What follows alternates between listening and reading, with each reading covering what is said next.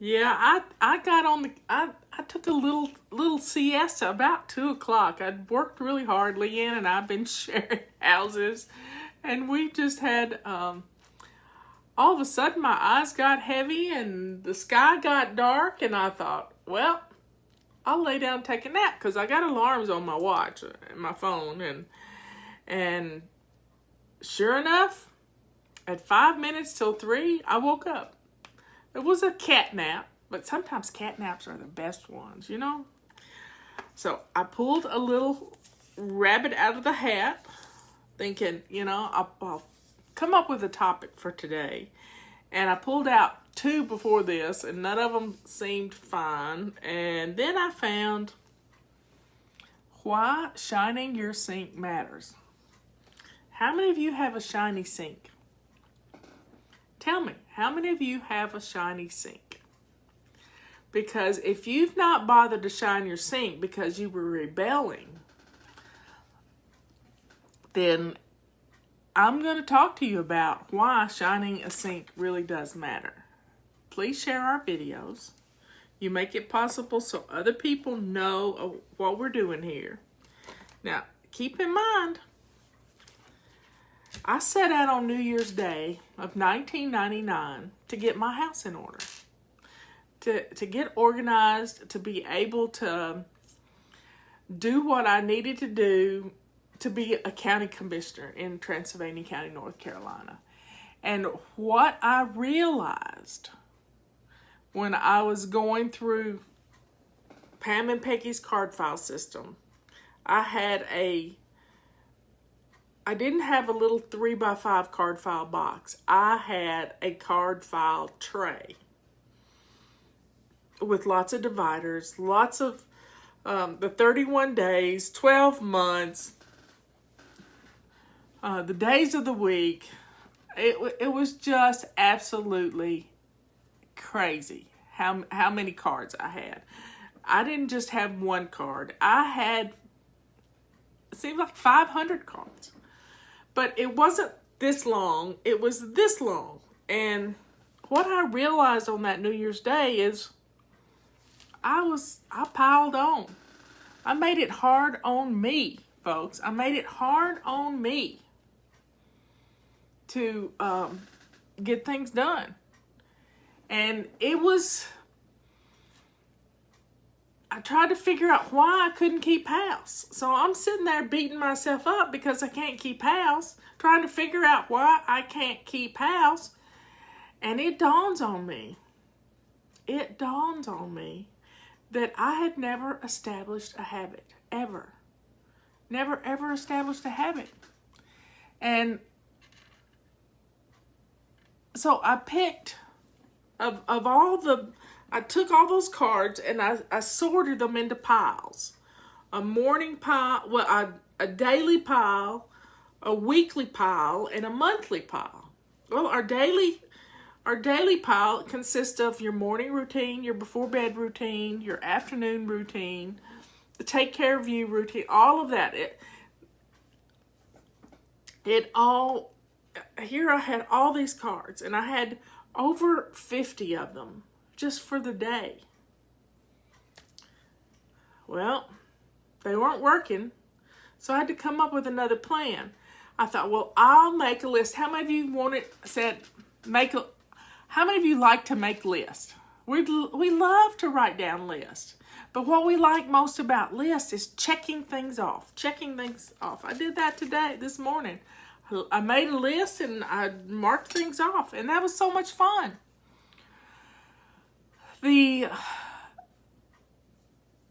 But when I made the list of 20 of the front and back of a sheet of paper, I looked at myself and I started beating myself up again. I can't do that. So I thought, well, what is it that I've not done? And that's when it hit me that I had never established a habit.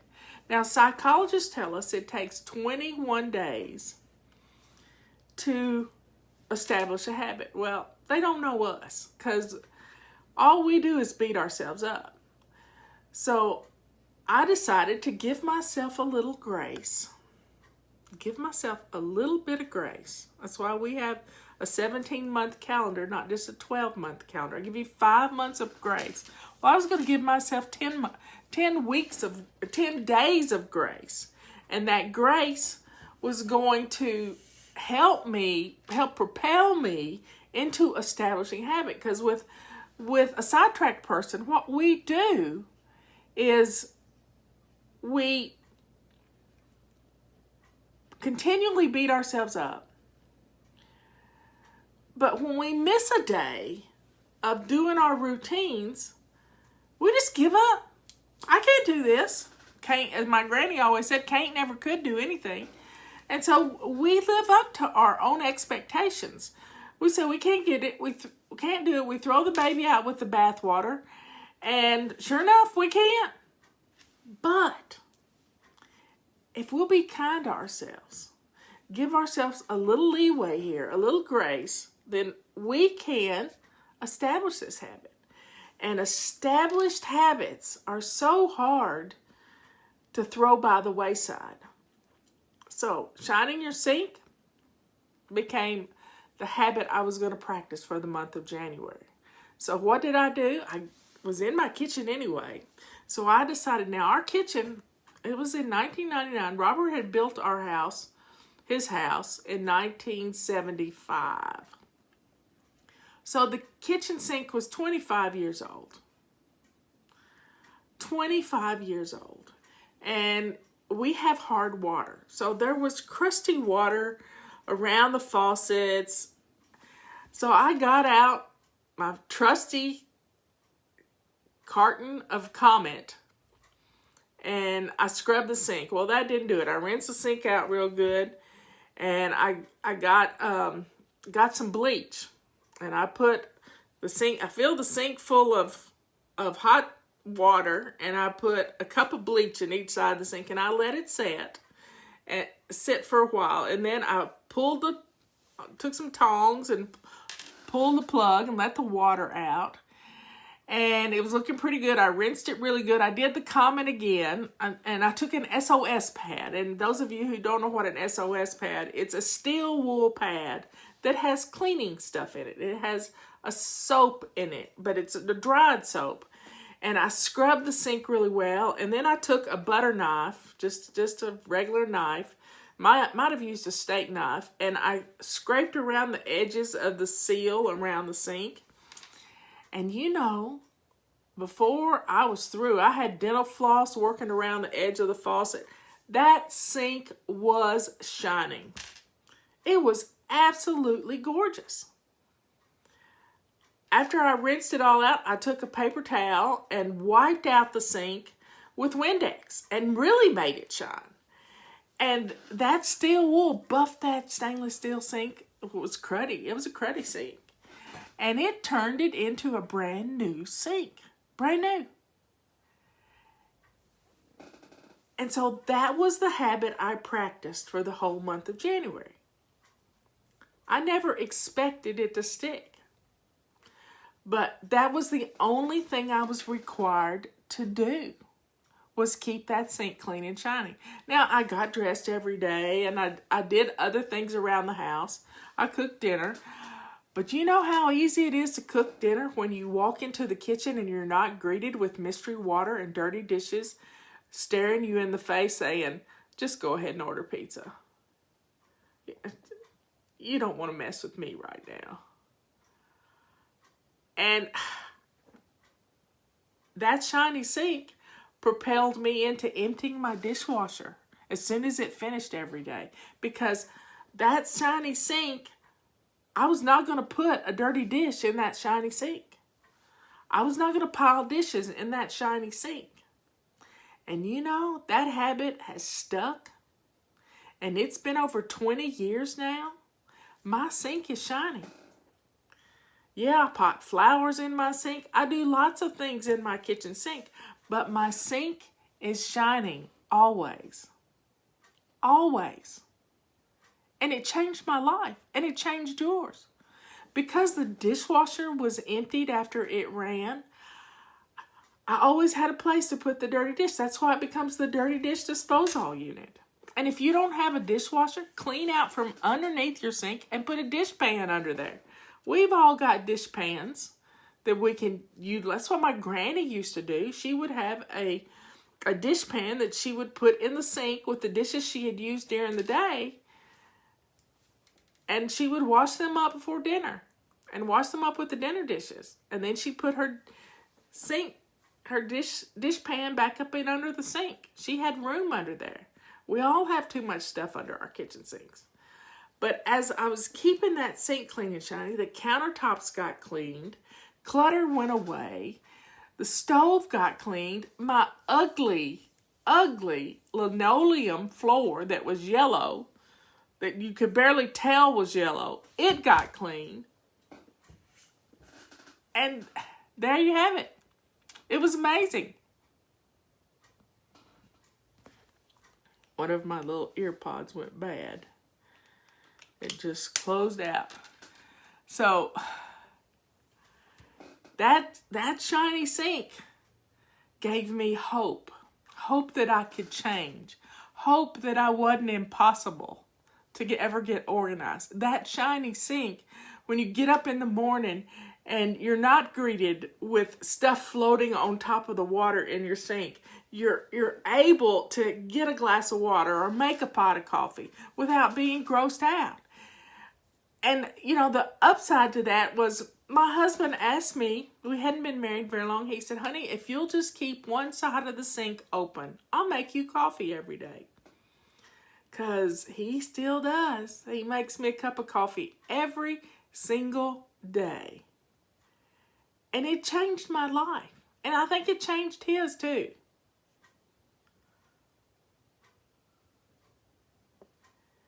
So folks, go shine your sink. Don't wait. Just do it. Don't wait for the magic fairy to come in and wash all your dishes and put your dishes on the floor. I don't care. Put them in your laundry basket, set them on the floor, and shine your sink. Make it look like it's never looked before. Don't mix chemicals. Don't mix Comet and bleach and Windex. Don't do that. One step at a time and get it shining. Use a 3M pad that's it cleans stuff really well. But shine your sink. It will change your life. And it will keep giving you hope. And that's the song that's what the shiny sink does. It gives you hope.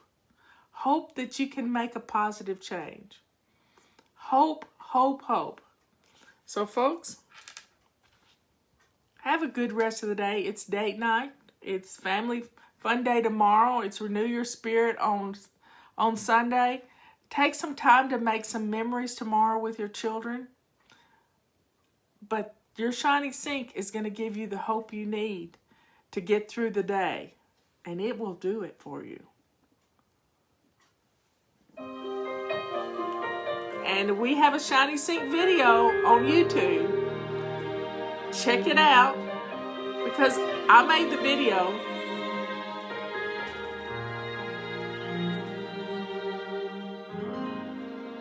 I can hear the thunder rolling,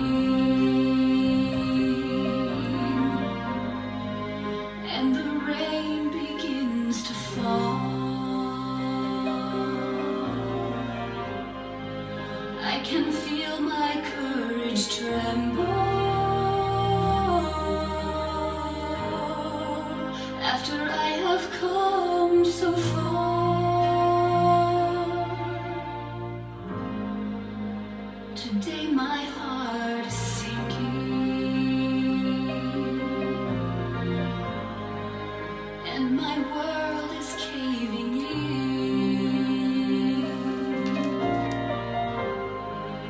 But there's light on the horizon, and the darkness will give in to one more day of hope.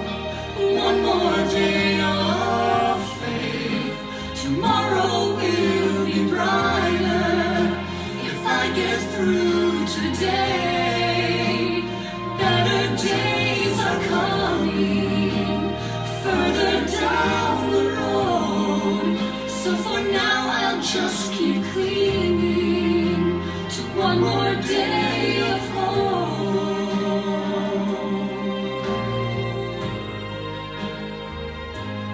One more day.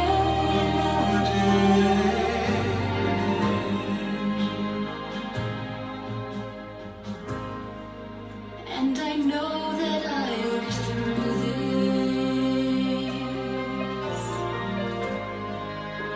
My dreams are in my grasp. Yep. When I find the power within me, I know this storm will pass.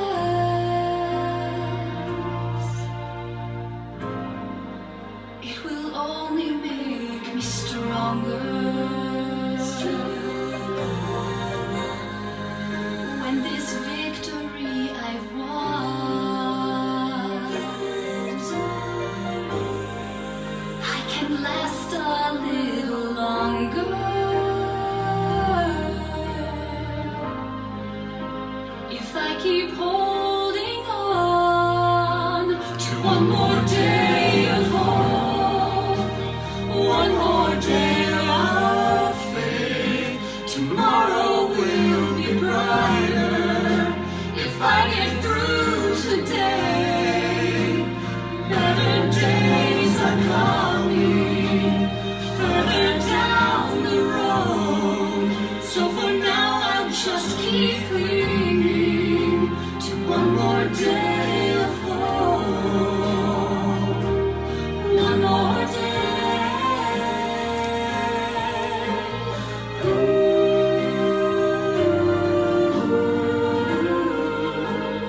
Better days are coming further down the road. So for now I'll just keep clinging to one more day of hope.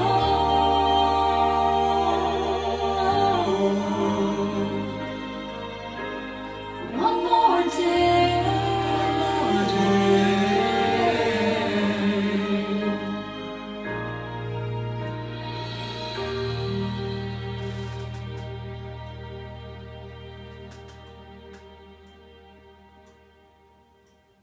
Y'all are asking me about my plaques behind me.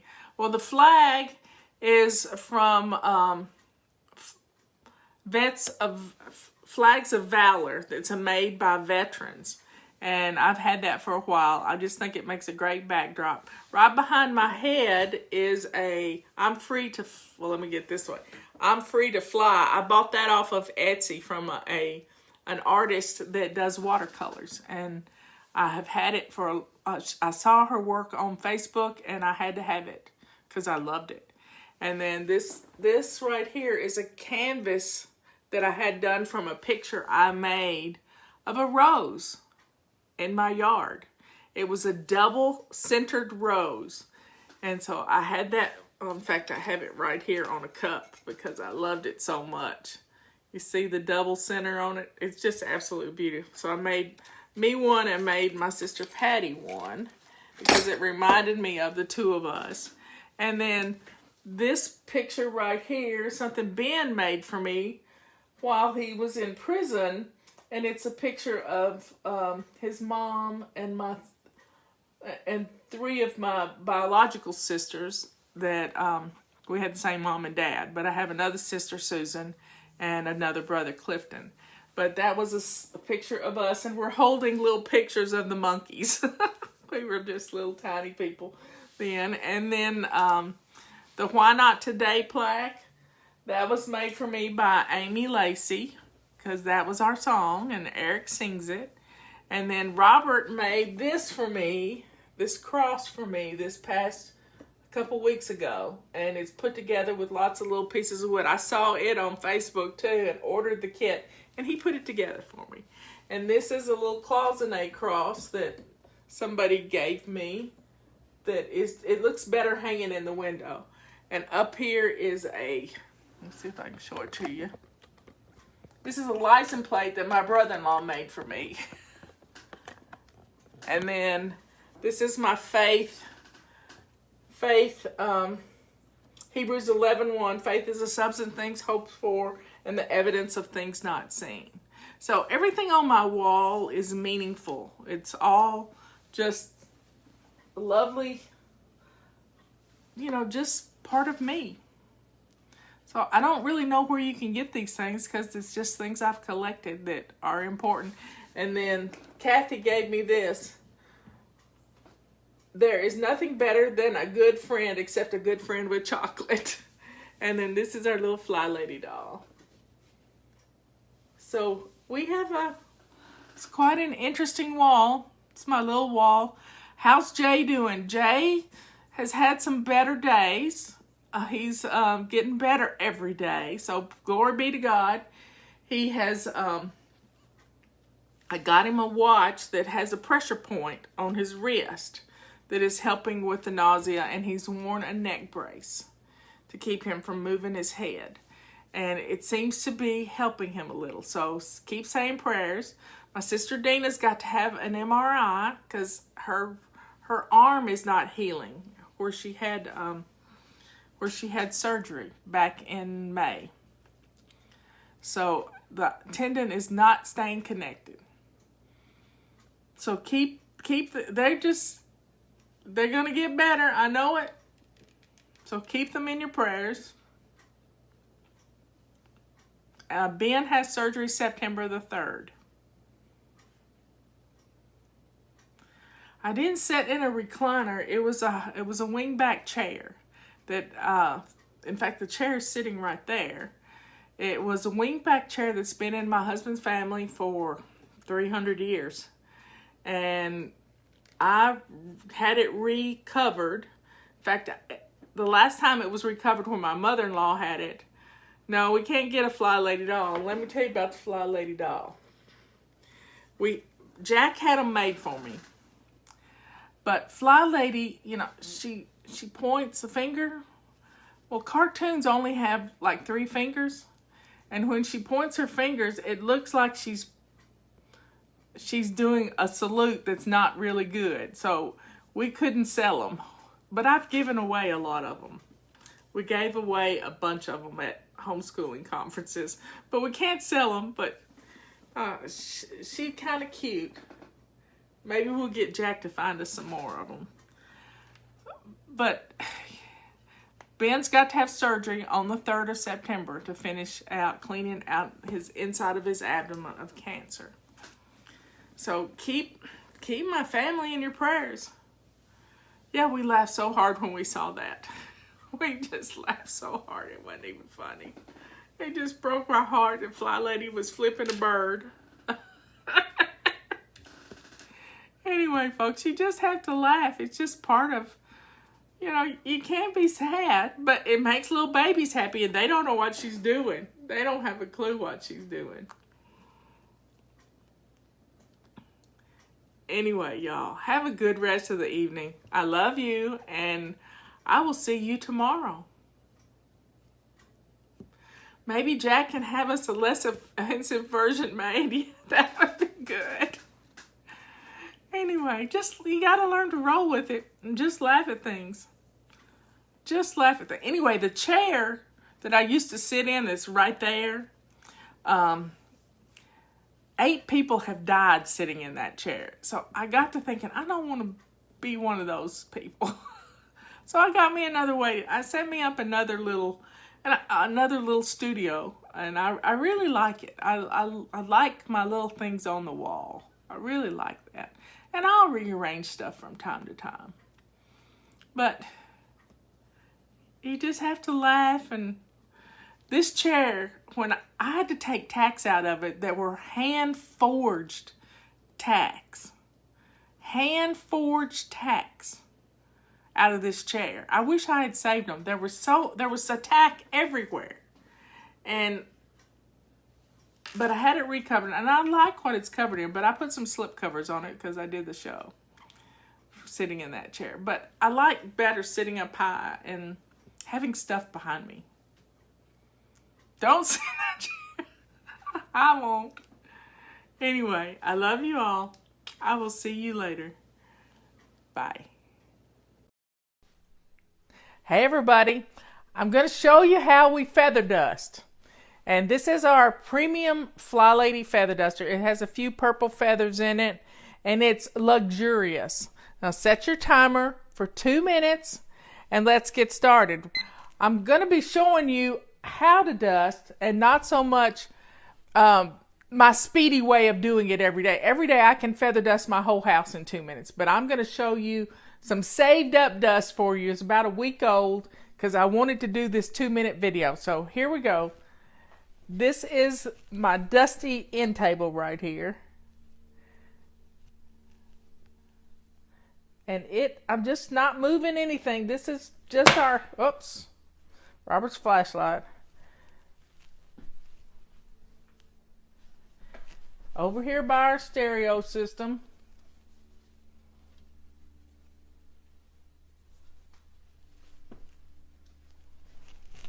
I'm trying to be careful not to bless the inside of the house.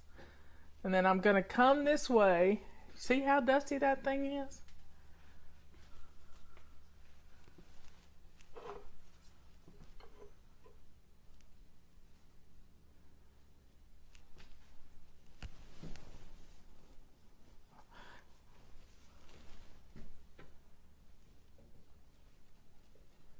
And there you have it. Pretty much dusted.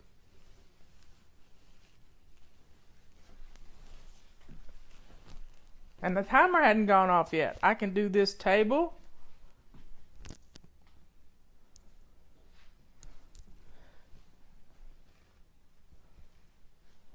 And there, we're going to head outside and bless the world.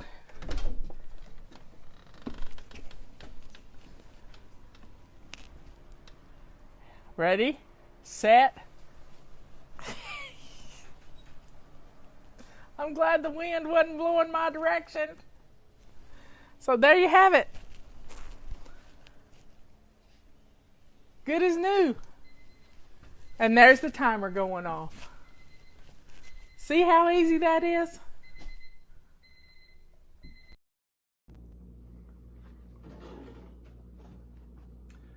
Justin here today from FlyLady to show you our brand new revamped FlyLady complete cleaning package. In this package, we've got some of the same standard great FlyLady home tools that we've had in this package from the beginning, but we've added a brand new tool and I think you guys might like it. In the complete cleaning package, we have FlyLady's original microfiber cleaning towels, the purple rags. You get 3 of these in the package and the bag that it comes in. You also get FlyLady's I'm Flying 2024 family calendar. You also get FlyLady's original Rubba Scrubba cleaning brush, great for any scrubbing job that you might have around your home or cars. You also get FlyLady's original toilet brush, we like to call the Rubba Swisha, and its vase holder that goes with it. We also have in this package the FlyLady handle that goes with the FlyLady Big Mop, and also the chenille mop cloth XL that goes with the FlyLady Big Mop. Great for dry floor dusting, and it just pops right on the head. These little clamps. And as you can see, it has these chenille fingers, which is great for dry floor dusting. You can also wet mop with this. It's also great. You can also use the original cloth right here on the FlyLady Big Mop for wet mopping as well. It also comes with the FlyLady multi-wand that attaches to the FlyLady handle. The cool thing about the FlyLady handle is you get one handle, 3 tools that will go onto this handle. the multi-one, the big mop, and also what's coming up next, the rubber sweeper.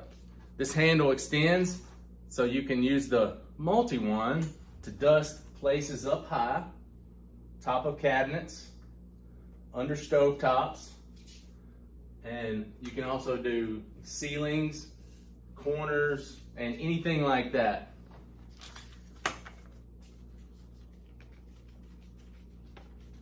Take this off, and you also get, like I was saying before, the FlyLady rubber broom we like to call the rubber sweeper.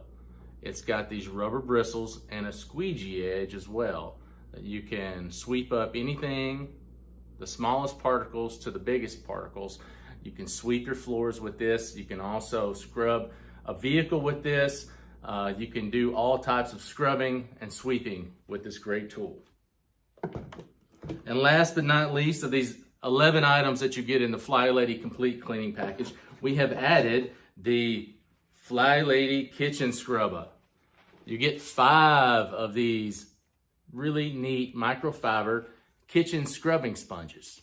On one side, you can see there is a smooth microfiber surface, and on the other side, there is a more tougher scrubbing microfiber surface. Great for washing dishes, scrubbing pots and pans, washing your car, scrubbing tires on a car, you name it. These are great tools. This entire package sells for $188.50, and we have it now on sale for $89.95. Go to the Fly Shop at flylady.net, order this package. It will change and complete your FlyLady home cleaning method and routine at your home. Go to flylady.net and find out more. Hey everybody, let's make my angel eggs. I don't like to call them deviled eggs, but you got to start with older eggs because they peel better.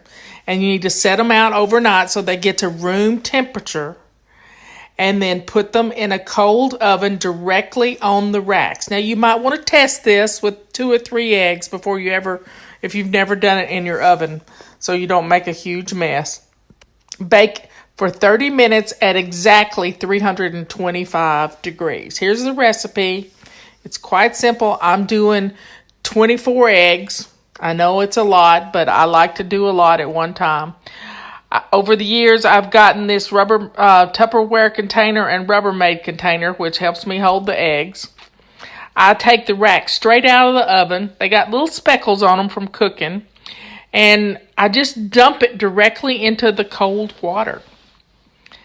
And then I start peeling. Well, first I put some paper towel in my little red container because I don't want the eggs to sit in too much water. And the paper towel absorbs the water. It's about the only thing I use paper towel for. And now you're going to get bored watching me peel eggs. But I learned something new this time. That if I use my thumb to break the egg all the way around and break it well, and then start to open the egg from the very blunt end of the egg, not the pointy end, that my eggshell would come off. I did one in 15 seconds. That's the fastest I've ever peeled an egg, and I've been peeling eggs for 40-something years.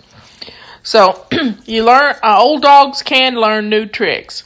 But start from the blunt point of the egg, and you get under that membrane. And once you get under that membrane, the egg's going to peel right away. And that makes it so easy when you don't have to be dreading peeling eggs or the smell of eggs. Boiling eggs, and when an egg cracks in the boiling water, the smell is all over the house. Well, they just don't smell bad. And I put all the eggs in my little container. And I skipped a couple of my, I didn't video all the eggs being peeled. But when I learned that little trick, I wanted to share it with you. So I've taken a lot of video of peeling eggs because people dread it. It's just one of those things and this is the first time in my entire life that I didn't have an egg get all yucky looking on the outside. Every one of them, dare I say, were perfect. absolutely no gouges, nothing. And I have long fingernails. No gouges, no ugliness. They were perfect. And it comes from using older eggs. We bought these eggs 2 weeks ago, and I wouldn't let anybody use them. I just kept them in the refrigerator. And then just doing exactly what I said. Oven at 325. But you put the eggs in the oven first. You let them set out overnight to get room temperature. You could even let them get to room temperature in your oven overnight. And then all you have to do is the next morning, turn your oven on 325 for exactly 30 minutes. Set your timer. And while your timer's going, you can fill your sink up with cold water. And that's really all you have to do, because the cold water stops the cooking process, which turns the eggs green. And I hate green yolks. I never read Dr. Seuss much, but green eggs and ham, I don't like green. So peel all your eggs and put them in your container, and then immediately put them in the refrigerator and let them get cold. I set my timer for 2 hours so that I could get them out and process them. So I'm just going to keep peeling and talking and peeling and talking. Trying to do these the day of Thanksgiving is nerve-wracking. You've got so many other things going on trying to do these. And if you're trying to do Thanksgiving dinner all by yourself, then it makes it hard for you to do on Thanksgiving Day. So that's why I like to get them all processed and ready to go in my refrigerator, because we used to go visit somebody for Thanksgiving dinner, and my thing was to make the eggs. And if they're in a plastic container, I can take my serving dish. There's my last egg. I can take my serving dish with me. Don't forget to put your serving dish with your eggs when you get ready to leave, because you have a special dish you like. And I have a little white milk glass one that's trimmed in gold that was my grandmother's or my mother's. I don't know which. But here we go. They're all peeled. It didn't take any time at all. Now the eggs are in my little plastic container, and they're going to go straight in the refrigerator.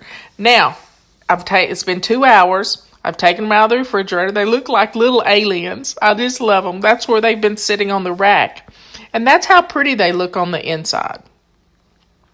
Now, we're going to take the yolks out, and we're going to put the eggs back together and put them into the container. Now, I've removed the wet paper towel because it's absorbed all the moisture, and I just want them. Here's the recipe for my stuffing, my filling for my eggs.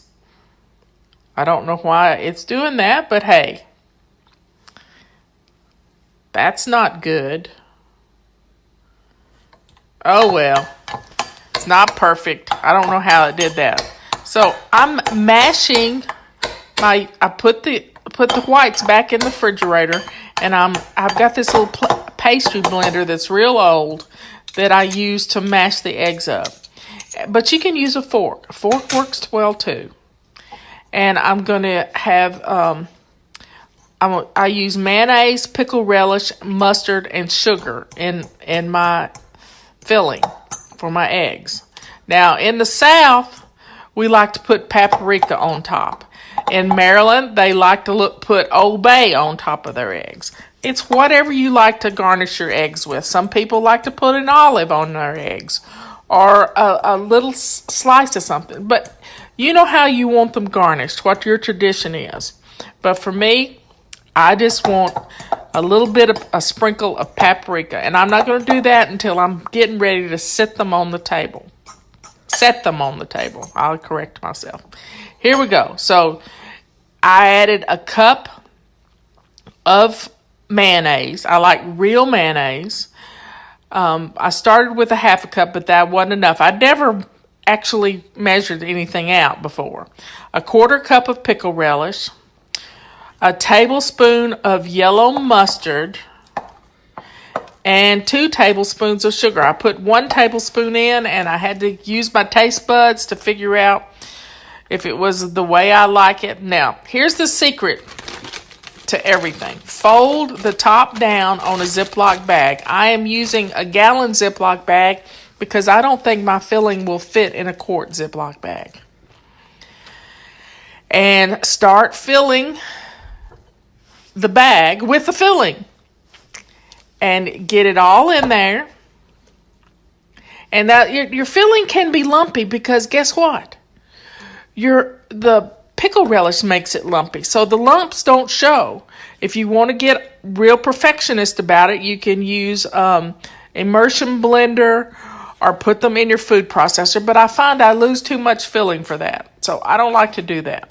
I don't mind if they're lumpy. It is what it is. So get all your filling in the bag and roll the bag up to get all the air out. And then you're going to put it in the refrigerator. It's only been out for a little bit. My refrigerator is really cold, so I'm going to leave it on top of the egg so I don't forget them in my refrigerator. And our eggs will be done. Now, when I get to my destination, which is next door, I'm going to cut the corner off of the bag, and then I'm going to squeeze it into the eggs. Now, be sure and take your tray you're going to serve them on. And there you have it. Angeled eggs, the FlyLady way. Yum! Come on in. It's tea time. I have my cup of tea.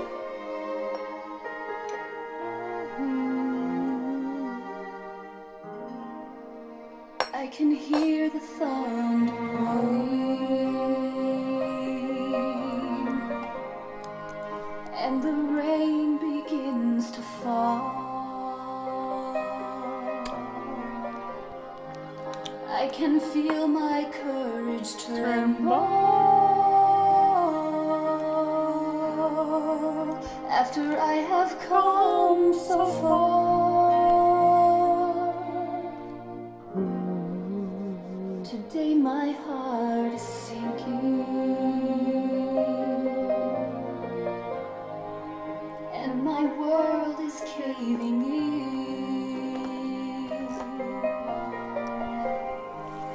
But there's light on the horizon,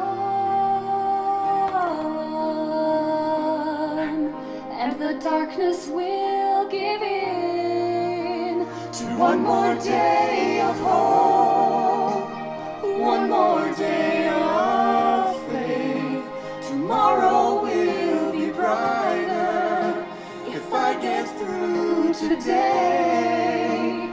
Better days are coming further down the road. Come on in. So for now I'll just keep clinging to one more day of hope.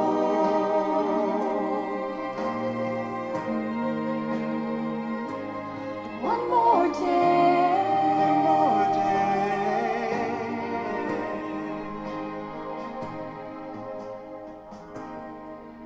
And I know. Okay, folks.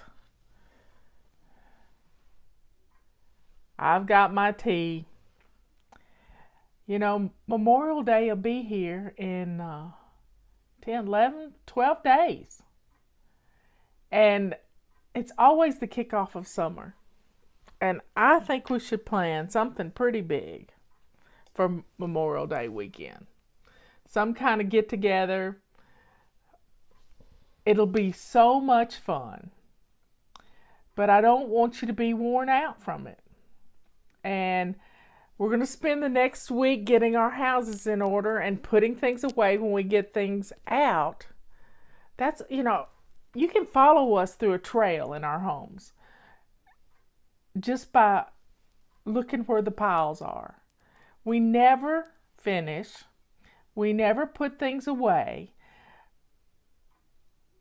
And we've got to stop that. We have got to put a stop to dragging stuff out and not putting things away. This morning I read the 11 commandments, and one of those commandments is don't pull out more than you can put back in an hour. This is why we take baby steps. This is why we adapt this system to fit you and your family. Let's take the time to clear off our surfaces, our surface clutter. Put things away, and if you can't find a place for something, then declutter enough to get that item in that spot. But don't take more than 15 minutes to do it, because you're going to mess up the system we got going. You have to take care of yourself, and pulling out more than you can put back. Marie Kondo says to try on everything in your closet and make piles.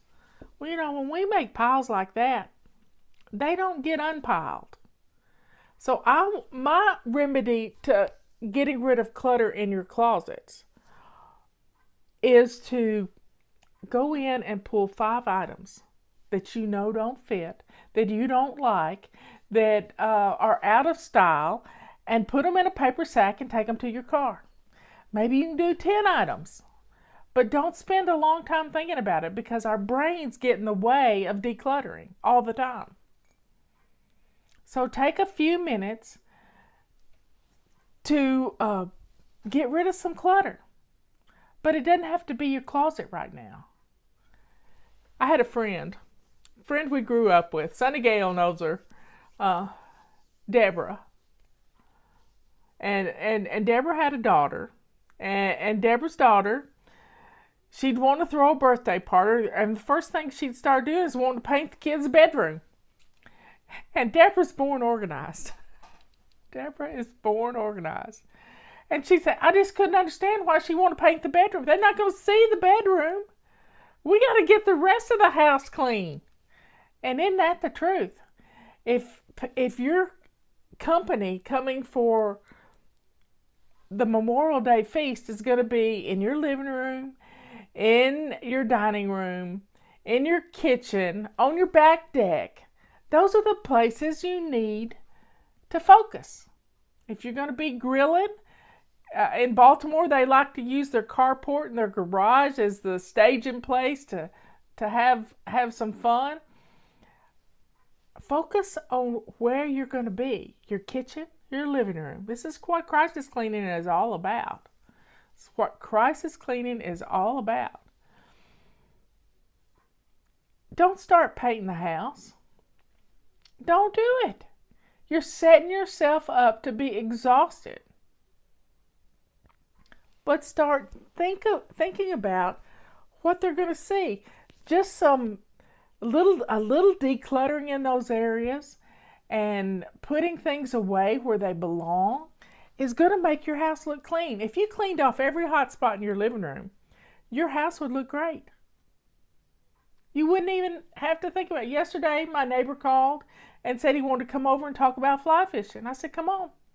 I didn't do anything. I should have straightened up the pillows on the couch because I'd put the pillows flat on the couch so the dog wouldn't lay on it. So we went out back, sat in my red chairs, in my red rocking chairs, and we talked fly fishing. Fly fishing is good. But I didn't have to do it in the house. I didn't even have a fly rod here. I have some old ones. I guess I could have got them out. But the main thing is, focus on the areas where you're going to be. And if you feed them, they will come. So are you going to do burgers? You can pre-make all your burgers and put them in the freezer between sheets of wax paper, two sheets of wax paper between each burger. You can pre-do all your burgers. You can go to the grocery store tomorrow and get all your hamburger meat and make your burgers. Ready to go in your freezer. All you got to do is get them out in the morning and then you can cook them. If you're going to get brats and things, start your grocery list right now for what you're going to cook. On your grill, are you going to do barbecue chicken and corn on the cob and potato salad and baked beans? Wow. You can do this. You can start planning now and not have to worry about it. But it's when we wait till the last minute that it costs us a lot of stuff because we buy the pre-made things. We buy potato salad in the deli and we buy pre-made baked beans when you can make this stuff and get it ready to go. I like to do the fixings for my baked beans ahead of time, put it in a bag, stick it in the freezer. And then you get it out. You can get it out the night before, put it in your refrigerator, it'll thaw up, put it in your crock pot, and then all you got to do is add some cans of baked beans.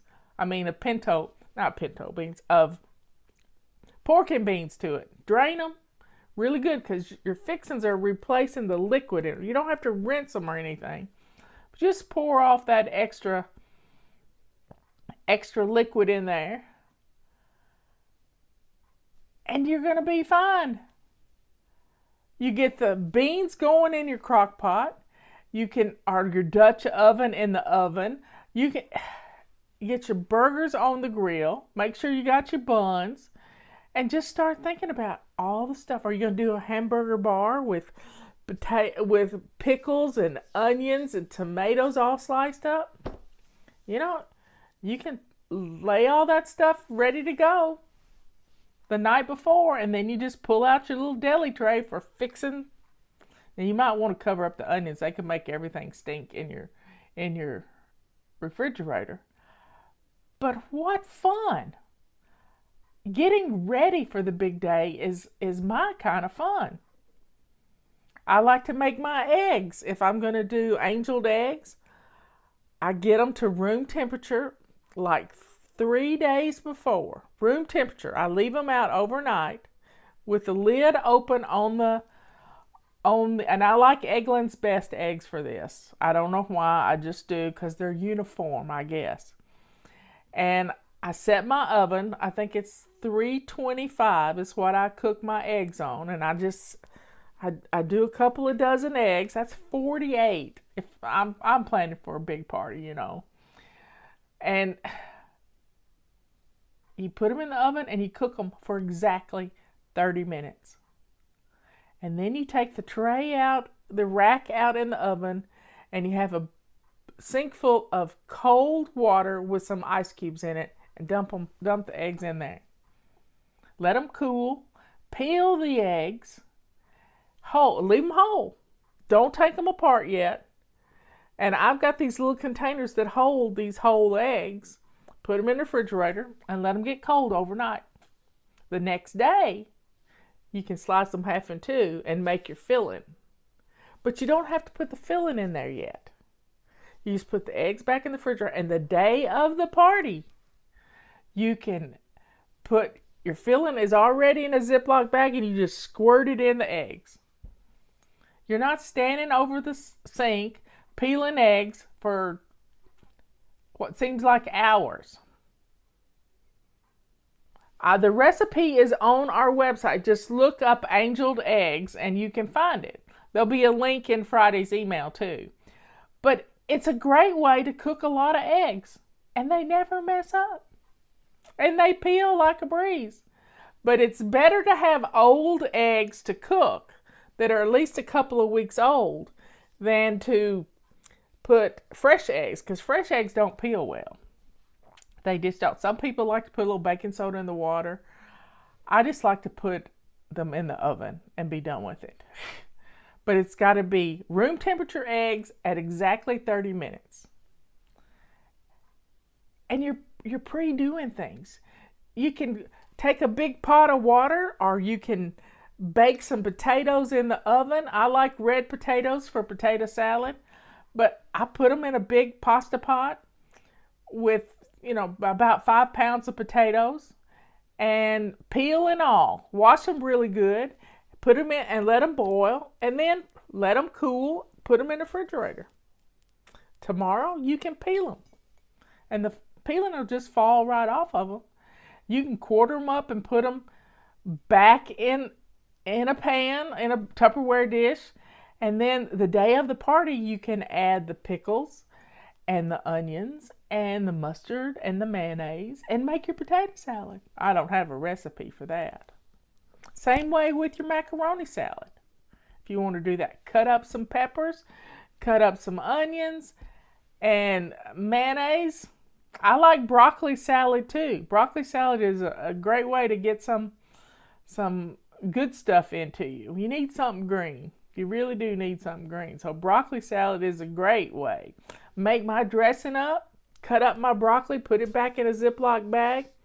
I like little pieces of broccoli. And I make my dressing for the salad. And then all I got to do is add the sunflower seeds, a little bit of onion, I don't like a whole lot. And bam! My mayonnaise has got the balsamic vinegar in it, and it's good to go. Yep. We can do this, folks. And we can have fun doing it. A great thing to have for dessert is a big old peach cobbler. Maybe you got a fire pit going. You got to be careful if you live in a dry area right now. You don't want to start a fire. But you can have s'mores, or you can, put a couple of cans of peaches or 2 or 3 bags of frozen peaches and a cake mix, and bam, you got cobbler thrown in your Dutch oven. You can either do it in your oven or you can do it in a fire pit. Doesn't matter. Homemade ice cream, wouldn't that be good? Whoa, that'd be really good to kick off the summer. Kick off the summer. So folks, don't wait till next weekend to even think about it. The grocery stores will be crazy. Get your stuff down. Get it on your grocery list so you can go get it tomorrow. You can do it. So drink up.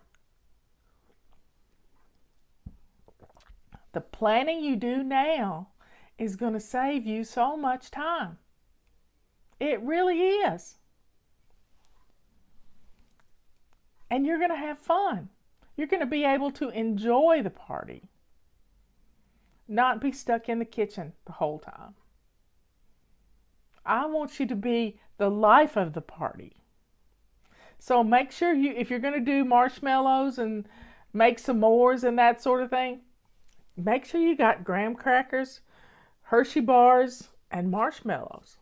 Make sure you got a supply of them.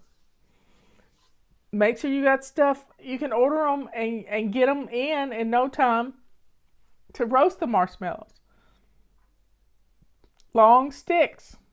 Be careful when you go out in the woods to get sticks, but I would buy some skewers or some little handle things.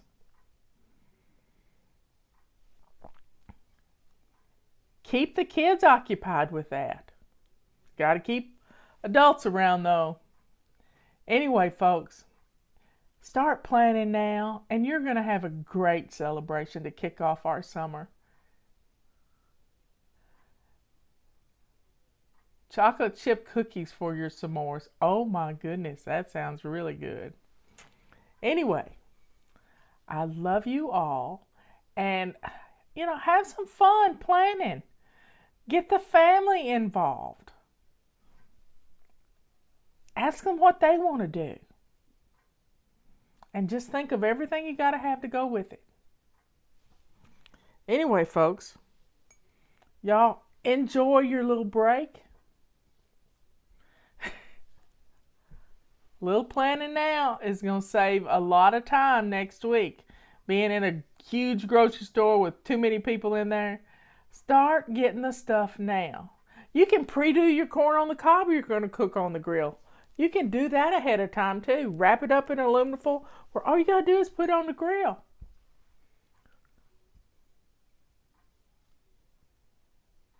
Anyway, I love y'all so much.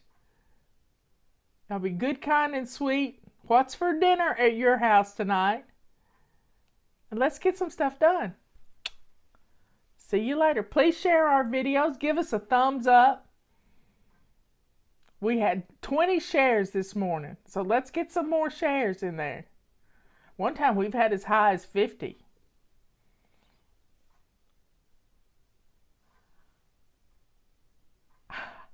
I love you all.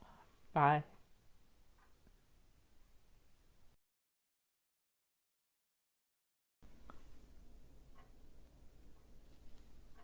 Hey everybody. Can you hear me now? Third time's charm. Keeping my fingers crossed. Let me know if you can hear me. Sorry this is taking so long. Let me know if you can hear me. Hello, Mary. Yes, you can hear me? Yay! This is good. Okay. Let's get some people in here. How about that? Thumbs up if you can hear me. Because we're going to talk about perfectionism. We all need a little attitude adjustment when it comes to perfectionism. I had to reboot my phone. I checked to see if there were any updates on the app that I use to get on Facebook, and I didn't find any. So we're good. So let's talk about perfectionism. Now, many years ago when I was trying to get organized, thank you everybody. When I was trying to get organized, I realized right quick that I had an issue. And that issue was that I didn't know how to use a calendar. I had read books by Rita Davenport, which was saving time, saving money, or something of that nature, and you can do a search for her books. I listened to her audio tapes where she used a day timer. And I thought, well, I'll buy me one of these $100 day timers with all these inserts and have to flip things around. And it was just a little bit too much for me. Then I didn't know what to do. So I thought, well, I'm not going to spend any more money, because I'd probably spent thousands of dollars on calendars over the years just trying to find the right one. Well, you know, when you're sidetracked, you're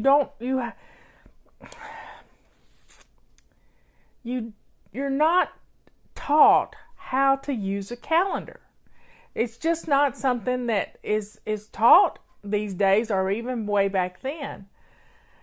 It just, nobody knew. And a few years ago, I was doing the largest speech I'd ever given in my whole life in front of an audience of 10 or 12,000 people in Salt Lake City.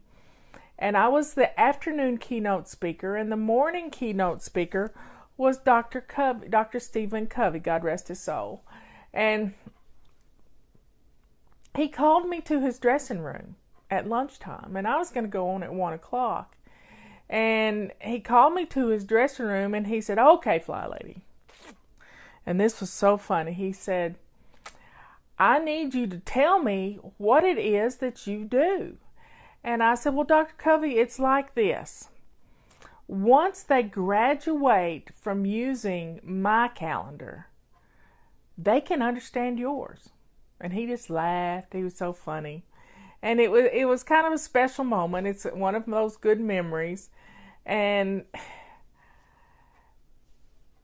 But now I've come up with a way to make a calendar.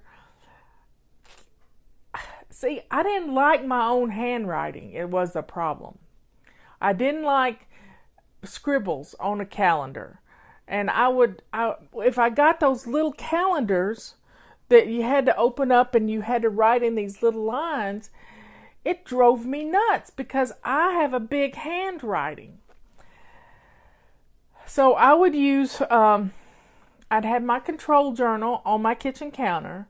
I had a little sheet of paper with a to-do list for that day, just things that had to get done that day.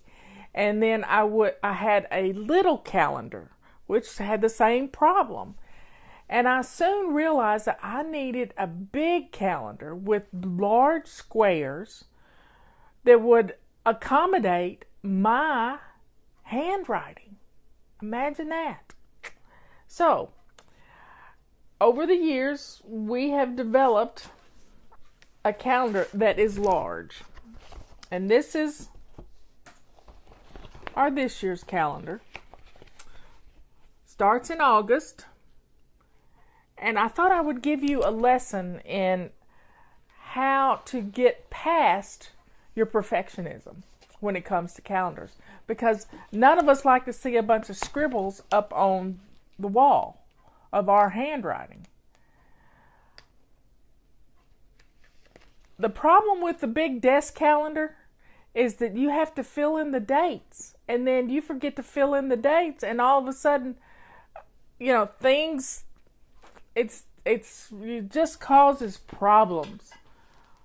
It causes problems. So, we came up with a calendar that has huge squares.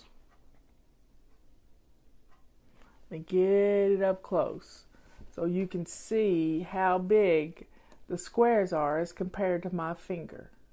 You see? And it's got 1, 2, 3, 4, 5, 6, 7, 8 lines. 8 lines in it. Now, the remedy for my messy handwriting, number 1, was to print. And number 2, not to ever put it on the calendar, but to put it on address labels. So, I've done some examples for you. In our immediate family, it's just me and Robert. That's it. It's just me and Robert. But I've done not a fictitious family because it's my family, but I've spent this morning coloring. We all love to color, but I did it with highlighters. So you can see we've got Mom and Dad and Justin and Emily and Ethan and Sarah. And then the red is for things that the whole family has to do. Whole family.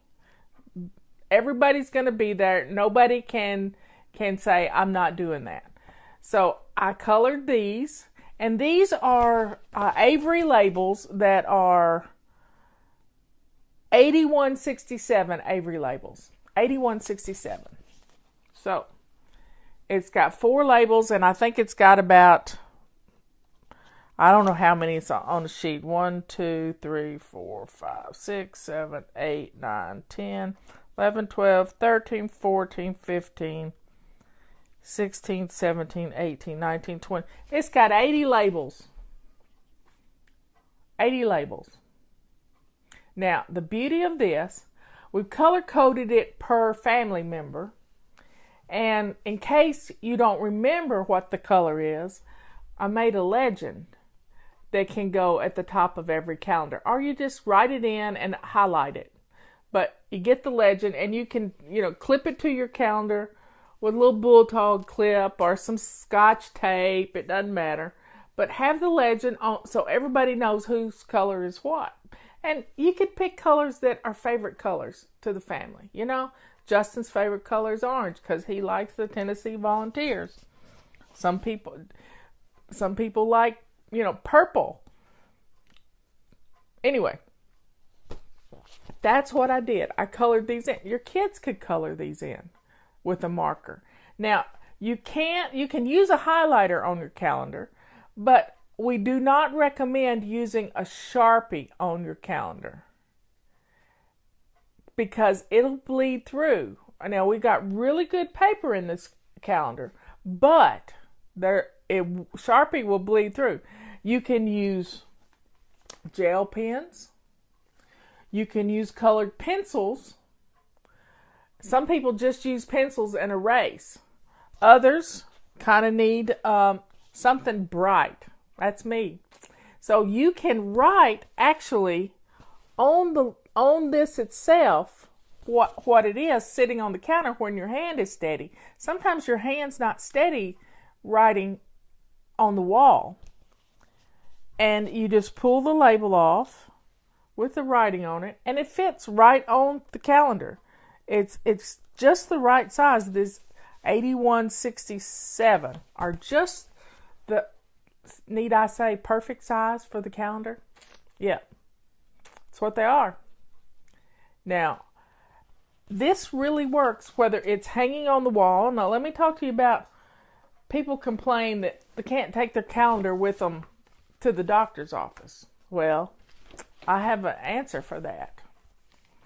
My answer is pick a day that you're going to do doctor's appointments, unless it's an emergency.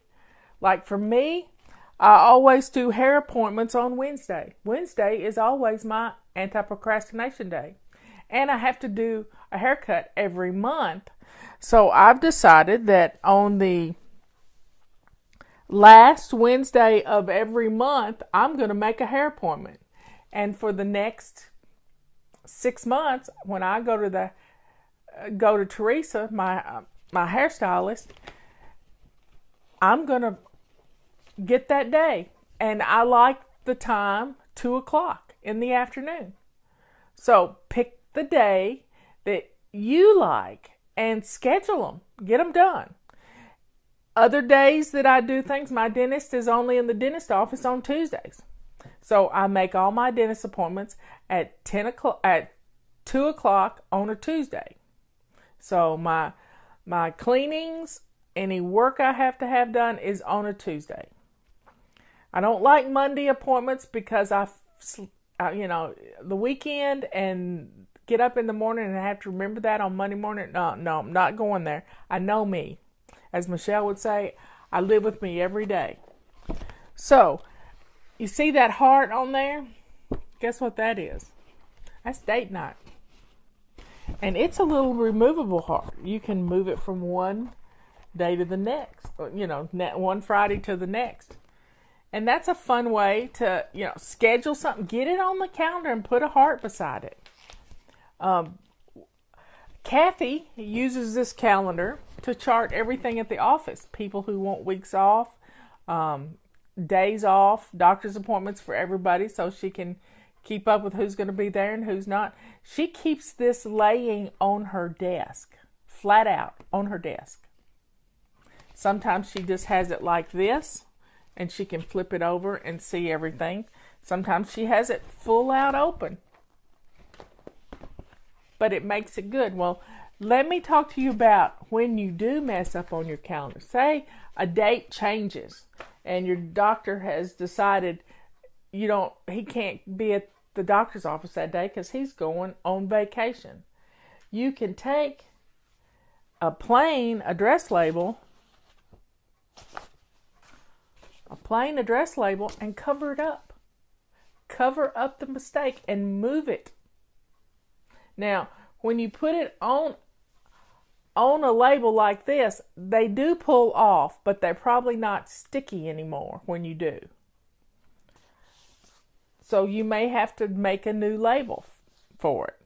But I love these address labels. And if it's a function that you've got to spend all day with, you can take one of these long address labels like this. This is just like a regular address label that you would use on your Christmas cards and stuff. Watch this. Let me see if I can get this going.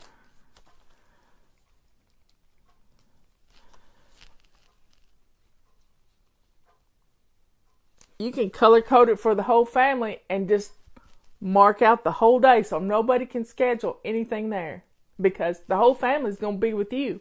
And then you can write in here exactly how this all works. These little address labels make me happy because of my perfectionism. Yes, my perfectionism. Sometimes it's a virtue and not many times is it a virtue. But I've learned to love it. I've learned to love my perfectionism because it's who I am. And when I can come up with tools and techniques to let you love your own perfectionism,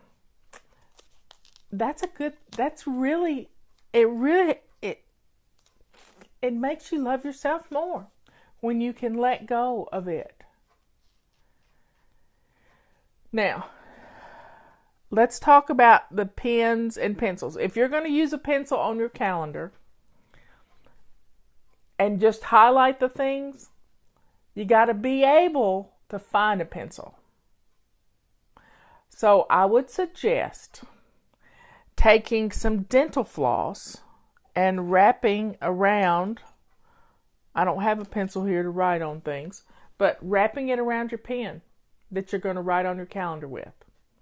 And having it long enough that you could use it with your labels. Now, these labels will fit. Now, I'm going to show you why our calendar is different. We don't have a pocket for our calendar.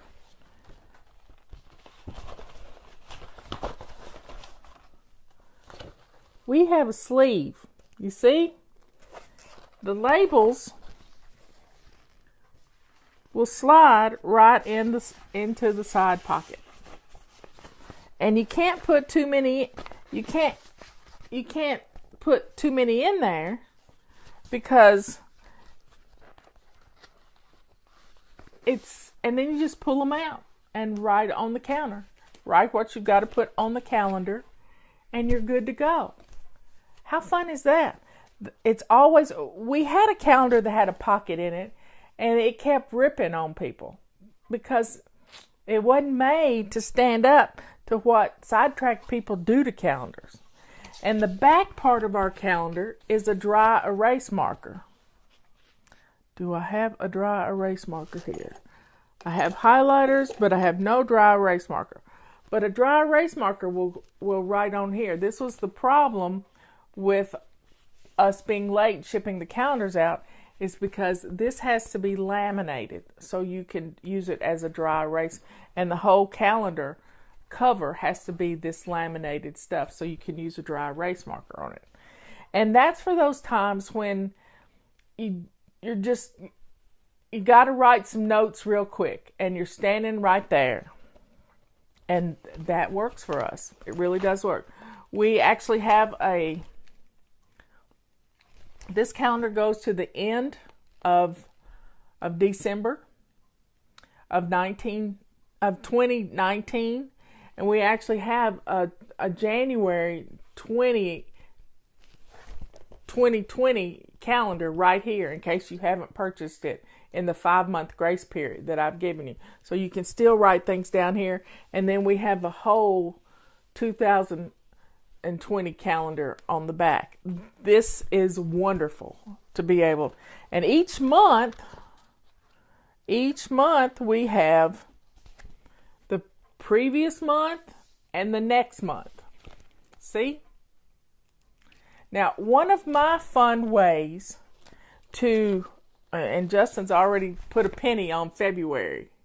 You see the February? He took that picture for the website.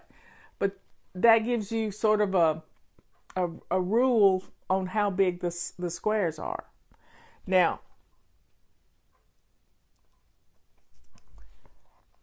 it's on February the 11th because that's my great-grandmother's birthday, and I like to remember her.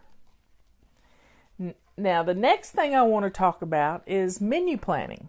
Yep, menu planning. So, these little Post-it notes, these little tiny ones, they are the exact size you need for your calendar. And we got this tip from somebody who was really smart. And what she did was cut off the sticky part, just the sticky part, and write on the sticky part what she's cooking for dinner. And she would do her menu plan by placing those stickers all across the bottom of her calendar. That would be what's for dinner. And then she would move them to 3 weeks down the road or 4 weeks down the road. Imagine that. By the time you've gotten through a month, you could have put together 4 weeks worth of stickers. And you can mix and match them and have a great way to menu plan and keep your family organized and keep everybody from nagging you, wanting to know, what's for dinner, Mom? What's for dinner?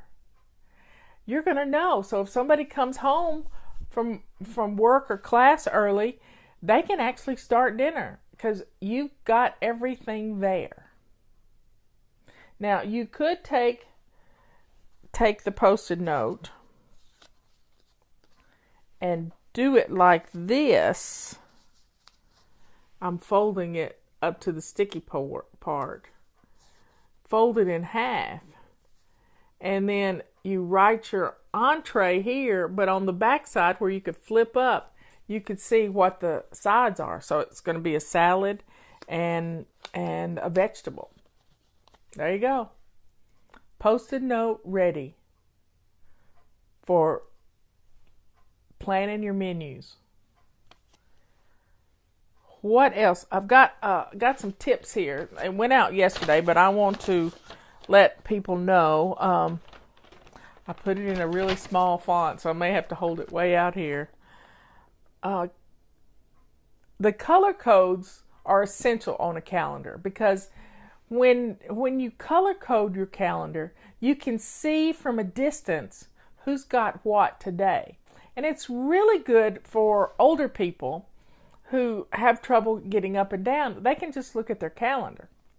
Now, part of using a calendar is developing as part of your routine in the morning, at noon, and in the evening to check your calendar. So, as your before bed routine, part of that is to go look at your calendar and see what you've got scheduled for the next day. And this way, you're going to get it in your head. Now, you may need to make yourself a big note in a dry erase marker on your bathroom mirror. I had a friend who would put a big X on her bathroom mirror so that it would remind her to look at her calendar the next morning. Because if she had a doctor's appointment and it was an 8 o'clock appointment, she needed to see that before she went to bed, and she needed to know the next morning that she had something to do that morning. So, color code your calendar. That makes it fun. We've been talking about use blank address labels to cover up mistakes and changes in the calendar. Don't procrastinate about putting an appointment on the calendar. Now get this. The other day, I was at the hairdresser's, and she gave me my little appointment card. And usually I just stick it in my purse and forget about it. You know what I did with it? I let the girls hold it. I stuck it in my bra so that when I got home and I took my clothes off, I would be in the bathroom and I would put it on the calendar immediately. See? How cool was that? I came after all these years and missed appointments. I finally figured out a way to not forget it. But while I was at Teresa's salon, I figured I'm going to do the last Wednesday of every month unless she's on vacation. And that I'm going to stick to that at 2 o'clock in the afternoon. I'm going to book it through the year. Let's see. What's next?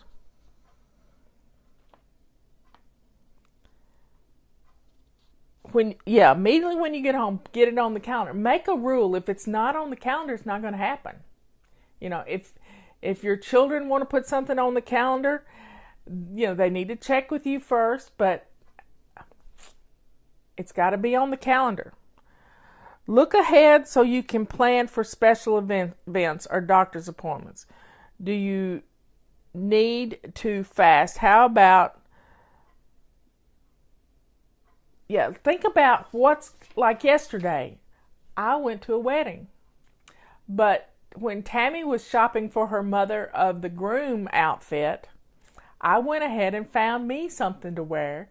So I had this beautiful top to wear. And I didn't have to search through my closet thinking, oh goodness, I don't have anything to wear this wedding. I had something new, something that I looked pretty in. It was a little lime green, not really lime green, but a real subtle green top. And I loved it. I felt good in it. But I did it when Tammy was getting her mother of the groom dress. So I thought ahead to that, and I got the wedding on the calendar, and I didn't ask Robert to go with me, but he wanted to go with me, and we had a good time. Now, check your calendar as part of your morning, afternoon, and evening. And this, this gets in your head to do this every day. Oh, I forgot to check my calendar. It's the shining sink of your brain. I love that. Put your calendar in a place that is in front of your family. Some people like to put them right by the front door. Other people like to use magnets. We have some great magnets on our website to hang their calendar on their refrigerator. My refrigerator is not magnetic. It's wood. Got a wood panel. So it probably would, would stick, but I don't want to scar the wood. But some people like to take an old big picture frame, cover it with cork, like cork squares, and you can find these picture frames at junk stores, and there's piles of them. Get an old picture frame, paint it, and put some cork in there, and take the glass out of it, and hang your calendar in the middle of this picture frame. And then you have a place to put a tack to hang a pen, or a little holder to put some pens and highlighters. And it's a beautiful reminder as you're walking out the door what's got to be done that day and who's doing what.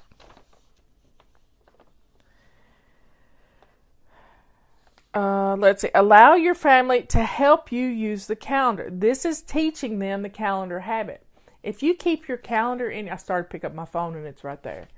If you teach your children how to use a calendar, then they're going to know when they grow up how to use a calendar and not keep it hidden from the whole family. The whole family. And I know there's some great apps out there. Cozy is a great app for the whole family. But seeing it in front of your eyes, in front of your face every day, you can actually picture it. Now, there's one lady I know who takes a picture of her calendar every day and turns it into her screensaver or what is that called? Background on her phone. Right now I've got a glass of lime water on my phone. This is reminding me to drink. But she takes a picture of it, and then she can see exactly the calendar on her phone. There are other people who use the app on their phone that is they send themselves text when they make an appointment. And then they check their text when they get home and they see they got one from them. Or you can email yourself and that'll remind you. Each week, this is the best part. Each week, and preferably at the beginning of the week, like Saturday or Sunday evening, have a family meeting. You're sitting around the table after dinner. I know the kids really want to get away, but put the phones in a basket and let's just talk.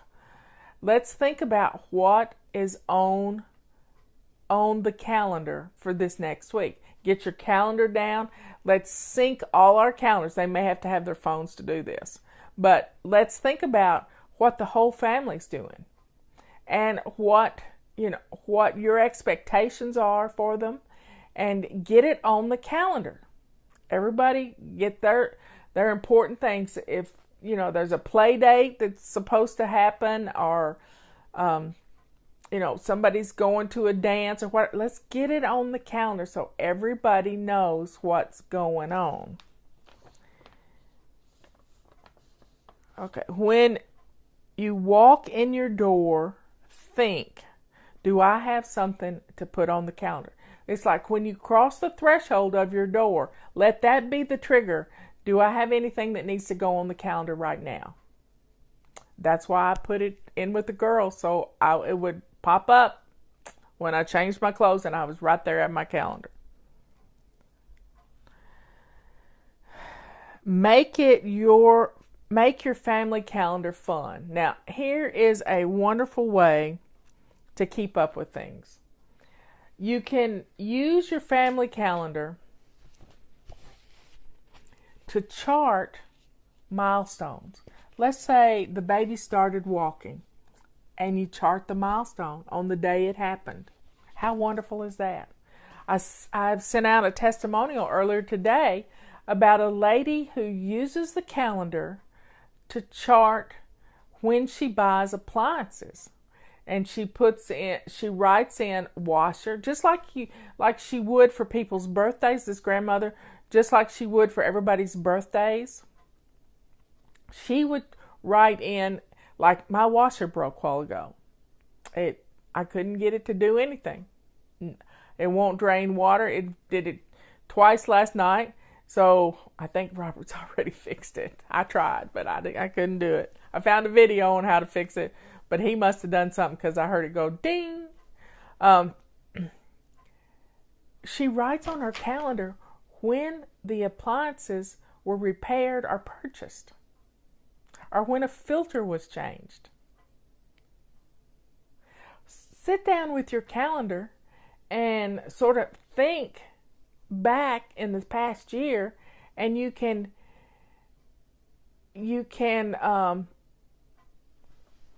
sort of rebuild those things.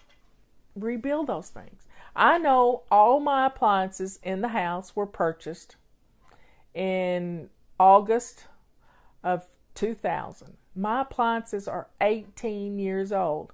That's my heating and air conditioning unit outside. It's my washer. Well, my washer was purchased in 2002.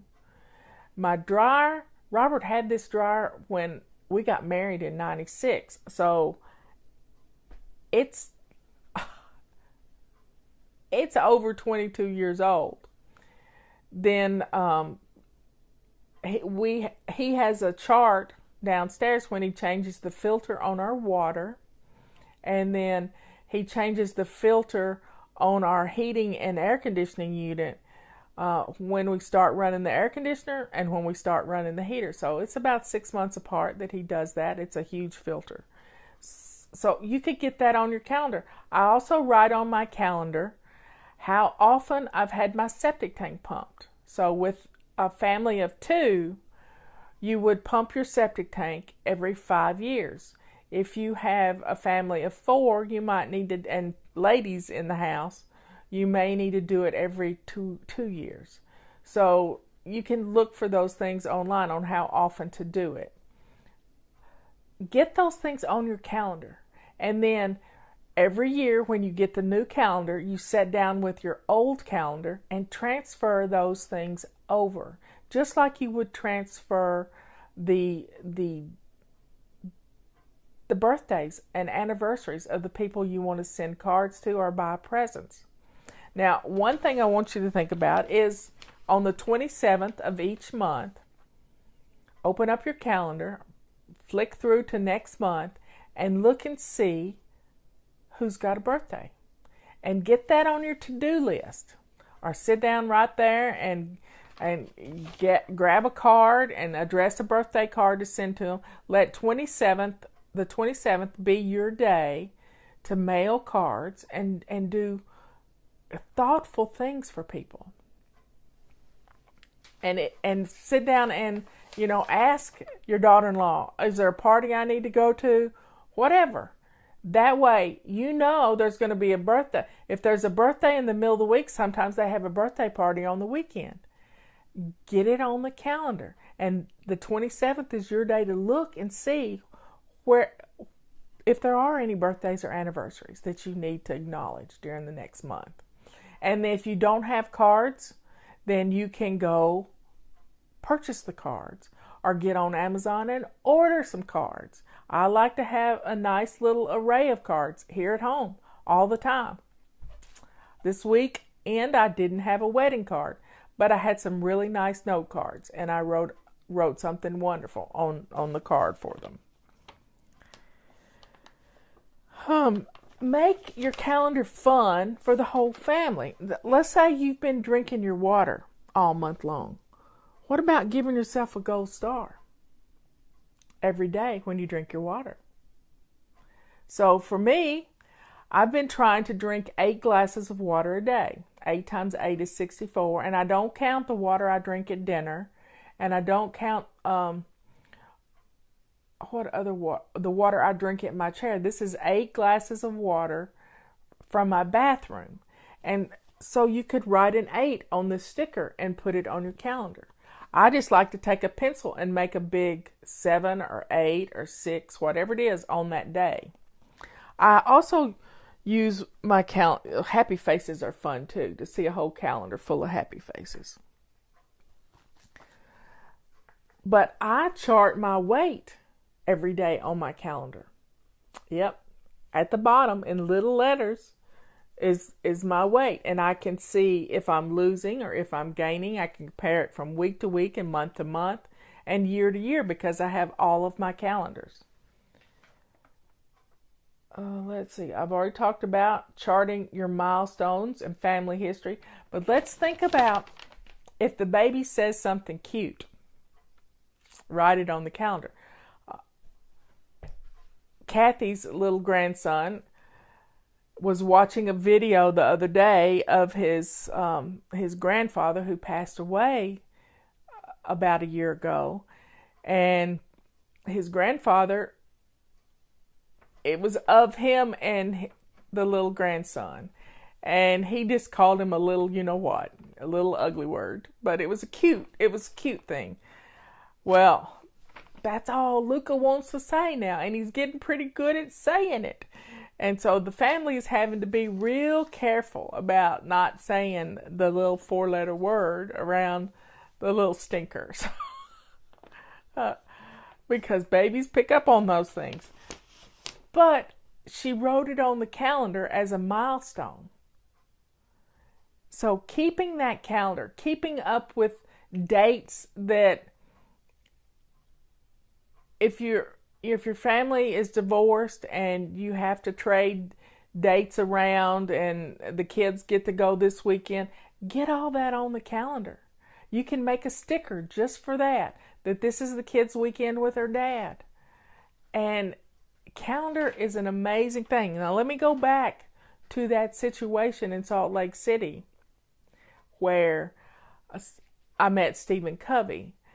Afterwards, we did a book signing, and at that book signing, I had a lady come up to me, and she said, "It's because of you and your calendar that I was able to get my husband from off my back about he would call social services all the time about me and say our child wasn't getting fed properly and everything, and I was able to take my calendar and show the doctor's appointments, our menu plan, everything right there to the social workers. And she just looked at us. She told me, she says, the social worker just looked at me and said, just forget it. I see you're doing what you need to do. Keeping things on a calendar on a daily basis is a record of what you're doing. And it will hold up in court. I know because my husband is a judge. Or was a judge. He's been retired for 10 years. But think about keeping your...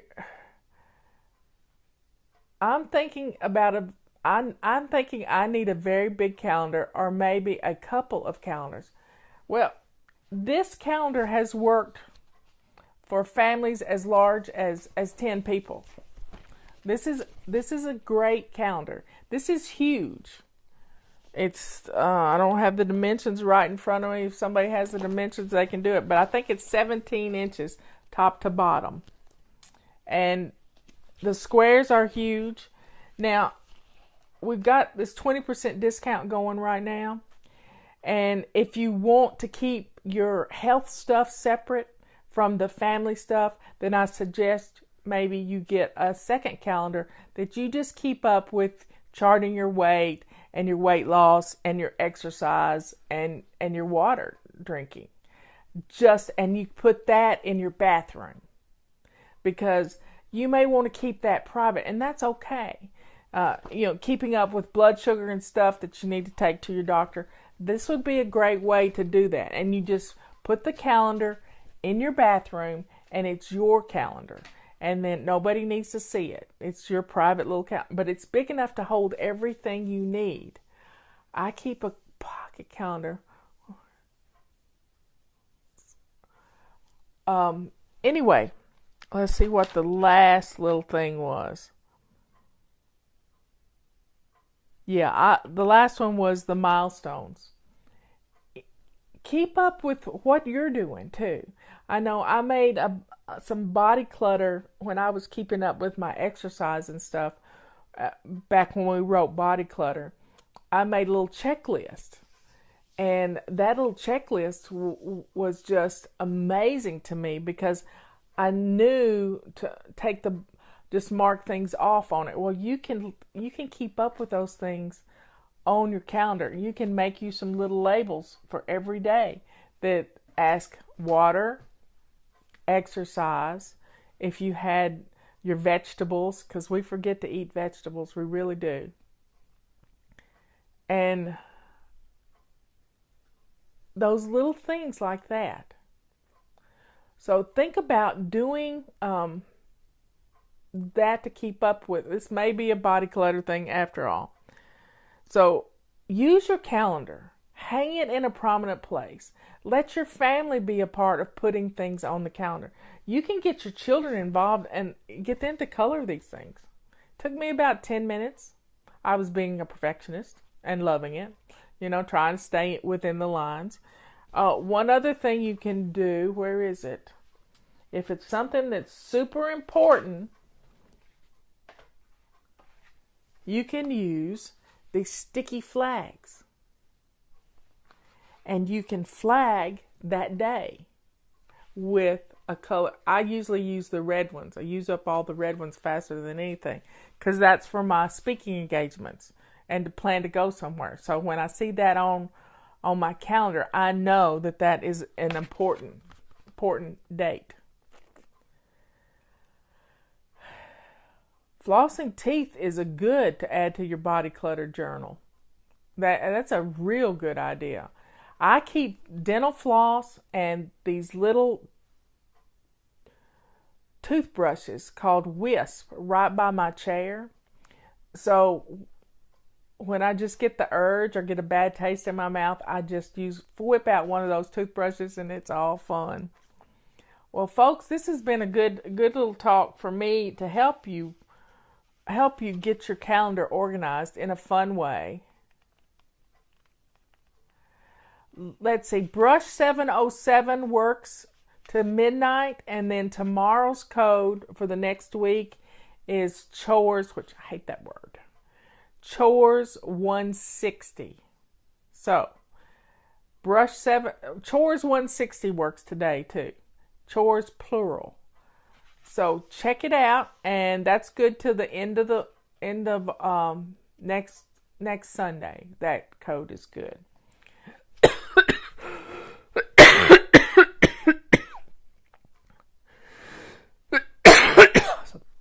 Sorry, folks. I had some nuts a while ago, and I probably shouldn't have done that. Anyway, everybody, I lost my voice. I will talk to you later, and get your calendar ordered. It will help you, as they say on Forged in Fire. It will help you get things done. And make a beautiful place to put your calendar. Set up a frame. Set up a bulletin board. Make it your calendar center. Pin a cup up with Sharpies and things that aren't going to leave because those get lost real quick.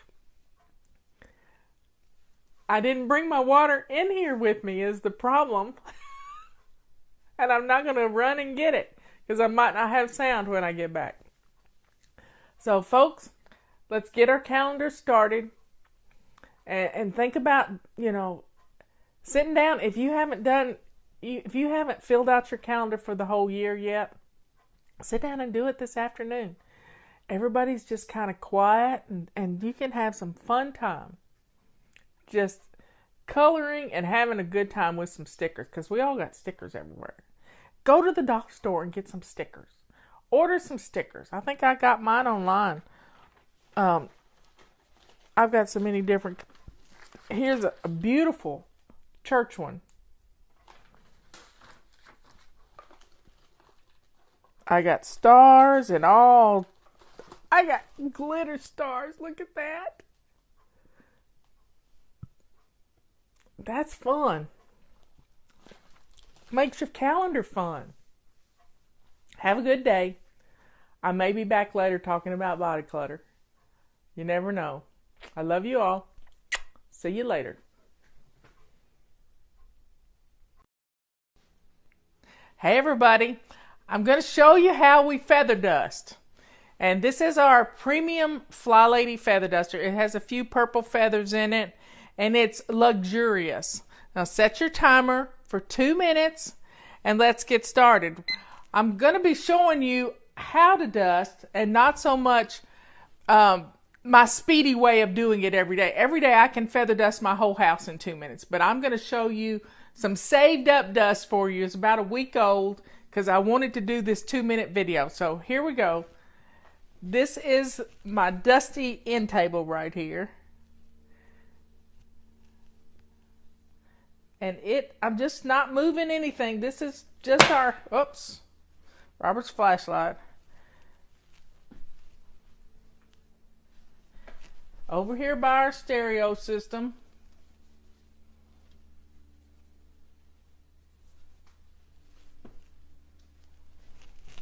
I'm trying to be careful not to bless the inside of the house. And then I'm going to come this way. See how dusty that thing is?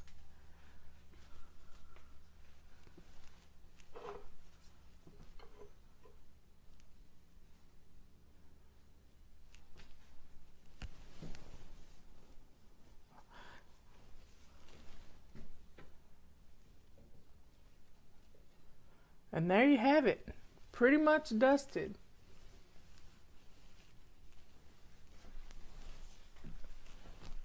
And the timer hadn't gone off yet. I can do this table.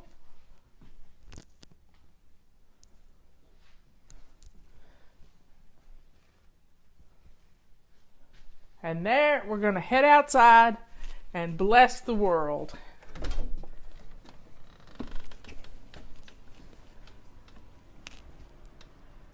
Ready, set.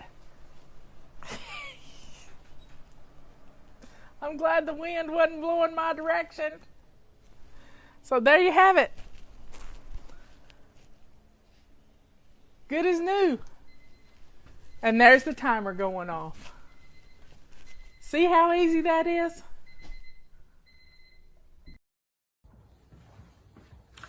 Justin here today from FlyLady with a special request. Today, I'd like to talk to all the husbands and all the men of all the FlyLady families that are out in FlyLady Nation, in the U.S. and around the world, to talk to them about something special that we can do to help out our wives by helping out in the kitchen. And I know some of you men are no strangers to the kitchen. You help out with dishes and things like that. My request today is that if you haven't cooked during this time of quarantine, when there is a lot of people that are getting stressed out in homes, especially the ladies, there's a lot to do. You're never leaving the house, and you've got meals to prep, breakfast, lunch, and dinner, and you've got to get these either on the table, you've got to get them cooked, and it's a lot of stress to have one person in the home to do this all the time. My request is that men need to step up. And there's more that we can do besides washing dishes. We can cook. And cooking is something I love to do. And one of the things I like to cook, and I'm going to show you this evening, I like to cook a grilled flank steak. And how I do it is it's kind of on a gas grill is how I do it, but you can use charcoal. Or how I'm going to do it in our recipe for this evening is I'm going to do it on cast iron. I'm going to sear it, and then I'm going to put it onto the grill for a little while, and then I'm going to take it off.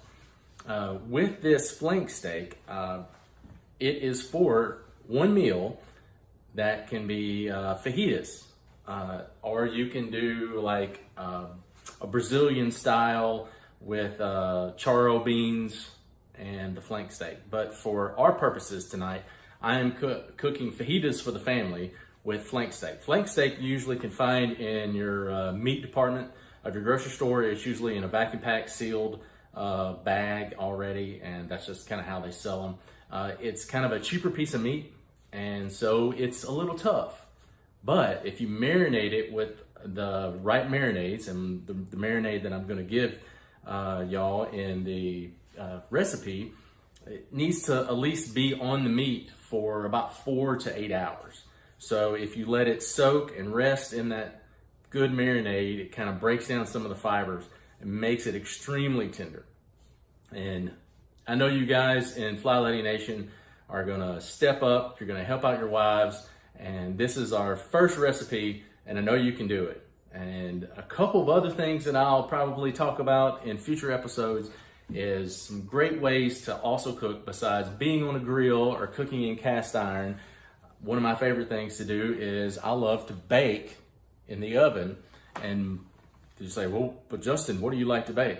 I like to bake my world famous chicken ranch nachos. I'm kind of known around our house as the party food kind of guy. But when I cook, I like to cook fun things.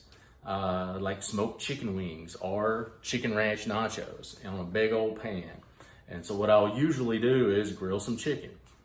But what I'm telling you now, gentlemen, you can step up and help alleviate some stress in your family during this time of social isolation and distancing by stepping up in your family and do more in the kitchen to help out. And cooking can be one of those things.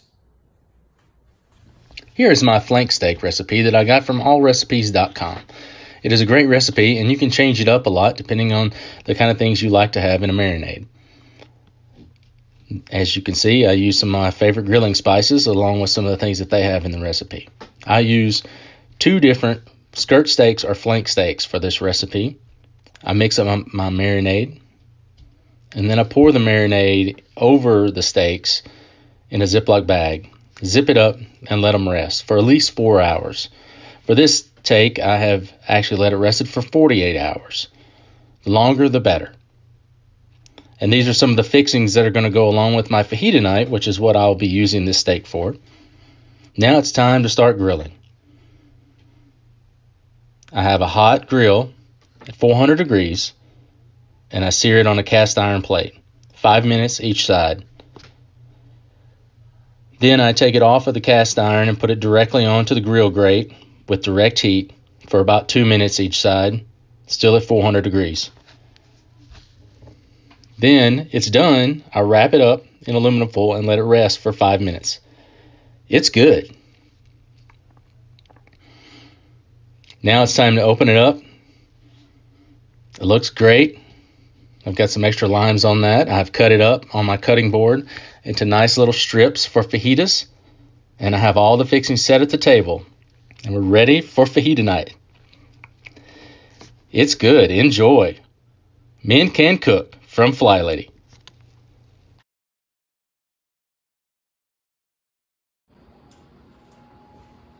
Justin here from FlyLady tonight with another episode of Men Can Cook. And this one is titled Homemade Pizza Night. It's not really one of those things where just a man can cook. This is a great meal and a great thing that I like to do with friends and family, whether you're hosting a party or you're having a lot of friends over. This is a great way to get a lot of people involved in the cooking process. And what better way to do that than with pizza night? And homemade pizza night is very special to me. I've been doing it since I was in college. And I actually have some of the tools of the trade for homemade pizza night since my mother, the FlyLady, bought them for me probably 25 or 30 years ago. A pizza stone, which I have in the oven right now, getting warm.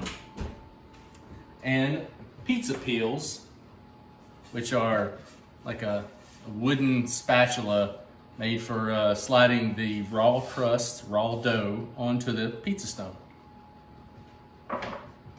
This meal, like I said, is very special to me. We've hosted a lot of friends, family, big gatherings, small gatherings, but it's always a fun time. We gather around the kitchen, we do a lot of prep work, and it can be a lot of fun. There's several main parts to this meal. One of them is the dough, the pizza crust. What we'll use is we'll end up using some all-purpose flour. We'll use some rapid rise yeast, and we'll mix that together with water and a little olive oil, and we'll make our big balls of dough. They will grow over here once we get those in there, and we'll use our KitchenAid mixer to stir it all around to get it nice and kneaded. They will set and rest and grow for roughly 30 minutes to an hour, and it's however big that you want them to get. And once they get to that point and you get ready to cook it, you can either third them or quarter them into smaller pieces, because this ball of dough will grow. And each one of those quarters, you'll take your rolling pin and you'll roll it out nice and flat. And then you'll take that raw crust whenever you're ready to cook a pizza.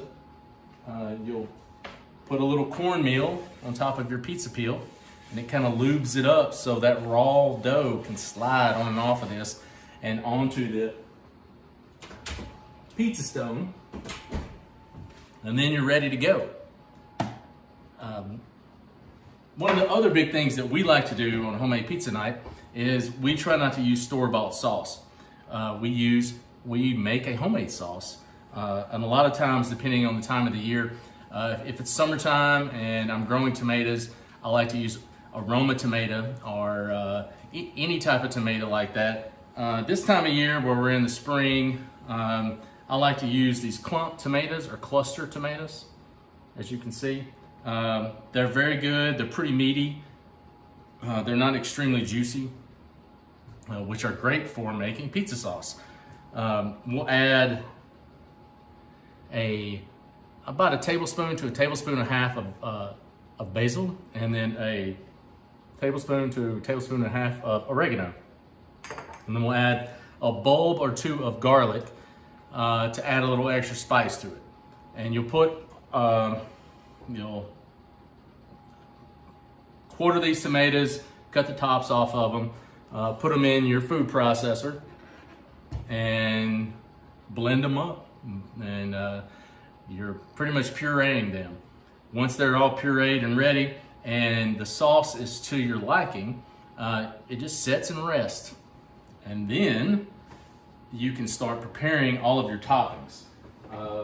I like to fry some sausage and brown it, and it's just ground sausage. Have that on the side. Some people like to do Italian sausage. I like to do like a hot breakfast sausage. It's a little extra spicy. Also have the standard pepperonis and any kind of vegetables that you want to use. You can cut up tomatoes, sliced tomatoes to put on there. You can do jalapenos, bell peppers, mushrooms, you name it, you can put it on there. Some people even like to do pineapple, which my son loves to do. But these are all great toppings that you can put on your pizza. We've also experimented and done a lot of different types of pizzas besides just a red tomato sauce pizza. We've done a fig jam pizza that has, instead of the red pizza sauce, it has a fig jam on top of it. And I could actually do that in another episode. And you put arugula, sliced figs, and some, prosciutto ham that you can put on there, and some other types of meats that you want to put on there if you want to, and even mushrooms. Really, really good pizza. They're all very good, and one of the best reasons they're very good is the crust. When we're doing the crust, as I'll show you here in a minute, like I said, you can roll them out and you can go as thin or as thick as you want to. The pizza stone in the pizza oven is at 500 degrees. It cooks a pizza in approximately 5 minutes. So once your pizza is prepped and ready, and then you have your crust on your pizza stone, you put all your toppings on it, and then you slide it into the oven. And it cooks for 5 to maybe 6, 7 minutes, depending on how much stuff you have on it. I like a thin and crispy crust, so a lot of times I will pre-cook my raw pizza dough crust for 1 minute, and it solidifies it. It's almost like a little flash cook, and then I'll pull it off and I'll set it to the side. It'll cool down, and we can, then I can add on my toppings later. And then once I put it back in there, it goes to its normal cycle of doing about a 5 to 7 minute cook time, and the pizza crust gets really crispy. If you want more of a soft, crust, just, pile all your toppings on there while the dough is raw. Just be very mindful that you want to add a little extra cornmeal to the peel, so that raw crust can slide off onto the pizza stone. I hope you love family pizza night. It is a great time to be with friends and family. Enjoy some fun stories. You might have a few mess ups, but it's always great to be in the kitchen and cooking, especially a fun meal like pizza, because it can be anything that you want it to be. It can be no sauce. It can be sauced up. It can be a lot of cheese. It can be little cheese. It can be a lot of meat. It can be no meat. It can be all veggies. It can just be however you like it. And that's kind of how we do it here, is everybody gets their own pizza. So they get to make their own size pizza. And most of the pizzas are around 12 inches. So there's usually a lot of leftovers. But what is better the next day than having leftover homemade pizza? So enjoy this video, and I'll give you all the recipes attached to this, and you're gonna love it. Homemade pizza night. Prepare everything with bowls, pizza peel, and a mixer, pizza stone, and an oven at 500 degrees. Prepare to make your homemade sauce with clumped tomatoes, or any tomatoes that you have. Dice them up, cut them in half. 2 cloves of garlic. Mince the garlic with a garlic mincer. Add your oregano and add your basil. Also add the minced garlic and puree them in your food processor. Start to fry your sausage if you want to do sausage. Brown the sausage in the skillet. Prepare your vegetables, slice them up. Here we're using banana peppers, jalapenos, tomatoes, and bell peppers. Once they're all prepared, put them in either dishes or paper plates. Prepare your cheese. I'm using mozzarella and Parmesan and powdered Parmesan. Here is the recipe for the crust. Prepare the water temperature at 110 degrees, no more than 115. Add the yeast. Stir it around till it dissolves. Once this is dissolved, put 2.5 cups of all-purpose flour in your mixing bowl. Once the flour is in the mixing bowl, then you will add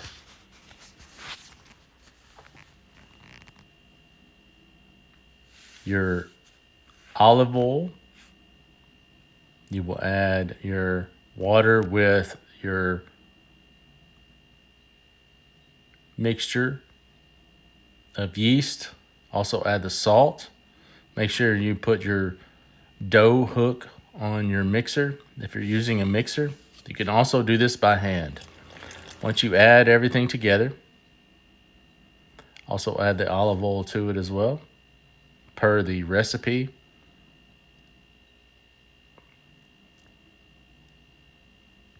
Once this is done, it will have a nice clump of dough. You will still need to hand knead this.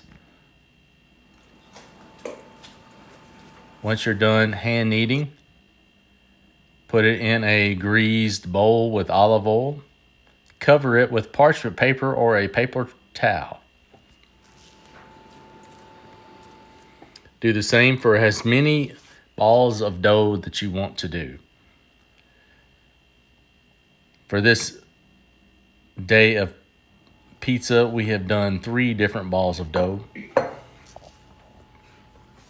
Now you can start to knead it, roll it up into like a log so you can divide it.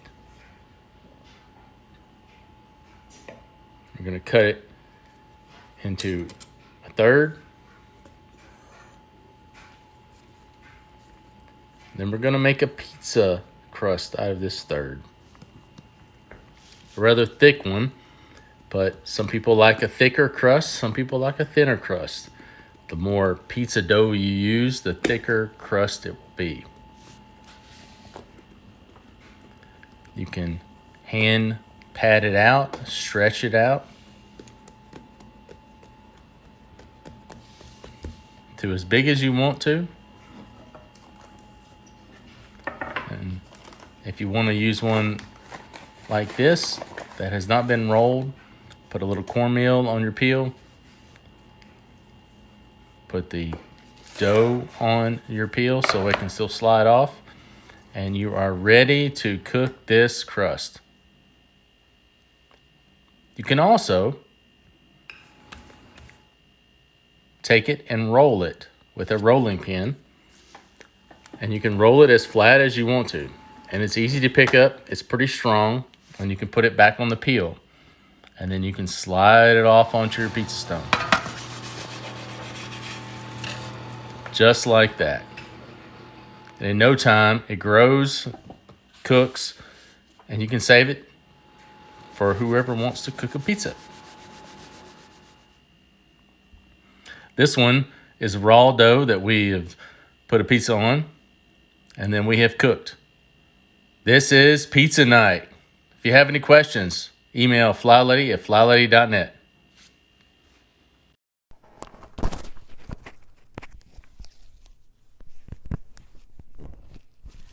Hey everybody, get on in here.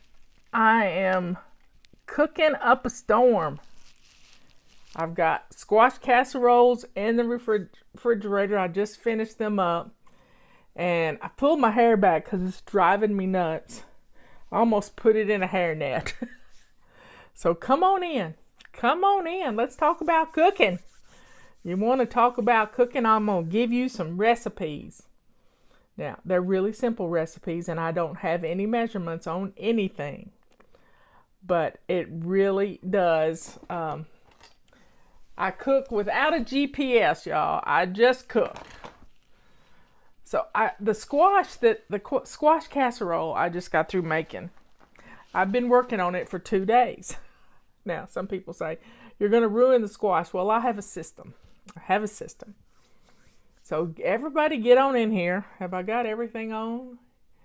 Can you hear me on Facebook? Because I've got my AirPod in because my other ones kept me chained to my computer. Other headset. So I put my AirPod in. Give me thumbs up if you can hear me on Facebook. Or whatever, smiley face, whatever it's got. Anyway, come on in. We've got almost as many people on YouTube as we have on Facebook. So I didn't bring any tea in. I've been trying to drink my water, so I have plenty of water. I have to make sure a bug didn't get in it. It's nothing like taking a big drink and something wiggling in your mouth. It's happened to me. Especially in the middle of the night. If I get a drink of water out of the bathroom, it's dark in there. And so I have learned to put my cup under the sink, switch it around, and pour it out, and then put some water in it. You got to look in your shoes too. Yeah, you have to look in your shoes too when you put them on. because I put my shoes on and I felt something wiggling at my toes, and it was a big old fat wolf spider. I didn't kill it though. Anyway, everybody get in here. We're going to talk some cooking. Now, here's my menu for this weekend. We got Saturday, we got Sunday, we got tonight. I don't know what we're going to do for dinner tonight yet. I haven't decided. But we have, Robert went to the grocery store for us. We have brats that we can cook and have hot dogs. I think we might do that tonight for dinner. I have got, I want to do heart attack baked beans. I'm going to make a potato salad. And the squash casserole, and we got some corn on the cob. Now, this is the way I do my corn on the cob. And I've been doing it this way for 45 years or more. You take your corn off, you take your whole corn, and you pull off some heavy-duty aluminum foil pieces, about like this. And you get some butter. I like softened butter. We keep our butter in a butter bowl that has a lid on it, and it gets room temperature, which is great. So I take my rubber scrubber, I pull the ear of corn out of the shucks, and then I rub it with this. You can do it outside, and you just rub it with your rubber scrubber and take the silks off. And then you wash your corn. That puts a little water on it. And here's what I like to do. I take my corn and put it on the aluminum foil crossways. And you're going to roll, but you got to smear some butter on it. I like a couple of pats of butter. It doesn't matter if your butter's cold or warm. It doesn't matter. And then I put black pepper on it, really fresh black pepper. And if I want a little bite to it, I'll sprinkle some cayenne in it. Just a little sprinkle of cayenne. And there you have it. And I roll it up. Well, I take the ends of the aluminum foil and fold them over and seal them real good. And then roll the corn up. And then seal the ends. So you're going to steam this corn. You can either cook it in your oven, you can cook it in your crock pot, or you can cook it on the grill. If you cook it on the grill, you need to not put it on the straight on the fire, but put it up on a rack or off to the side. And then just every 10 minutes, turn it. Every 10 minutes, turn it. If you have it in the oven, you just need to flip it once. If you put it in your crock pot, it'll be fine. So this was a have-to case to get the hair off my face. So I cooked the corn about 45 minutes to an hour. I know that people say that's too much, but I like my corn chewy and maybe even charred a little bit, just a tiny bit. So I'm going to put that together this afternoon, get that in the refrigerator, ready to go in the oven or the crock pot or on the grill, whatever we decide to do, because we're cooking ribs. We're cooking ribs on Sunday. And so I'm going to put my ribs in the crock pot to pre-cook, and then I'm going to wrap them and put them, then I'm going to put them on the grill. I think. Sometimes Robert just says the grill's just too much trouble. Cook it inside. And we've turned the air conditioner on, so we can do that now. Potato salad. Potato salad. I'm going to boil my potatoes today. I got a little bag of red potatoes. Red potatoes make the best potato salad. I'm not going to peel them. I'm going to put them whole in the big pot that I was cooking my squash in. And I'll tell you how I cook my squash in a minute. But I'm going to put them in that big pot and bring them to a boil and boil them for an hour. And I'm going to pour the water off of them and let them cool and put them in a bag and put them in the refrigerator. So when I get ready to make the potato salad, all I got to do is either peel them if I want to. Sometimes I don't even peel the potatoes, but I wash my potatoes really well before I put them in the water. And if you've got new potatoes, oh my goodness, that'd be an amazing potato salad. But it's a great, easy potato salad. you take mayonnaise and some mustard and boil you some eggs to go in it, and cut up an onion if you want it, and mix the mayonnaise and mustard and a little paprika, and bam, stir it all together, and you got potatoes. I like to put a little pickle relish, sweet pickle relish, in my potato salad too. So as a Southern cook, you just throw it together. You just throw it together. So that's potato salad. Now my baked beans. My baked beans are heart attack baked beans. They have lots of bacon in it. And Robert gets these mangled pieces of bacon in a package about like this, and I cut it up, and I've thrown that in the crock pot to pre-cook. So it's ready to go. I'm going to turn the crock pot off right now. And I can stir, well, I might just go ahead and stir in my stuff for my fixings. So I just take a couple of cups, maybe 3 cups of, I'm making a lot of baked beans because I'm going to share them with my neighbor. And I'm going to put the ketchup in there and some brown sugar, and about a cup of brown sugar, 3 cups of, the recipe's on our website. You can't miss it if you search for heart attack baked beans. And then you brown sugar, a little Worcestershire, a little mustard, and stir it up until the sugar dissolves and let that cool. Or you can just go ahead and pour your baked beans over it and put them in the refrigerator until you get ready. I usually just make the fixings ahead of time, and then all I've got to do is pour the baked beans into it after I've sort of semi-drained them. Because I use one of those big cans. Not the big fat can, but the big skinny can. And I use, what kind? I either use Campbell's or, what is the other? Showboat. Any pork and bean will work. Any pork and bean will work. Then you just have to get it good and hot and bubbly. And a crock pot is a good way to do that without stirring up a lot of heat. That's baked beans. Oh, and I have a cabbage. I have this huge cabbage that Mr. Lyle brought me. And I'm going to make him, and us too, some stir-fried cabbage. So I take some bacon. And Robert got me some more bacon to do up my stir-fried cabbage. And I cut my cabbage. You just take a half a cabbage and slice it into 1-inch pieces, and then turn it and slice it into more 1-inch pieces. And you got 1-inch pieces. And you put it in your skillet or your Dutch oven or your big pan and cook it with some bacon and maybe a little garlic in there. Cut up an onion if you want to. And you just cook it on low. I never cook on high, y'all. Never cook on high. I set my timer every 15 minutes to stir things. And I try to cook one thing at a time. Right now, I just finished my squash casserole there in the refrigerator. My bacon is still in the crock pot cooking on high to get it good and crispy.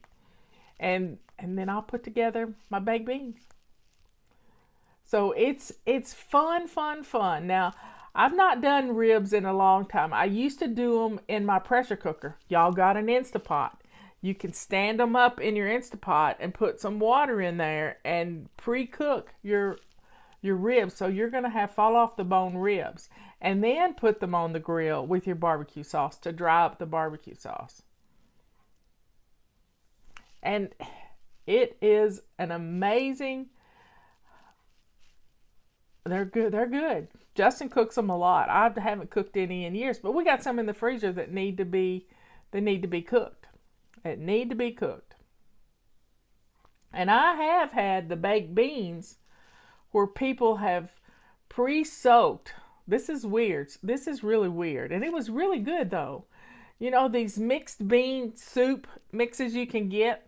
All she had in her pantry was this mixed bean soup mix, a 2-pound pack of it. She put those in a pot and let them soak overnight and then made her baked beans out of those. And that was pretty good. I had that at a 4th of July party one time at Lake Lure. It was amazing. You make do with what you got, you know?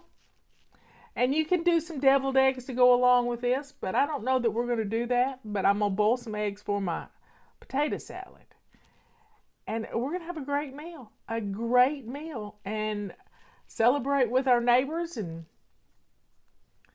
just have fun. Might even shoot off a few fireworks, or maybe get our pistol out and do some target shooting. Nothing like hearing a pistol on the 4th of July. Yeah, let freedom ring, y'all. Let freedom ring. Christy McClure Burns. I got McClures in my grandmother. My great grandmother was a McClure. My Granny Pickard was a McClure. We could be kin. But that's what we're cooking. And I'm going to try to bake a few eggs. Let me tell you, Carrie, about the angeled eggs. They need to be room temperature. Room temperature. They have to be room temperature. I take them out of the refrigerator the night before, and if it's a styrofoam egg carton, I take them out of the egg carton and lay them out and let them get room temperature. Don't put them in the oven cold because they won't cook right. But you should try 3 or 4 before you ever do a whole bunch of them. But start with room temperature.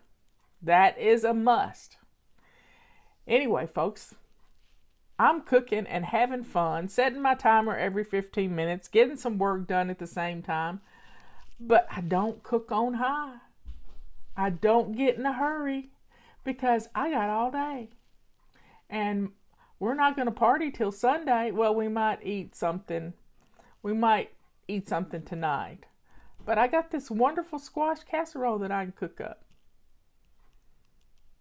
Anyway, folks, y'all have some fun in the kitchen. My sink full of hot soapy water has been wonderful to help clean as I go. So my kitchen doesn't look like it blew up. Anyway, if I get back in the kitchen, I might do a short little video from there for YouTube. Y'all have some fun. Enjoy the process. Get you some stuff for some s'mores and build a fire if you're able to build a fire where you are. Recipe. I don't have recipes. Well, there's some recipes on Facebook. I have not Facebook on our FlyLady, FlyLady.net, and just do a search in the Google search bar for recipe section, and you'll find them. But the corn on the cob is the best ever. Because we don't have any corn that's really ready right now because it's not even knee high yet. Oh, the squash. So I had 2 grocery sacks full of squash. 2 grocery sacks full of squash. And so I cut the ends off and put them in. I have a big steamer pot. It's really a colander for cooking pasta in, but I like to use it as a steamer, so I put about this much water in the bottom of it. And then I steam the squash so it was so much squash. The thing was full of squash, and I put 2 onions in it. And squash has got a lot of water in it. So I like to cook my squash. So I steam it not to add more water to it, but to get it done. And then I pour the water out of the pot and pour the squash back in the pan. Take my potato masher or my spatula and just chop it all up. And then on low, setting my timer every 15 minutes to get up and stir it, I cook the water out of it. So last night I cooked it yesterday afternoon I cooked it for a couple hours, put it in the refrigerator. And then today I started cooking it over again and I got it to the right consistency. Oh my. I put some black pepper in it. Fresh ground black pepper, and just cooked it till the water's out of it. And I ate some of it because it's really good fresh squash. I mean, it's amazing fresh squash. And I hadn't had fresh squash in a couple of years. So I cooked it down, and then I took it off the eye of the stove. I'm stirring it every 15 minutes so it won't stick. It won't brown. And I added 2 cans of cream of chicken. Oh, one thing I forgot. Grate up, really fine grated carrot in it. So you got little specks of orange. You've got the yellow. And so add 2 cans of cream of chicken soup and 1 8-ounce tub of sour cream. And stir. It's yellow squash, yellow crookneck squash. Well, or straight neck squash. And you make this slurry of squash and cream of chicken soup. Don't dilute the soup. Put it in there just out of the can. And you put a layer of this down in your casserole dish. And you put a layer of, I like Robert brought home Pepperidge Farm stuffing mix, herb stuffing mix. So it's rather coarse. But he didn't get a big package of it because I didn't say get a big package. He got a little package. So I just used that for the top of the 2 casseroles. And then, but I put 3 layers. Between the layers, I had a bag of my homemade breadcrumbs. And I had put herbs in them so that I could have herb breadcrumbs or panko. And it was in the freezer. So I put a layer of my herbed breadcrumbs, and it was from some homemade rolls that didn't look good. So I just put them in the food processor and made breadcrumbs out of them. And so I put a layer and then another layer of squash and another layer of breadcrumbs. And then the 3rd layer, I put the Pepperidge Farm stuff on top of it. Yeah, it's going to be good. It's one of my favorite dishes. One of my favorites. So folks, I used to cook barbecue chicken too. A lot of barbecue chicken on the grill for the 4th of July. We would do halves of chicken. Halves of chickens. And you put the cut side, the bony side down off to the side of the grill. And you want to coat it in some olive oil and some seasonings and stuff. And just let it coast on the sides of the fire. Not on the fire, just off the edge of the fire. The cat wants in here, y'all. And you cook it for 45 minutes and it'll get puffy, puffy, puffy. And then you can turn it over and cook it for another 45 minutes. And the juices will run clear, and you will have, and then you can flip it back over again and put some barbecue sauce on it. And Granddaddy LA used to make the best barbecue sauce. It was a mixture of Eastern North Carolina barbecue sauce and Western North Carolina barbecue sauce. But he was from West Tennessee. Reelfoot Lake. Anyway, y'all, I will see you later. I love you all. As Gemma would say, and then she'd stop and go again. Y'all have a great celebration. Get some cooking done today so you don't have to spend all day in the kitchen on Sunday. Love you. Be good, kind, and sweet. Good to yourself, kind to others, and let that joy that's inside of you just overflow your cup. Your cup runneth over when you've got Jesus in your heart. See you later.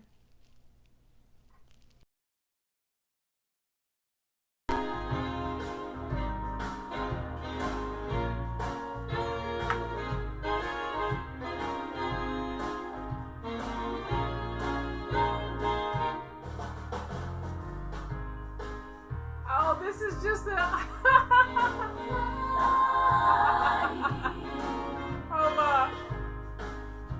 This is the one we can sing to. Fly. A list of things to do. I'm ready for action in my lace-up shoes. I'm no martyr, I'm just working smarter.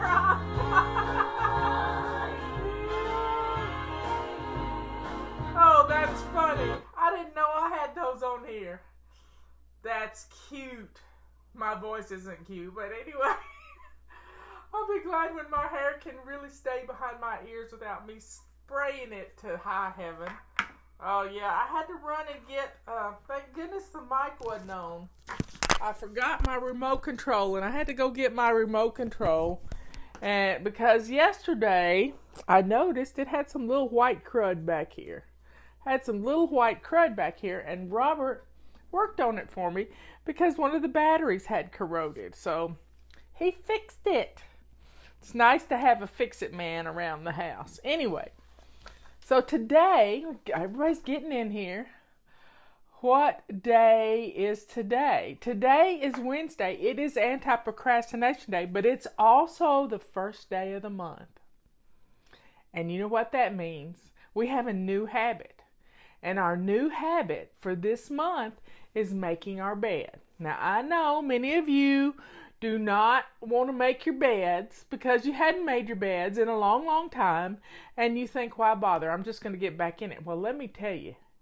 When you start making your bed, you're going to be blown away about how good your bedroom looks. And your bedroom should be the cleanest room in the house. Last week we were doing zone 4, which is our bedrooms. Yesterday we changed the sheets. So let's get our bedrooms looking nice. Making that bed is the shiny sink of every room has its own shiny sink. And your made bed is the shiny sink in your bedroom. Your coffee table is the shiny sink in your living room. Your shiny sink in your kitchen is your shiny sink. So every room has its own little shiny sink. And when you take care of those things, everything is going to look wonderful.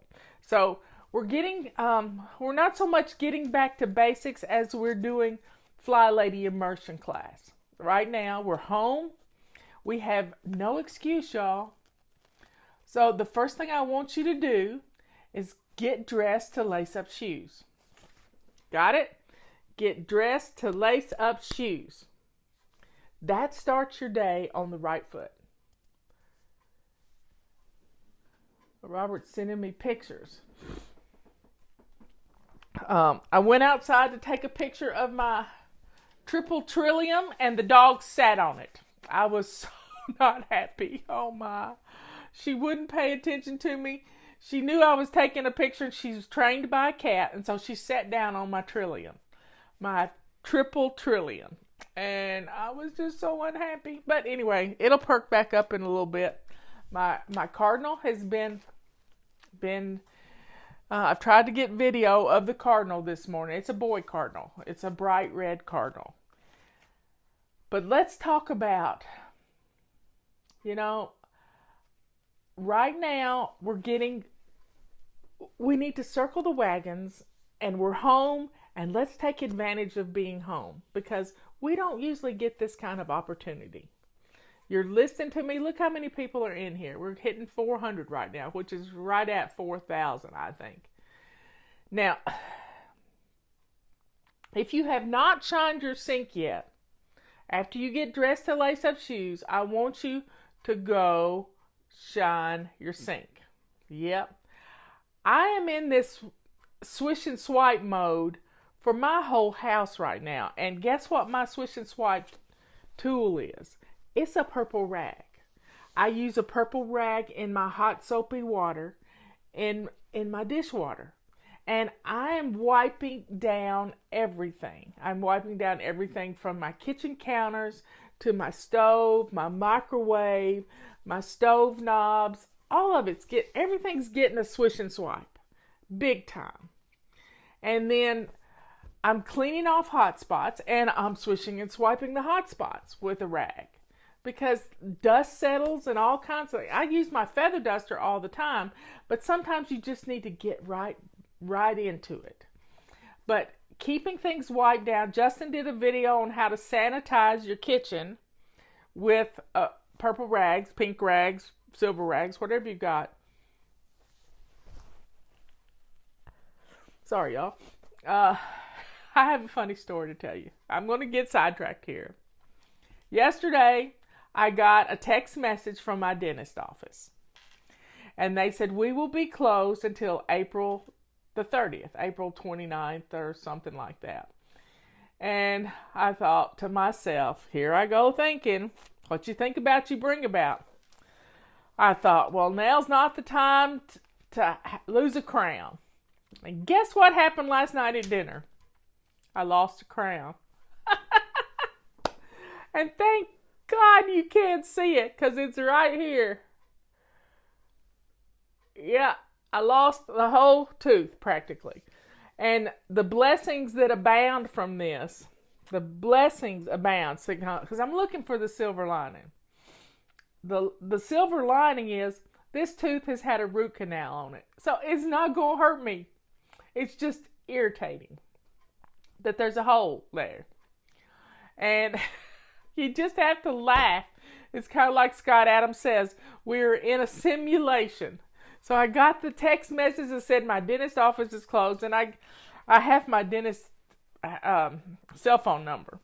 So I called him on his cell phone because he's called me needing favors, and I called him needing a favor. And he said, I can meet you at the office. I said, Dempsey, it's no need. No need. We have been asked to, stay home, and I'm going to protect you because if I start hurting, I'll let you know. But it's not going to hurt because it has a root canal in it. Oh, my bird's back. Did y'all hear that?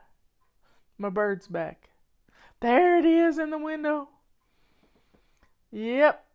It's coming to the window. Let's see if I can focus the... Let me see if I can... Did you see it? There he is. He's there. He's coming in, but the window kind of blows it out. He comes in right by St. Therese. That's just weird. I love it. There he's back again. He's really showing out today. That's a happy bird. He's really showing out. I just believe, God's listening to us. He knows we're all kind of having a rough time of it. But, we can get some things done in our house. So here are the things, and I keep preaching on this every day, and I'm going to continue to preach on it. If we keep our laundry caught up, I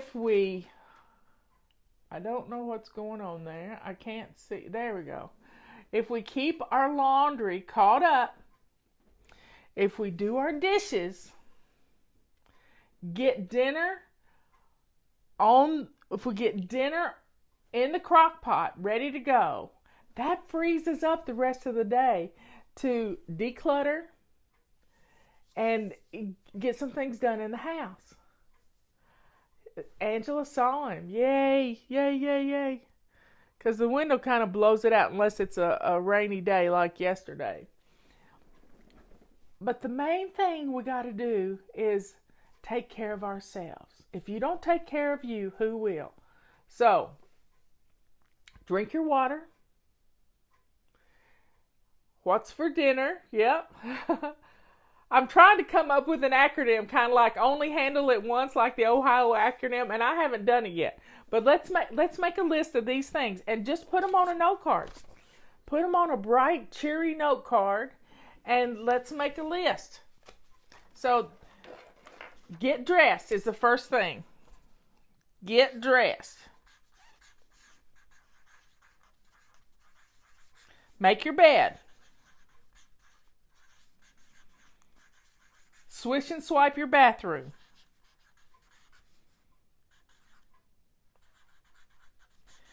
What's the next thing? Laundry. A load of laundry. Okay. Empty dishwasher.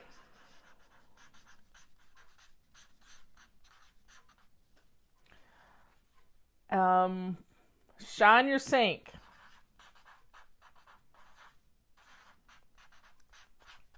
And I keep a sink full of hot soapy water going all day long at this time that we need to keep everything sanitized. What's another thing? Oh, hot spots. Hot spots. So there you have 1, 2, 3, 4, 5, 6. That's 7 things. This is like a daily, weekly home blessing. 7 things. Get up and get dressed. Make your bed. Swish and swipe your bathroom. Bam. That part of the house is done. Grab a load of laundry. Put it in the washing machine. Empty your dishwasher. Get something in the crock pot for dinner. And shine your sink while you're in the kitchen. And then put out the hot spots. You know where those hot spots are. Your dining table, your island, your coffee table in your living room. See? If we'll do these 7 things every day, your house is going to be wonderful. Absolutely wonderful. So let's get these things done. So what's for dinner at your house? What's for dinner at your house? Knowing what's for dinner is going to make your day wonderful, because you're going to feel at ease. Now you can have little things for lunch. You know, you can fix the kids a peanut butter and jelly sandwich, and you can have something. You can have leftovers from last night. I loved planned leftovers. I've got some leftover chicken, and today is Wednesday. It's anti-procrastination day, so we're going to factor in our basic weekly plan. So Monday we do weekly home blessing, but we didn't do it Monday because I was out and about. So we did it on Tuesday. So you don't have to be a perfectionist about weekly home blessing. You do it when you can. I like to do it twice a week sometimes to recover from the weekend and to get ready for the weekend. But you know, when you're staying home, the more you're home, the messier your house is going to get, unless you do a simple weekly home blessing and get things put away. So if you get something out, put it away. If you get it out, put it away.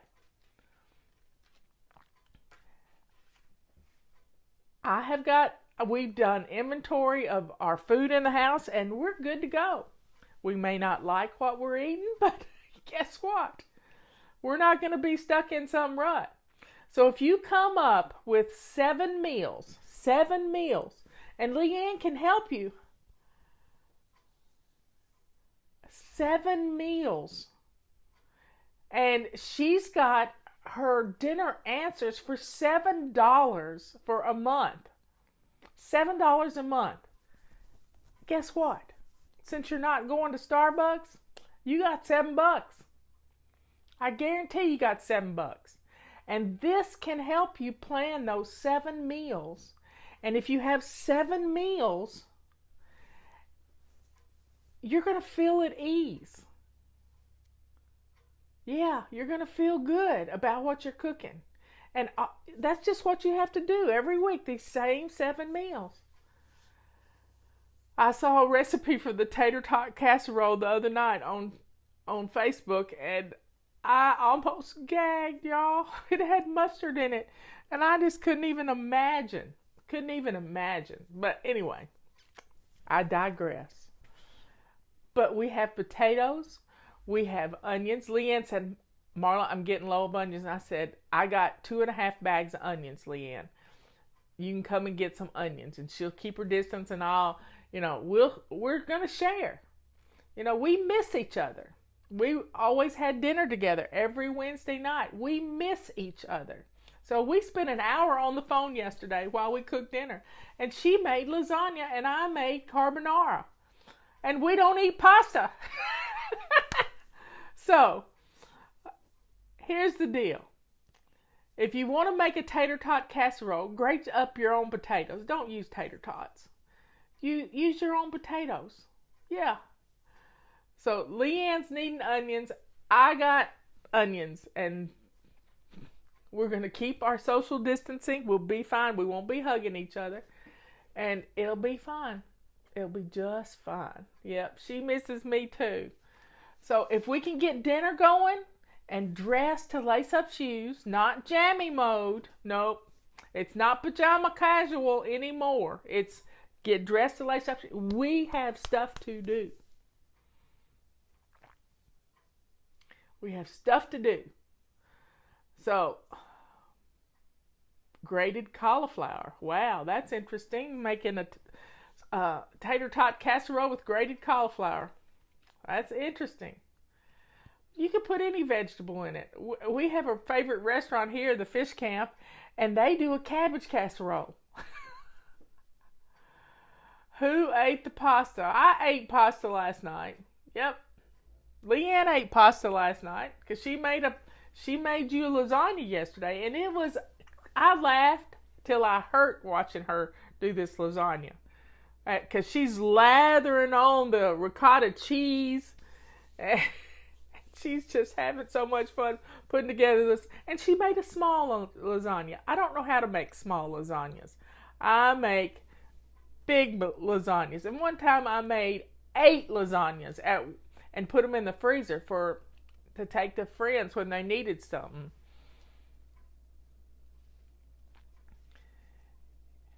So folks, we can get this done. Get dinner on the table, get our laundry going, get the machines going. Leanne calls them indentured servants. Get the machines going. A lot of you have bread machines. Get them going. Get them going.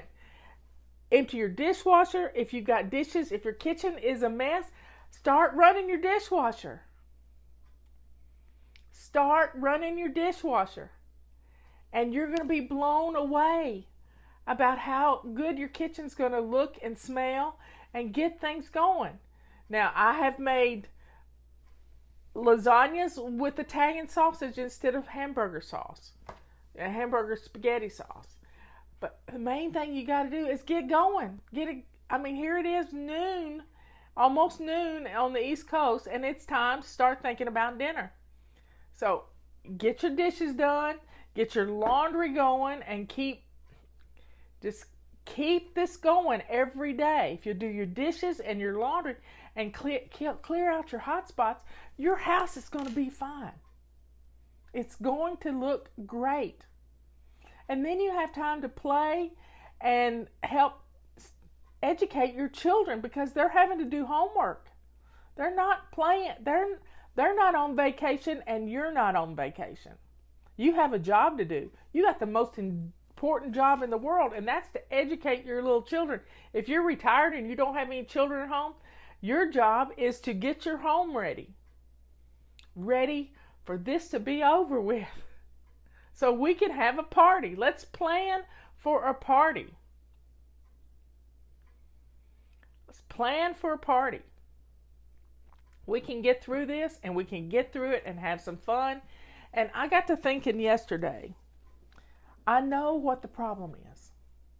I know what the problem. I got lots of cabbage too, Leanne. I don't need any more cabbage. I got 2 heads. Because I'm going to make some stir-fried cabbage with bacon. But I got to thinking about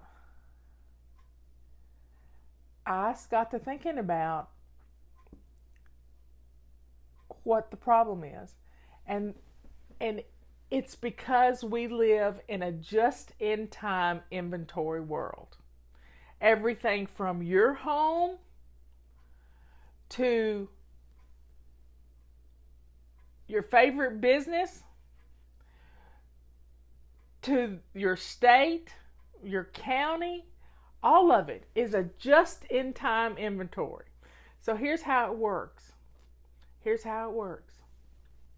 With a just-in-time inventory, you only have enough stuff in the house to get you through the week or through a month. But many years ago, I adopted a philosophy that I would keep on hand 2 items of the things that are in my perpetual pantry. Now, Leanne can talk to you about your perpetual pantry. But in 2000, I decided I would always have enough on hand. I would have for two items. So when I used one item, that would go on the grocery list. And when I would use the oldest one in my pantry, and then it was first in, first out. That's the rule. But when we live in a just-in-time inventory,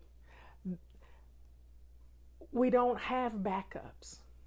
We don't have backups. So when there is a problem with the supply chain, which has been the problem with our supply chain, when 2 big ships from China get turned around with all of our protection devices for our hospitals, and they go back to China to save them from this virus, you know what? We're stuck. So we've got to build our own supply chain within the boundaries of our country. And if you're in another country, then you got to build them in your country too. We've got to make the things we use. Thank goodness we make toilet paper here, because we have reserves of national forests. That's why we have national forests. Did you know that toilet paper comes from trees? Yes, it does. It comes from trees. It's a byproduct of the lumber industry. The chips. Guess who used to be in the lumber industry?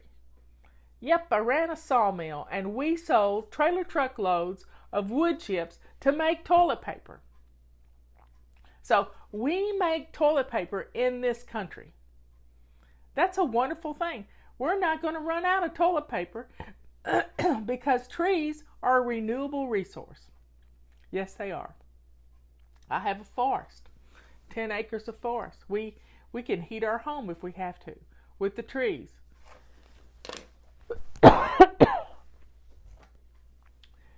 Anyway, folks.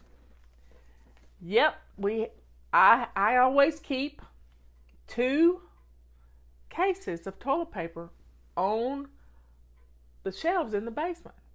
Now, a lot of people are wondering, how can I store stuff like that? If you live in a big city and you have a small apartment, you don't have a lot of room to store things.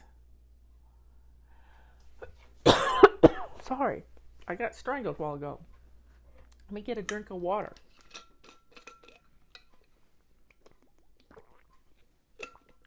Okay. So, yeah, I've done a lot of things. I worked in a furniture store. I did their books, but I also cleaned air conditioners and fixed vacuum cleaners. I've done a lot of things, but everything I've ever done has prepared me for this moment in time, for such a time as this. Yep, I used that quote this morning. It's from the Bible. I don't know where it comes from. Somebody can tell me. For such a time as this. I think it's Esther something. I've done a lot of things, and I've been good at a lot of things. As Scott Adams says, I have this talent stack. I kept books. That's what I went to school for. In fact, it was my bookkeeper that recommended me for the job that I got with her dad. Yep. I kept books. I worked on things because I like to tinker. What else did I do? When I moved to North Carolina, I used to teach fly fishing. That's how I got my nickname. I used to teach fly fishing. But before that, I ran a sawmill. When my boss died, we closed down his company, and I went to work the next day for this sawmill. Yep. I went to work for this sawmill, and there was 40 men working there. I kept the books. I was also the manager. I did a lot of things. And we made pallets for businesses to ship products on. And then when I moved to North Carolina, I worked at Kmart. It wasn't the greatest job, but I needed a job, and I knew I was a geek back then too. So I liked electronics, and I worked in the electronics part of the Kmart store, and had to deal with a bad person who was my manager, and he was hateful, and he took great opportunity to belittle me because I wasn't a little person. He liked the little skinny girls, but he didn't like the big girls. So, and then I went to work at Earthshine Mountain Lodge, helping teach kids about nature and hiking and the outdoors. Right up my alley.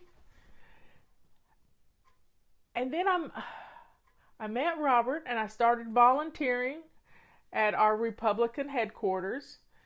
And then I realized that our county commissioner was going to get elected to the North Carolina House of Representatives. I said, honey, I think I want to put my name in for that. So Robert ran the campaign for me, told me what to do. And I got nominated to replace her because of toilet paper, y'all. Because of toilet paper. Our congressman's wife was one of our precinct chairs, and she said, well, what do you think about the lumber industry? They had a lot of trees, and they harvest a lot of trees. And I said, well, I think every tree hugger should go without toilet paper for a month. And she just died laughing.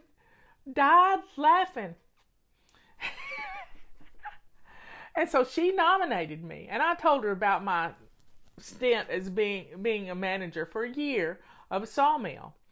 And it was funny. So trees are a renewable resource. They live to be about 80 to 100 years old, and then you harvest them. And they come back. It all comes back to toilet paper. So somebody said they're a tree hugger. I'm a tree hugger, but I get your point. We're all kind of might have to go without toilet. Maybe we're going to come up with a new way to clean our bottoms, So it's all good. And so then I got nominated to be a county commissioner. I served 6 years. 2 years of being nominated in a 4-year term. I got elected. And then I got unelected by 27 votes in a primary. So always go vote. Go vote, because small voting times really make for skewed elections. And so I was a county commissioner, and FlyLady started while I was a county commissioner. It started because I was a county commissioner. And I needed to get organized, just like you're trying to get organized right now. And it was an amazing process. When we hit 30,000 members, my county manager already said, Marla, you got more members in your group than we have in our county. And now we're over 1 million if you look at all the numbers, and I can't even keep up with it. Can't even keep up with it. So for such a time as this, God trained me in lots of things. Budgets, big numbers don't scare me. Big numbers do not scare me, because I dealt with a huge budget in this county. We can get through this. I like numbers. I was part of the emergency management team. I know our county is in good hands right now. And I know this state is in good hands. And I know this country is in good hands because I'm watching the press conferences every day.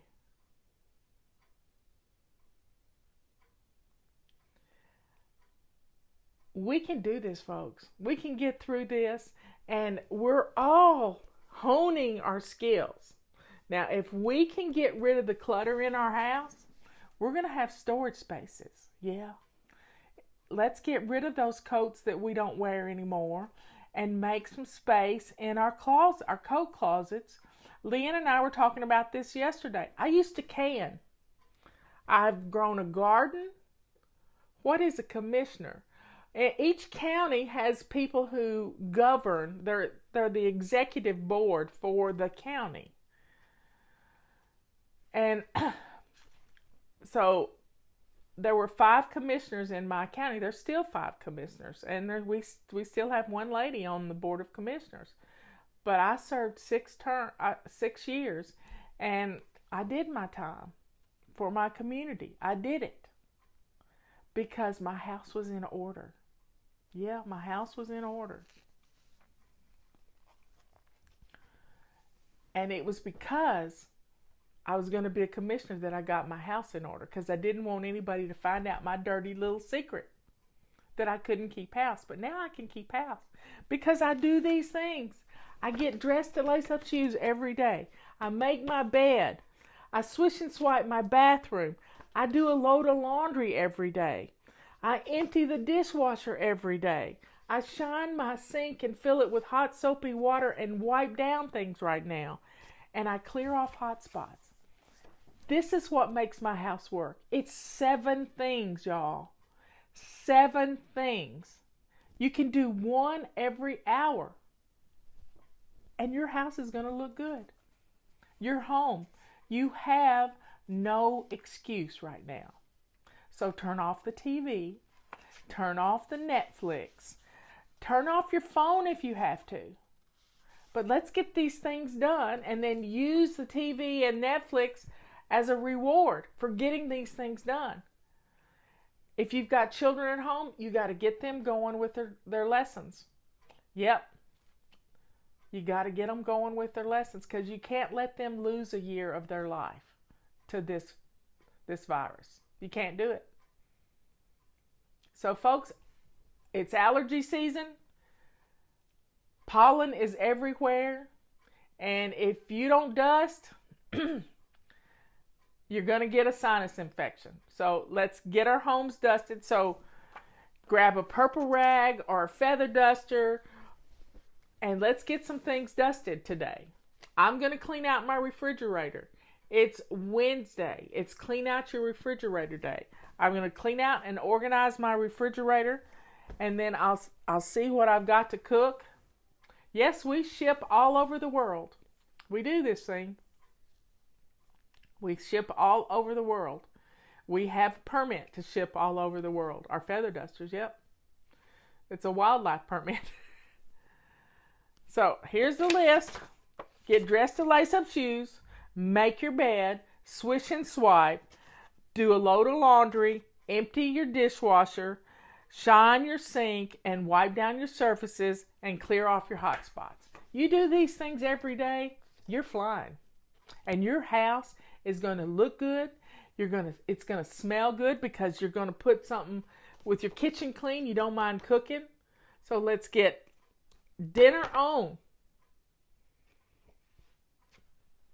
Let's do it. Now, when it comes to feather dusters, you remember the song, you don't pull on Superman's cape. You don't spit into the wind. You don't pull the mask off the old Lone Ranger. That was from the 70s, I'm telling you. I can't remember the name of the song. But when you take your duster outside, if you have allergies, you need to wrap up with a scarf and put it all over your head and eyes. And then go outside and don't face the wind so the dust is going to blow back. Turn your back to the wind and stretch your arm out as far as you can get it and shake the dust and turn your head away. Got it? This is going to keep the pollen from getting in you. You don't mess around with Jim. Oh, bad, Leroy Brown. Yep, y'all remember the song. So pull it up, listen to it, and feather dust to that song. Let's get the dust out of our houses. Let's do it. You're home, and let's get the houses in order, because we can have some fun. We can take care of ourselves. We can drink our vitamin C water. I'm going to put on Leroy Brown as soon as I get off here, because I just want to hear the song. So let's do these 7 things and put dinner on the table. Yes, we're showing our age, but I don't care. I don't care. I'm happy to be 64 years old. I'm really happy. So let's feather dust our homes. Let's wipe down our flat surfaces, and let's get it done. Let's get it done. And be thankful for this day. And when you're washing your hands, and if you haven't watched Leanne's video she posted yesterday, go to savingdinner.com. I think I posted it too, of how you wash your hands. How you wash your hands. Let's get a system for washing your hands so you don't miss a single spot. Wash your wrist, tops of your hands, fingers. This person put black dye on their rubber gloves and washed their hands, and you could see right where they didn't get it clean. So folks, let's be safe. Let's take advantage of this time. Let's clear out some cubby holes so we can have an inventory in our house of the things we need. And you may need to put together a control journal so you can remember where you stash stuff. Ask me why I know. Yep.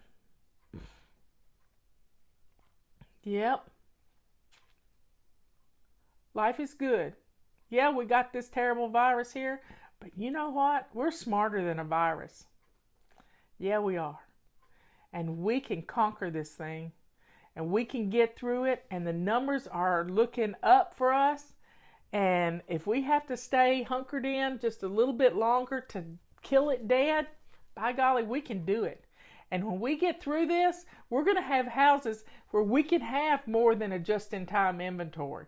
We can have stuff the places we need it. And we can be prepared. We can be prepared. Yep. Let's get it done. I love you all.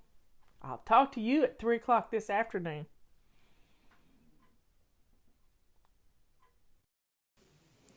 You've all been asking me how I cook my hamburger meat in the crock pot. I start with 6 pounds of hamburger. I chop up 3 onions, and I add the onions to my crock pot and my hamburger meat with 2 cups of water, and I put it on high. And I set my timer for 15 minutes because I'm going to stir my meat and onions every 15 minutes. And the house smells so good, and I just keep stirring and cooking.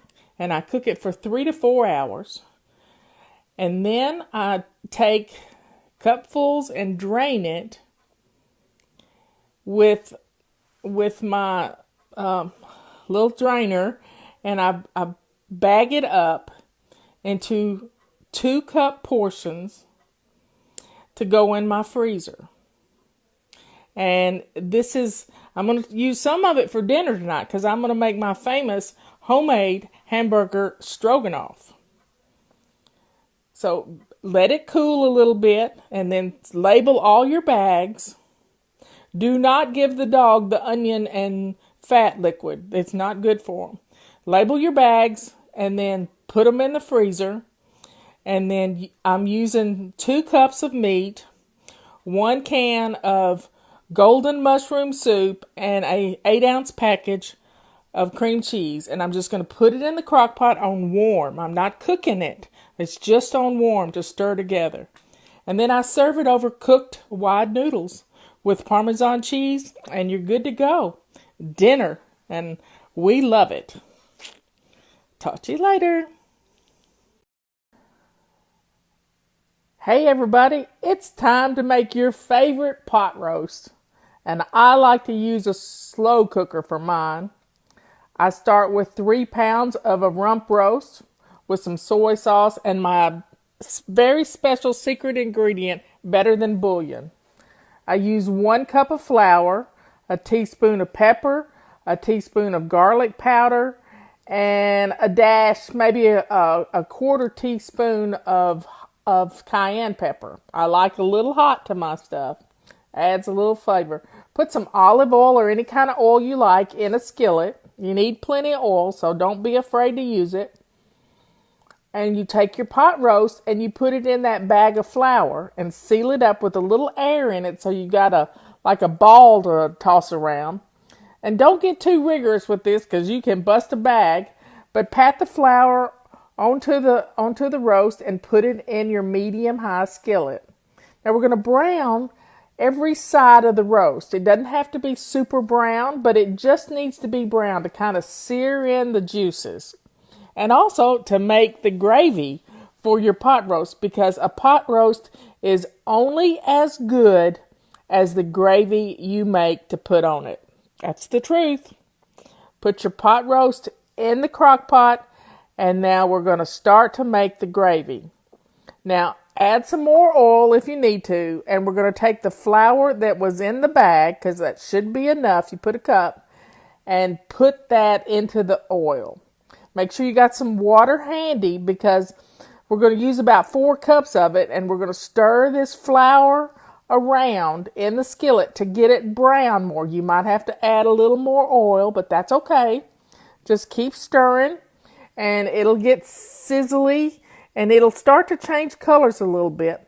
Now, add a dollop of this Better Than Bouillon and get it melted in there, stirring it around on medium-low heat.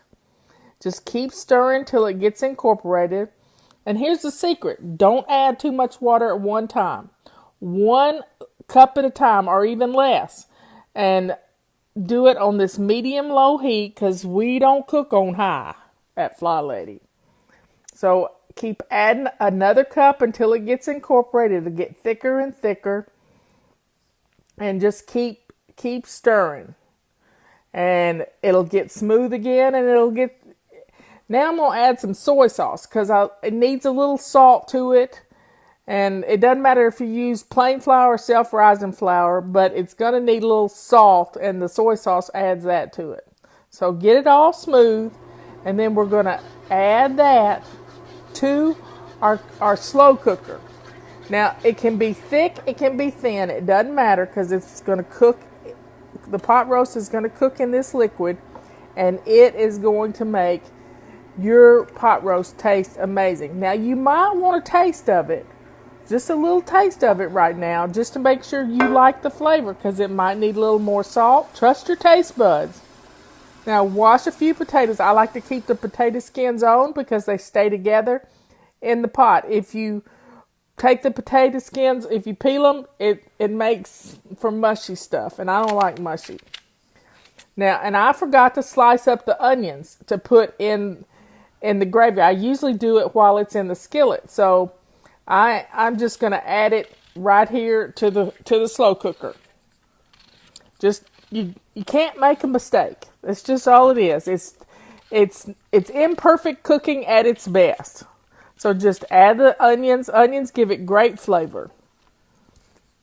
And it doesn't take long to add them. I just like to slice them right off in little slivers and throw them in there, and then stir it all around. Just don't be afraid to make a mistake. Half of cooking is, messing up, and that's okay. We just keep sampling it a little bit and get it the way we like it. Sometimes I holler at Robert to come in the kitchen and, I need your taste buds, honey, and he comes in and tells me what I need to do. Or he'll add something to it. We play a little game like that. So it's always fun to be in the kitchen. We have a kitchen that is more than a one-butt kitchen. And we can both be in there at the same time.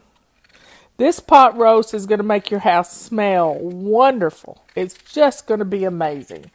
And getting dinner in the crock pot ready to go frees you up this afternoon to kind of, if you want to take a nap, whatever you want to do. So stir those onions into the gravy. Add those potatoes to it. And your crock pot's going to be good and full. I have a 7-quart crock pot. Scrub your carrots. I don't even like to peel the carrots because they have a really thin skin on them. But scrub them with a little scouring pad. Cut the ends off. And start poking those into the gravy. And before you know it, in 4 hours on high and 8 hours on low, you're going to have a pot roast. And be sure and look up my biscuit recipe and make some biscuits to go along with this, because you're going to want to put some gravy over those biscuits. You're going to like this recipe. Yum.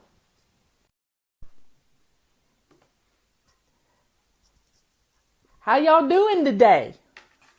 I decided not to say, hey, everybody. Oh, well, now. We've had an interesting day so far. We have a dog that got skunked last night.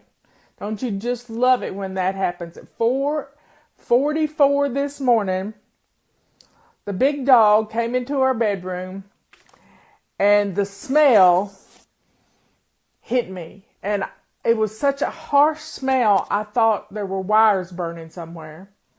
So I got kind of sat straight up in bed, and I was getting ready to, elbow Robert when I realized that it was the dog. Ugh. Now, I am truly a blessed person, because when he came to the door at noon, he goes in and out all the time. That's Robert's job in the middle of the night, is to let the dogs in and out. When he came to the door at noon, I went out there with a brush and with some deodorizer for him, and he didn't smell bad. We are truly a blessed couple, because the dog didn't stink, and I'm happy I didn't have to wash him with Dawn dishwashing liquid and peroxide and baking soda. It would have been, he has so much hair.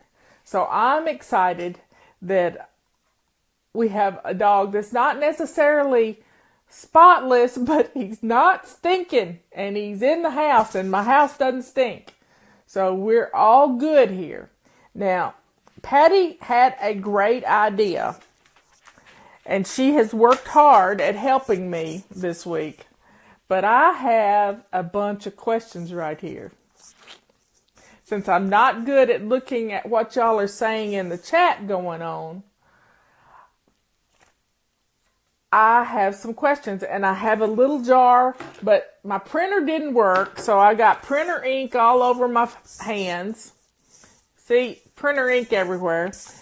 I finally got it to working at like 5 till 2, and I did get them printed out and cut up. So they may not be folded, but I haven't read them. And Robert and Patty pulled them from last week's questions, I believe. So everybody, hi Wichita, Elizabeth in Wichita. I'm thinking about the country music artist Glenn Campbell that passed away. He had a song named Wichita Lineman, and we need to say prayers for his family. He was a great country music artist and a guitarist, and keep him in your prayer. Keep the family in your prayers. Anyway, I got questions.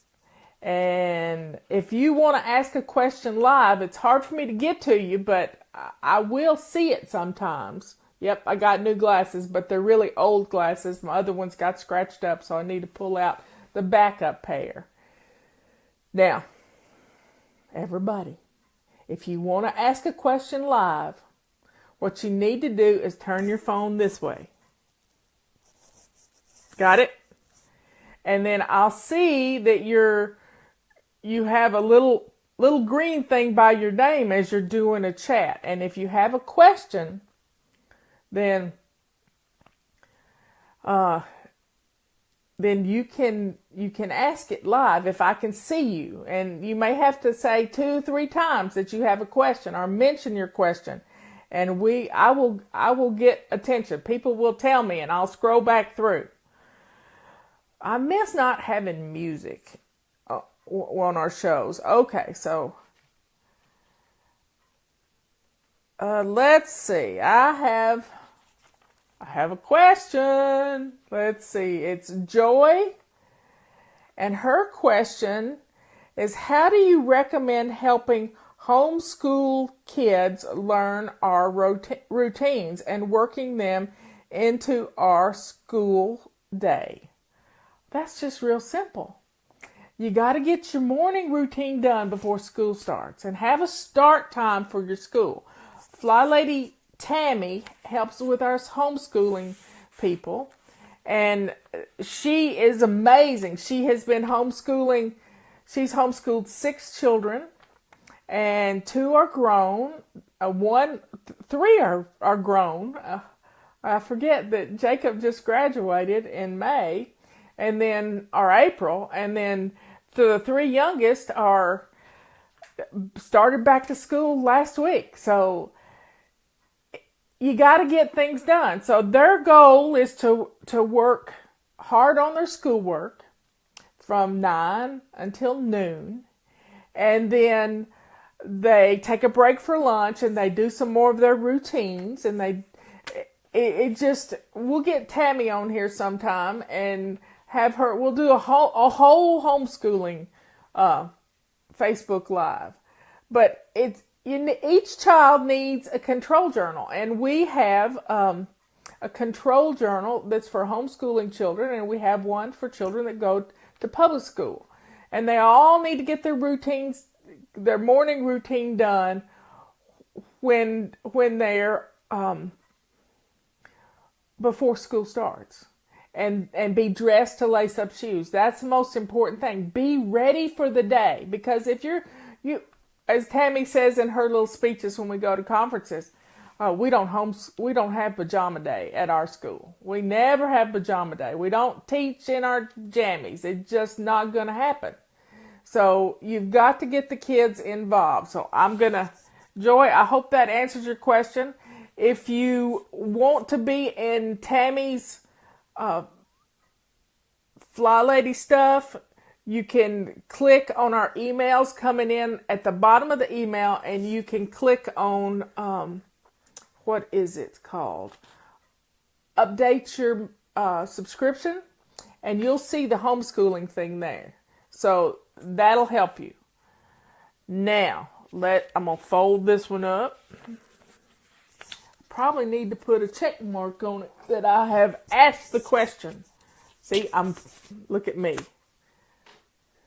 I'm good here. Staying organized. Got a system. So I'm going to pick another one. We got people from all over the world. Germany. Okay, this is from D.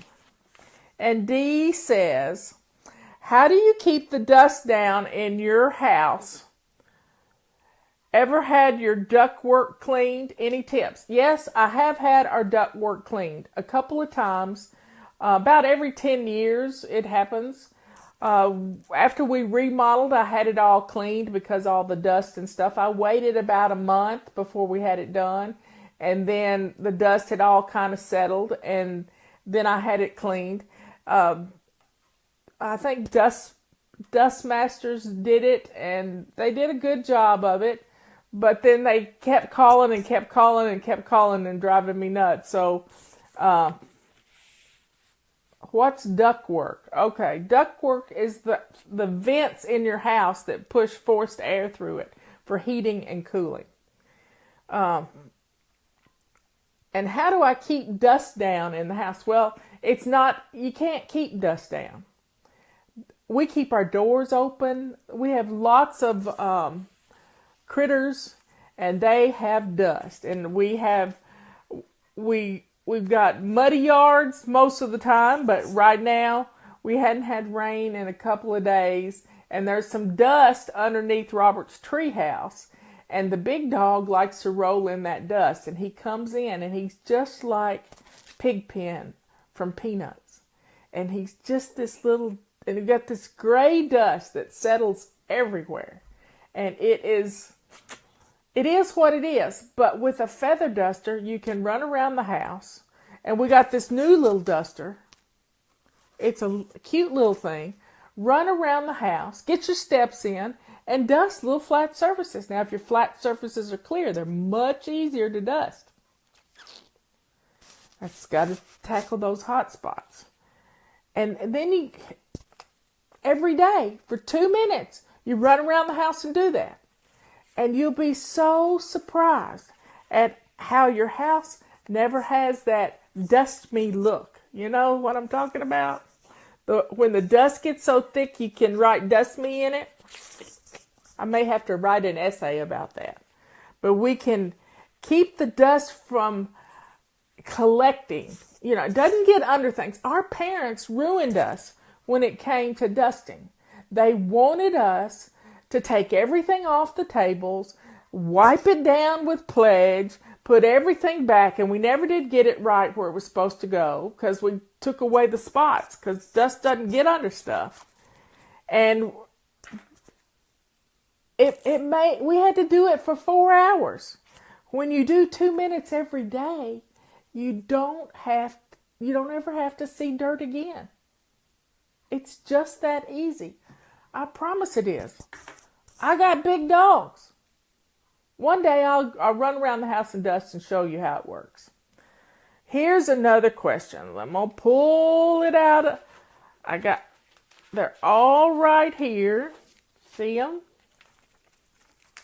I'm happy because it's hard for me to read and talk at the same time. But if I read the question to you, and it's a surprise to me because I haven't seen them yet. Because I didn't look at the comments last week.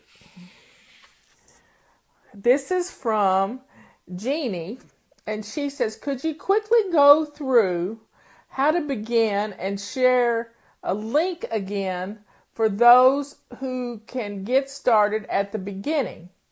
Then each step we need to take forward. Okay, this is our perfectionism. You don't have to jump in at the beginning. We just have to jump in where we are. And there's 3 little rules. Go shine your sink. Yes, go shine your sink. A lot of you haven't done it yet. And you know who you are. Go shine your sink. Get dressed to lace up shoes. All the way to shoes. Now, it's summertime and I hate hot feet. And I have hot feet. So I like to wear sandals in the summertime. But these things strap to my feet and I can't take them off without bending over. So that reminds me, I don't want to take my shoes off. And then the third thing we do every day is declutter. Declutter something. Is it spend 5 minutes in the morning getting rid of some clutter, 5 minutes in the afternoon, 5 minutes in the evening? Those 3 things get you started. And if you want a book to help you get integrated into our email system, the email system is the most important part of all of this. People they fuss about it, but I'm telling you, it changes your life. Because I get in your head. Just that easy. It's called fly washing. Somebody else called it that. But I get in your head, and when I can change the way you think about things. People used to say, well, I've fallen off the bandwagon. There is no bandwagon. Finally, I gave in and said, okay, let's go back to basics. The basics are get up and get dressed to lace up shoes. Lay your clothes out the night before. And in the 31 baby step book that's on our website, somebody give a link. In that 31 baby step book, we walk you through all the parts of the system. But the main thing you have to remember is shine your sink, get dressed to lace up shoes every day, and declutter every day. That's it. If you do those 3 things, your house is going to start looking good. You're going to start feeling good about everything that's going on because you're going to be taking baby steps instead of feeling bad that you've joined and we're on August. August month is keeping up with our laundry. Well, you can do some laundry. You're doing laundry. You're just not doing a load every day. You're waiting till it piles up and then you feel bad about it. So just take those first baby steps of, here I'm going to preach it again. Shine your sink. Get dressed to lace up shoes every day. See, I got ink on me. And declutter every day. Those 3 things are going to change your life. Okay, that question is done.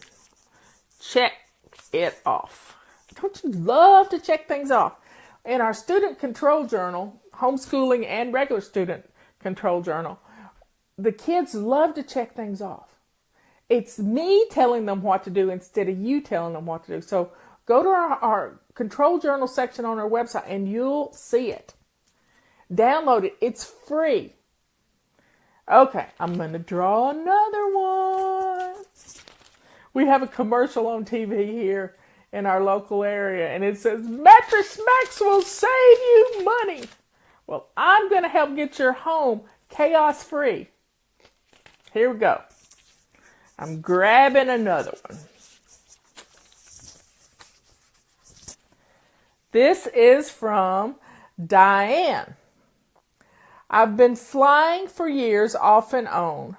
How do you get someone to do something to start just, let's see, I got to read this again. I have been flying for years off and on.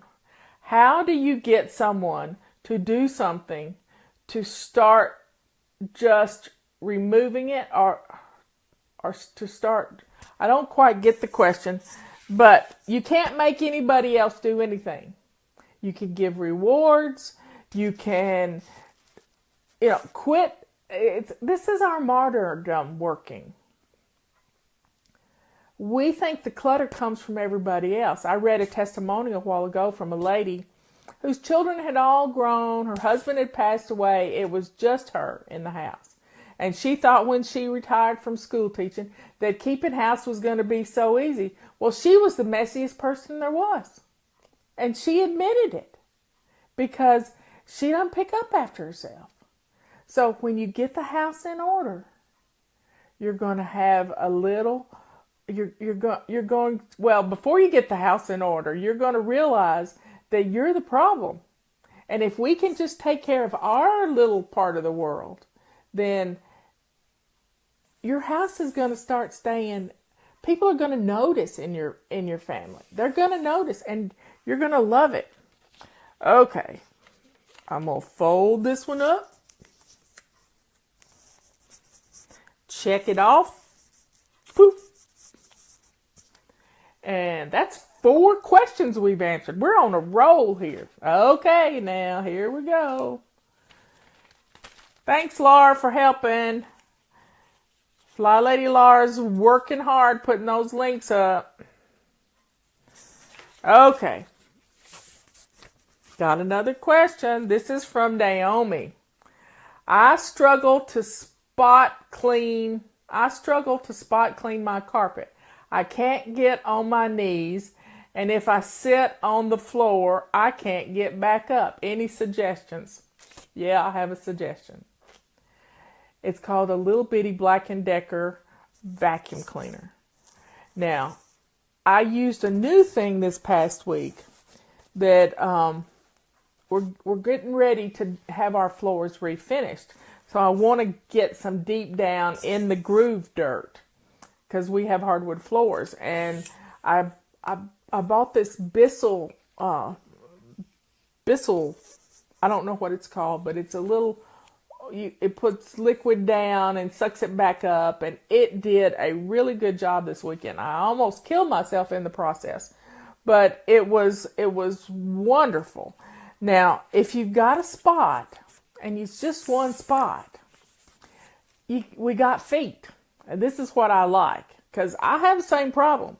I can get in the bathtub, but I have to turn over upside down and to get to my knees to get up. And most people can do that if they can't get up from a seated position on the floor. The main thing you got to remember is turn over and get on all fours and then push yourself up. But if you've got a rubber swisher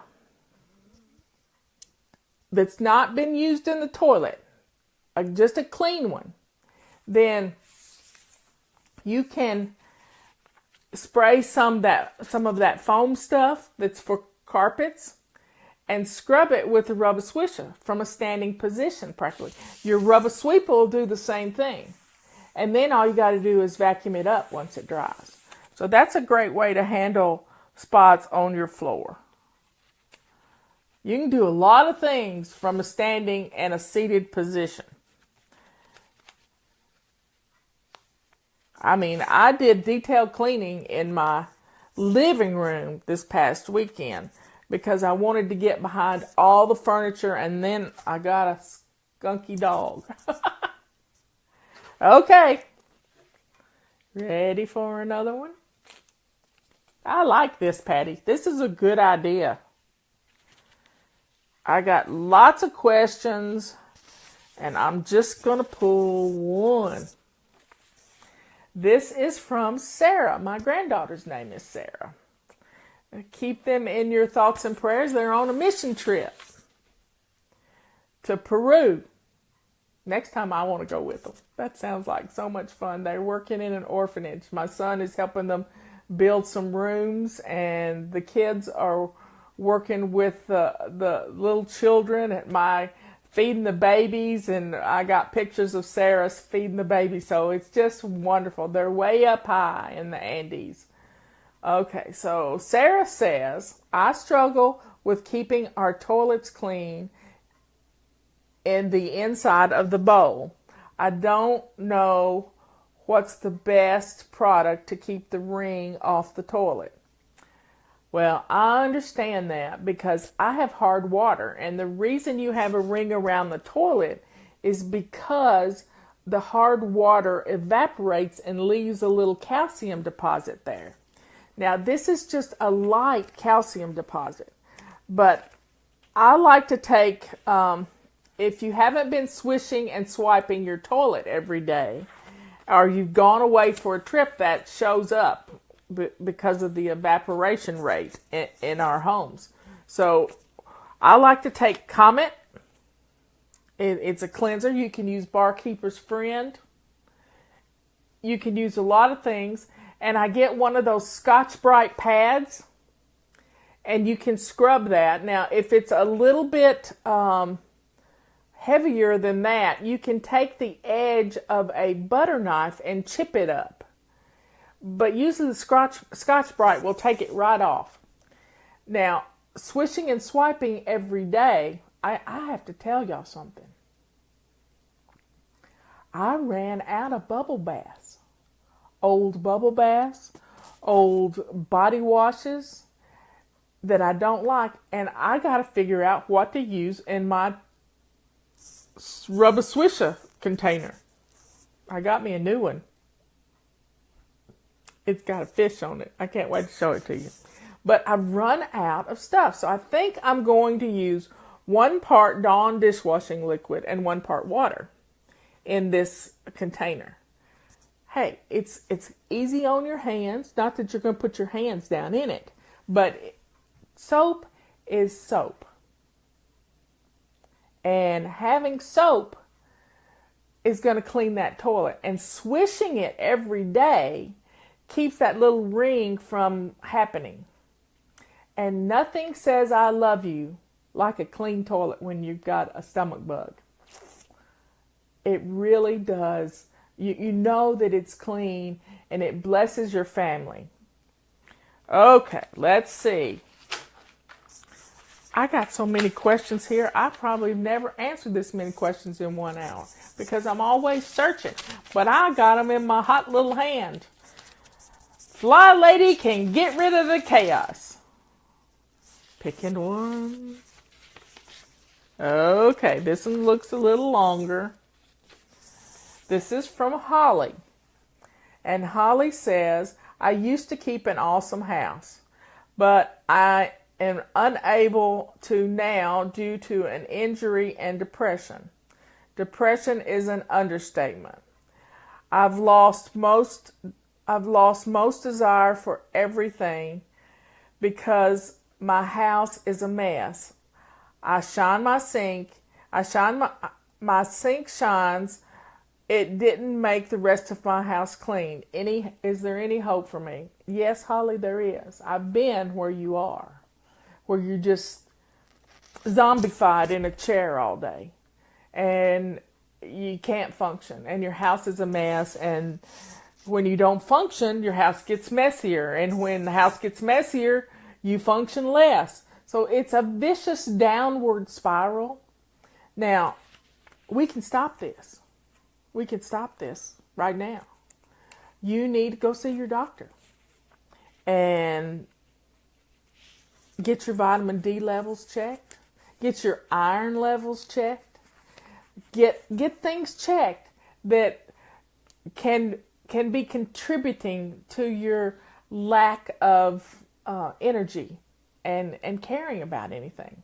I want you to care about yourself. And the first thing you got to do is get out of the house and go to the doctor. I had this great new doctor. This week, I had a fainting spell. Out of the blue, I saw sparkles. Come to find out, my blood sugar probably bottomed out. And, I'm used to eating a lot of carbs and not having a problem with my blood sugar bottoming out, but this week it did. And now I'm trying to eat a little bit in the morning, a little bit at noon, and a good dinner. And lots of salads and veggies, and I'm taking care of myself. I want you to take care of yourself. I've been depressed. It's not fun. There's something on my screen on my phone, and it looks like I got something right here, but I don't. So you've got to take care of yourself. And, your sink is shining. If you can keep the dishes done, that's going to be a step in the right direction. Now, the first thing I want you to do, besides going to the doctor, is get dressed to lace up shoes. You may not feel like it, but go to the bathroom and wash your hair and take a shower and fix your face. And I want you to put on some clothes you feel good in. This is what I did when I was dressed. I've been depressed twice in my life. And it's not fun. It is not fun. I had a friend who coaxed me into going with her to Memphis, Tennessee, 2 hours from where we lived, back when I was first depressed. And she said, I need to go to the doctor, but I don't want to go to Memphis by myself. Well, you want to ride? And I said, okay. And I hopped in the car and went with her. Come to find out, she'd made the appointment for me.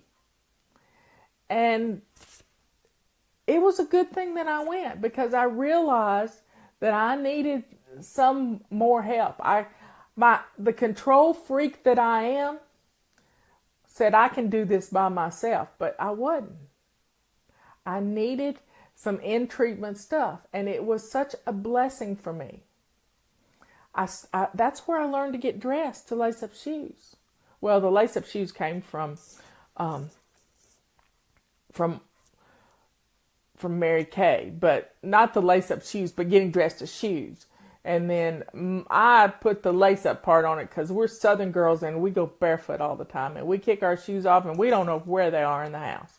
We got piles of shoes everywhere. So you've got to take care of yourself. You've got to be kind to yourself. Yes, the house is a mess, but guess what? It didn't get that way overnight. And you're not going to get well overnight either, but you're going to get a little better, because you're going to start getting dressed and you're going to feel better about the way you look. You're going to feel better about the way you feel in your clothes. You're going to feel better because you've got the dishes done. Make a list of the things that you can celebrate. Look at, what's the song? There's an essay coming out tomorrow about the silver lining. Look for the silver lining in things. We got the Union label and look for the silver lining. It's both the same tune. But you look for the silver lining. There's always something good. Yeah, my dog got skunked last night. But guess what? He came in the door this morning and he didn't stink as bad as he did in the middle of the night. That is something to be thankful for. Write down your blessings. It's going to change the way you think. And we've got to reverse the negativity. Quit listening to those voices that are telling you those bad things. Write those bad things down on a piece of paper, put them in a little bowl, take them outside and burn them, and be done with it. Because you deserve to feel good. You deserve to feel good in your home. You deserve to feel good in your skin. So let's take care of ourselves. Go get dressed. If you haven't had a shower yet, then go do it. And get yourself fixed up like you're going someplace. And then go make that appointment to go see your doctor and get some blood work done. There's help out there. And it's okay to ask for it. I mean, I went I left saying I can't stay at that hospital. I couldn't go, I left them and then drove 2 hours back home. And I got home and my husband, my son's father at the time, said, well, if you check yourself in the loony bin, don't bother coming home. Well, duh. It made me so mad that he didn't give a flip about me. I'm trying not to say ugly words, just so you know. He didn't care about me. He only cared about what people thought. And here I was dying inside.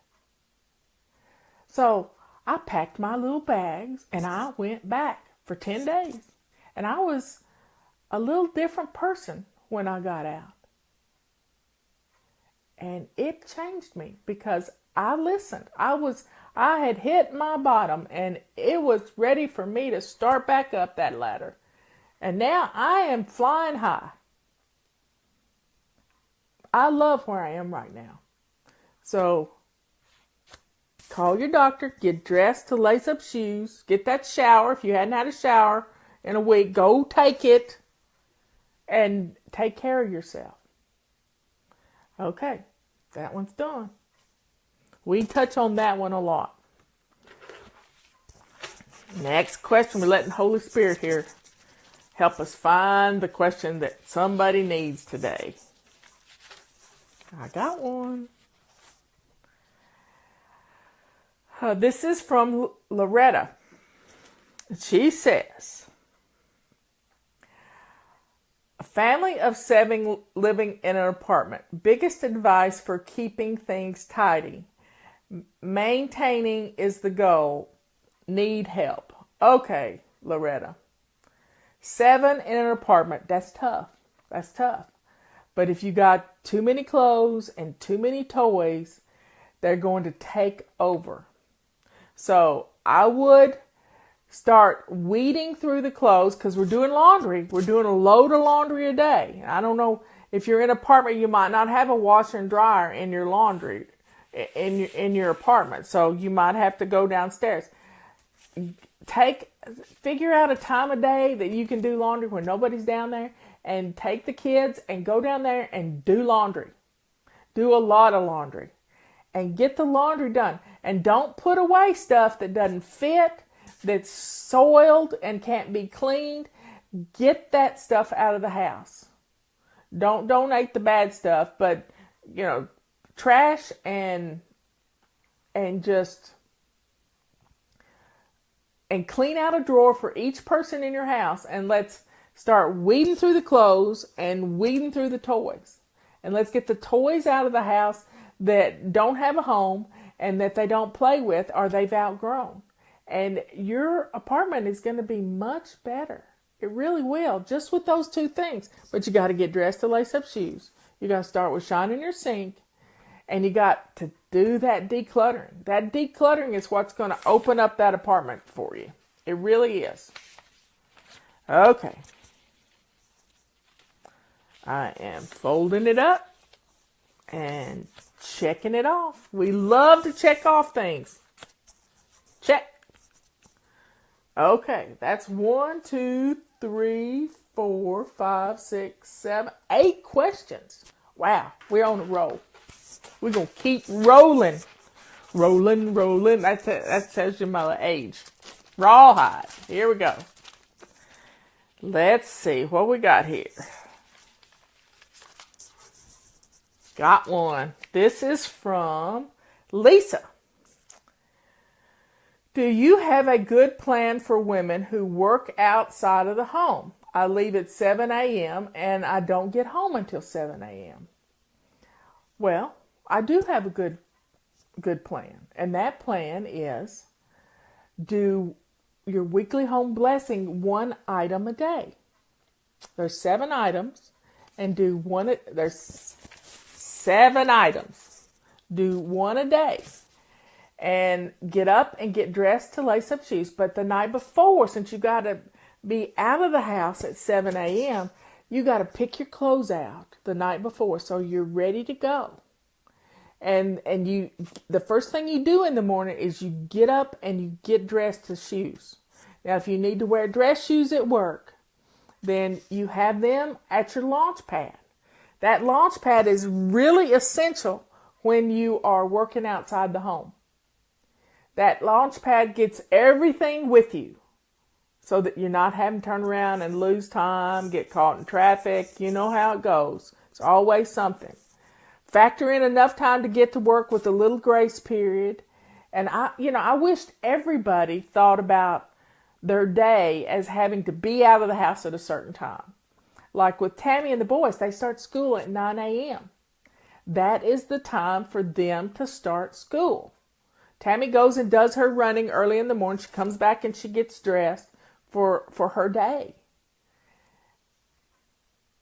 This is going to work. So when you get home at 7 o'clock at night, hopefully you've put something in the crock pot the day before.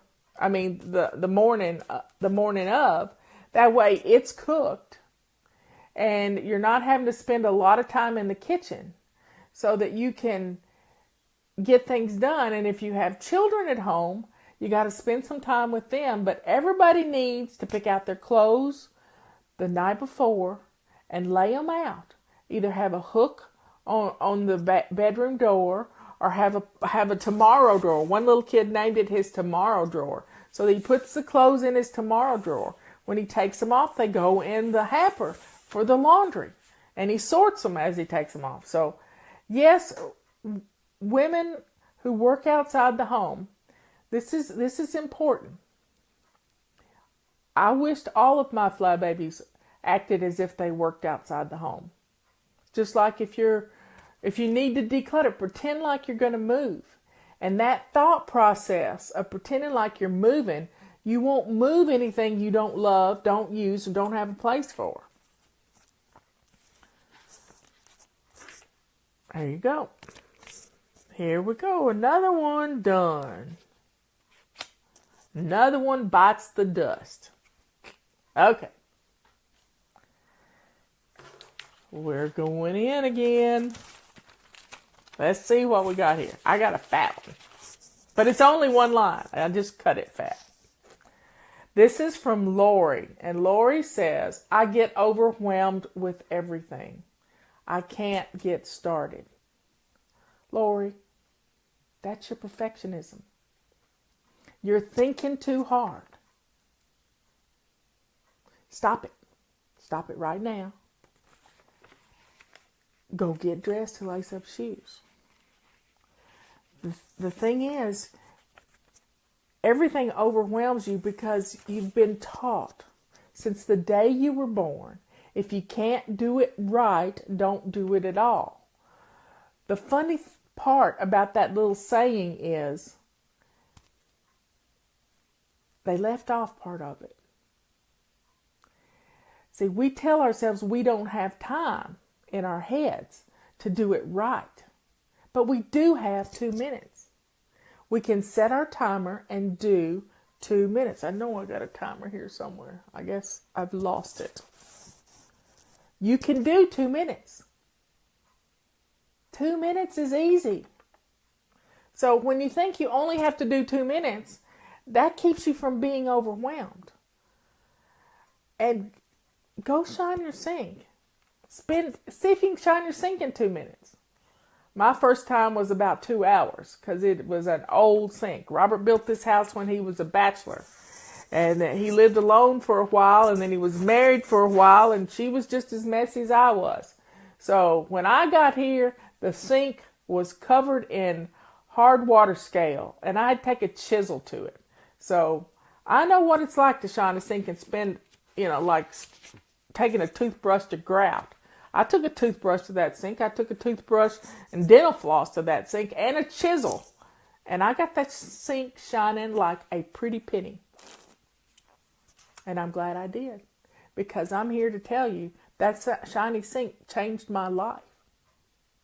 Because when that sink is that shiny, you don't dare put anything in it.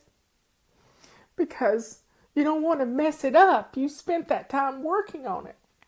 And when that sink is that shiny, the countertops just miraculously get clean because you got that shiny sink and you put the dishes in the dishwasher. You may have to run 3 loads of dishes, but you put the dishes in the dishwasher because that sink is shiny and you don't want to put a dirty dish in it. So you gotta have a place to put it. That's the dirty dish disposal unit. And when the sink is gleaming, the stove wants to shine too. And your only habit has been shining that sink. And then you've got clean counters, you've got a clean stove, and you look down at the floor and think, wow, I can mop that floor. Because the sink's shining. It all starts there. Really does. Here we go.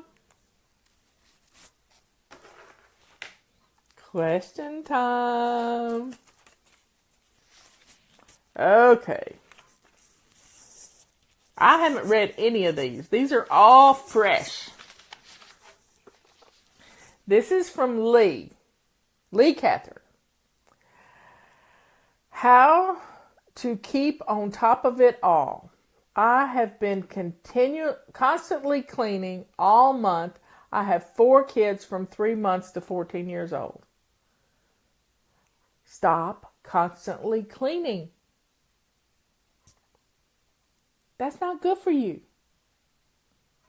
You can't organize clutter. When am I going to get it through to you? You can't organize clutter. Clutter is what is making your house messy. If your hot spots are cleaned off, with the clutter gone from your hot spots, your house looks clean. When you start establishing places for things, then the house looks clean. You got to get rid of the clutter that's hiding under those kitchen cabinets, in the closets, in the drawers, and start finding places for the things that are sitting out all over your house. And then it makes it easier to dust. It makes it easier to vacuum or sweep the floors or mop the floors because everything's up off the floor. You have a little army. The 3-month-old might not be able to do things, but 6-month-olds can grab their toys and toss them. 1-year-olds can carry them over to the toy box.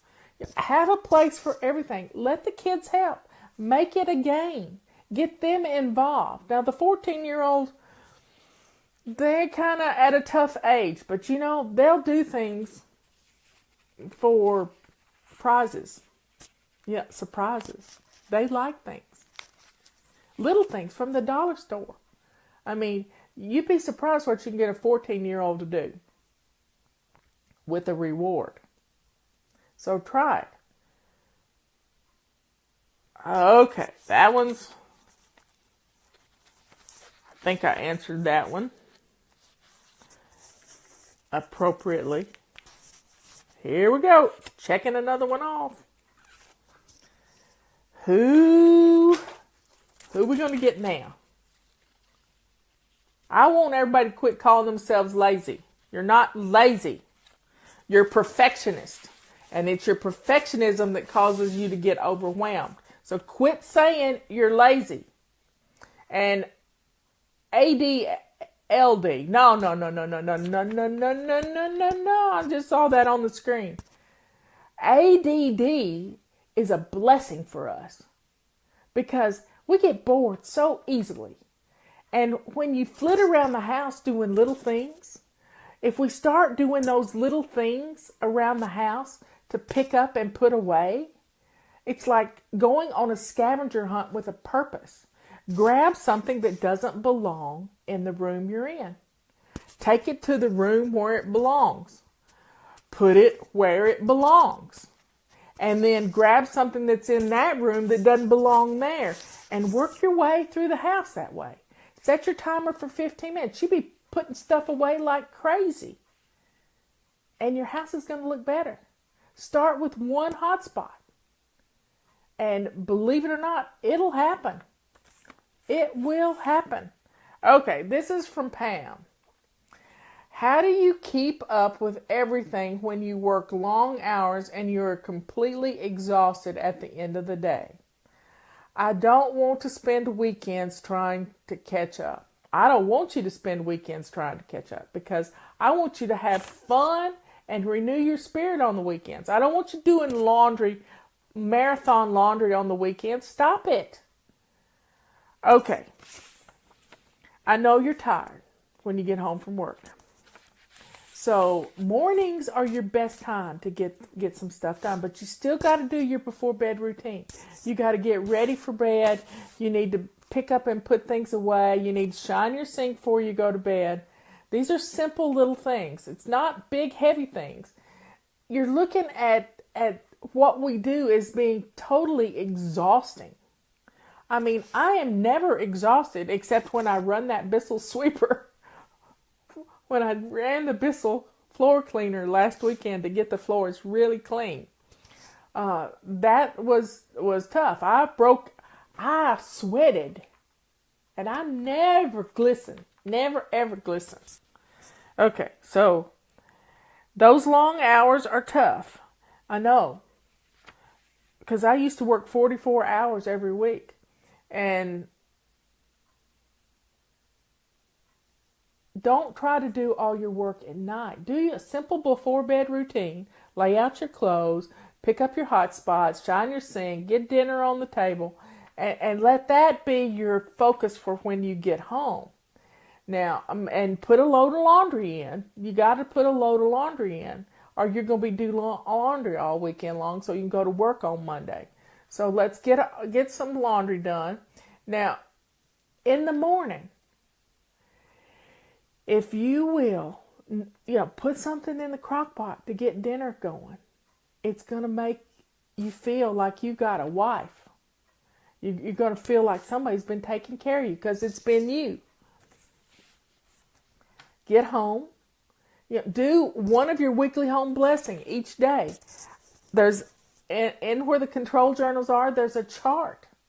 For Mondays you do this, Tuesdays you do this, Wednesdays you do this. And it just makes it real easy. Look at it before you go to bed. Put a Post-it note up on your mirror when you're getting dressed in the morning to remind you. Gather up all the trash. It's trash day, This is how you get things done because you got to use the time when you got the energy. And the energy is the morning. My morning time is my writing time.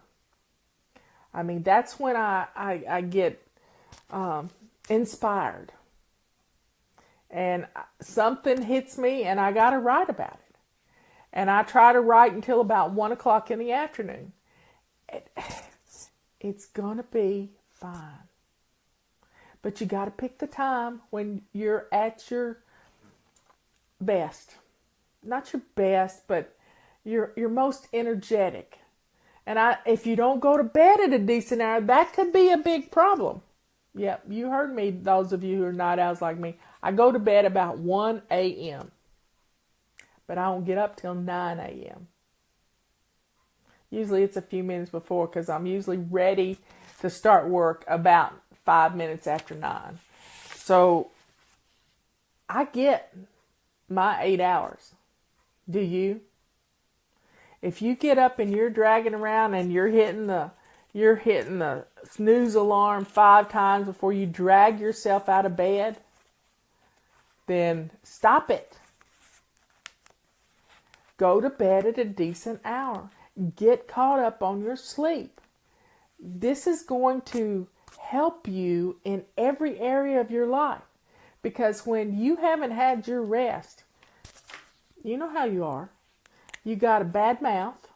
You're hateful with everybody in the house. You beat yourself up. And you have no energy. So let's get that rest every day. You know how it is when your kids don't get their nap out. They're irritable, as Michelle would say. Just irritable. I want you to get your rest. Okay. Here we go. I have one. This is from Teresa. Oh, I love that name. My hairdresser's name's Teresa. I love Saint Teresa. I've been to her shrine several times in Illinois. Anyway, this is from Teresa. I work outside the house. This has been a common thread today. I have a hard time following routines and getting a control journal completed. I'm not going to mention how long I've been struggling with this. Any suggestions? I know right where you're coming from. You poor little perfectionist, you. We want the control journal perfect. We make the control journal too hard. And if it's too hard, you're not going to do it. This is what happened with Pam and Peggy's system for me. We had all these cards, and I made it worse. Their system is great. But I made it hard on me because I piled on. That piling on is what hurt me. I thought, well, if one card was good, 50 cards, 500 cards would be much better. Nope. Because I got overwhelmed just looking at them. And then when I would miss a day of looking at the cards, I would give up. I'd throw the baby out with the bathwater before it ever got started, and I'd just do nothing because I didn't have anything directing me. Here's where we start. Go shine your sink. If I said it one time today, I've said it 50 times. Shine your sink. Get dressed to lace up shoes. And declutter 15 minutes every day. That's it. That gets you started. It's going to change your life. And each month we practice a new habit. Now, psychologists tell us that it takes 21 days to establish a new habit. They tell fibs. That's what they do. They don't know you like I do. So I know me, if I would miss a day, I'd just give up. So what I have done with our little system is giving you a 10-day grace period. Sometimes it's a 10-day grace period. And that grace period gives you the blessing of being able to jump back in where we are as if you hadn't even missed a day. Forgive yourself for missing a day because we don't think about it. And do your routines. And it's a simple routine, not 10 things. It's get up and get dressed to lace up shoes. Put a load of laundry in. Swish and swipe your bathroom while you're in there. Bam. Go get some breakfast. Unload the dishwasher. Simple routine that's going to get your day flowing. Now, you're going to do other things during the day. And I like to make a list of 5 or 6 things that I can play with over and above my morning routine that I play bingo with by myself. I just, cut them up and put them in a little bowl and pick one out, or roll a dice and number 1 to 6 and pick a number and go do it. Have the kids draw a number. I have a list like that every day of things that I want to accomplish. Today I am washing flower pots. We have a back deck flower arranging area, potting area. And the flower pots just stack up, and so I'm sterilizing flower pots in the dishwasher. They're all done now. I can take them back outside and be ready to go. I might repurpose one of them. Who knows? But that's my little auxiliary list. It's not something that's pressing me that I've got to do, but just something simple. And I don't have a control journal anymore. My routines are established. Now, when I was establishing my routines, I had a control journal. I had one page in a sheet protector that would lay out on the counter, and it had my 5 or 6 step morning routine. There's examples of it on our website in the Getting Started section. And I would go from there. I would try to work through my routine without looking. It's like, no hands, Mom, no hands. It was amazing. I would practice one habit a month, and it started with shining my sink. That was January, because I started January the 1st, but you can start today. Today is August the 10th. You can start today. Shine your sink. The next habit was decluttering 15 minutes a day, because we had clutter everywhere. We had paths in our house. Paths, I'm telling you. And when you can't walk in your house and you don't dare get up in the middle of the night for fear you're going to trip over something, that's pretty rough. So I had to get rid of some clutter just to make way for my routines. So getting my sink shining and keeping it shining and shining it every night before I went to bed was my first big habit that I practiced for a whole month. And after you do it for a month, you got that down pat. I'm telling you, it is amazing what that does for you. And then the decluttering a little every day, but I was getting dressed too. But I didn't practice getting dressed until March. April's habit is making your bed. Do you know what a difference your bedroom feels like when you've made your bed every day? I did not make my bed up today because I got some new sheets in. I ordered some new sheets yesterday. Not yesterday, I got them in yesterday, and I needed to launder them before I put them on the bed. And I'm going to change those in a few minutes. But, having a bed that looks beautiful, and the cat loves me for it. I'm telling you, I've got this little foot comforter that I fold up and make a pallet on the bed for him. And he's been staying there all day long. Do you know what that keeps me from doing? It keeps me from having to get the cat hair, white cat hair, off my couch. And that makes me happy. Happy, happy.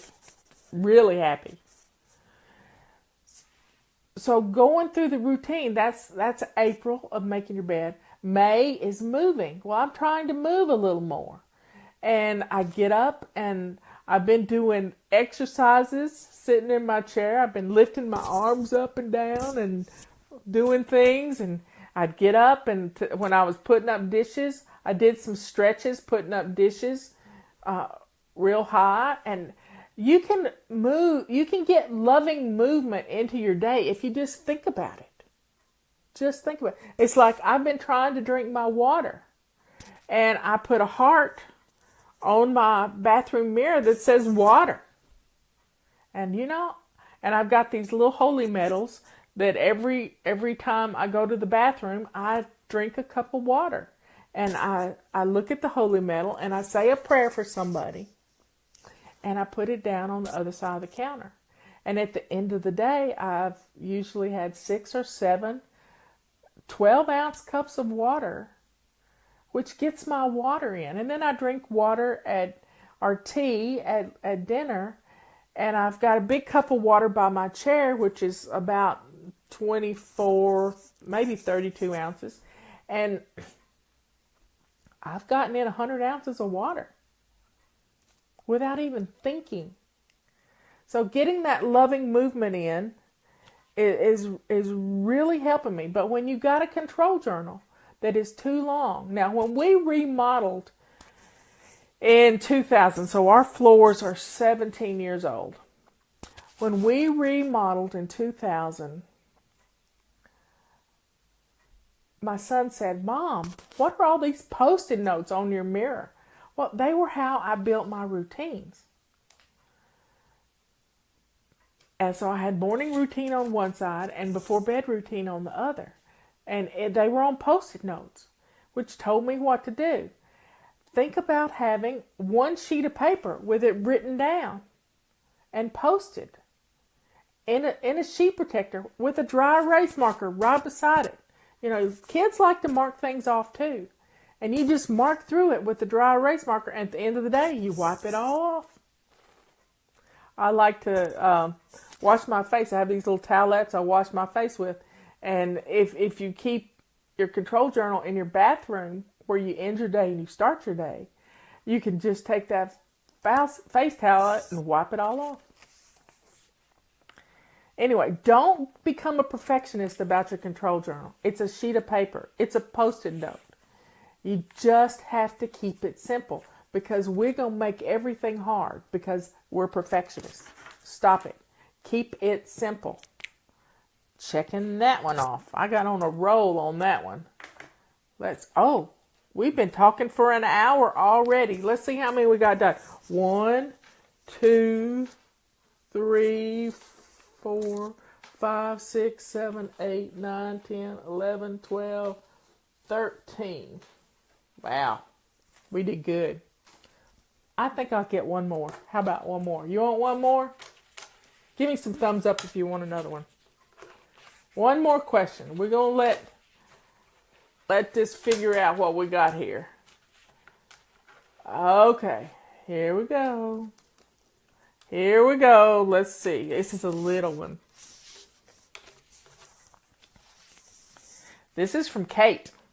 And Kate says, I was raised in a home where nothing was ever clean. How do I change my way of thinking from what I live in now isn't that bad?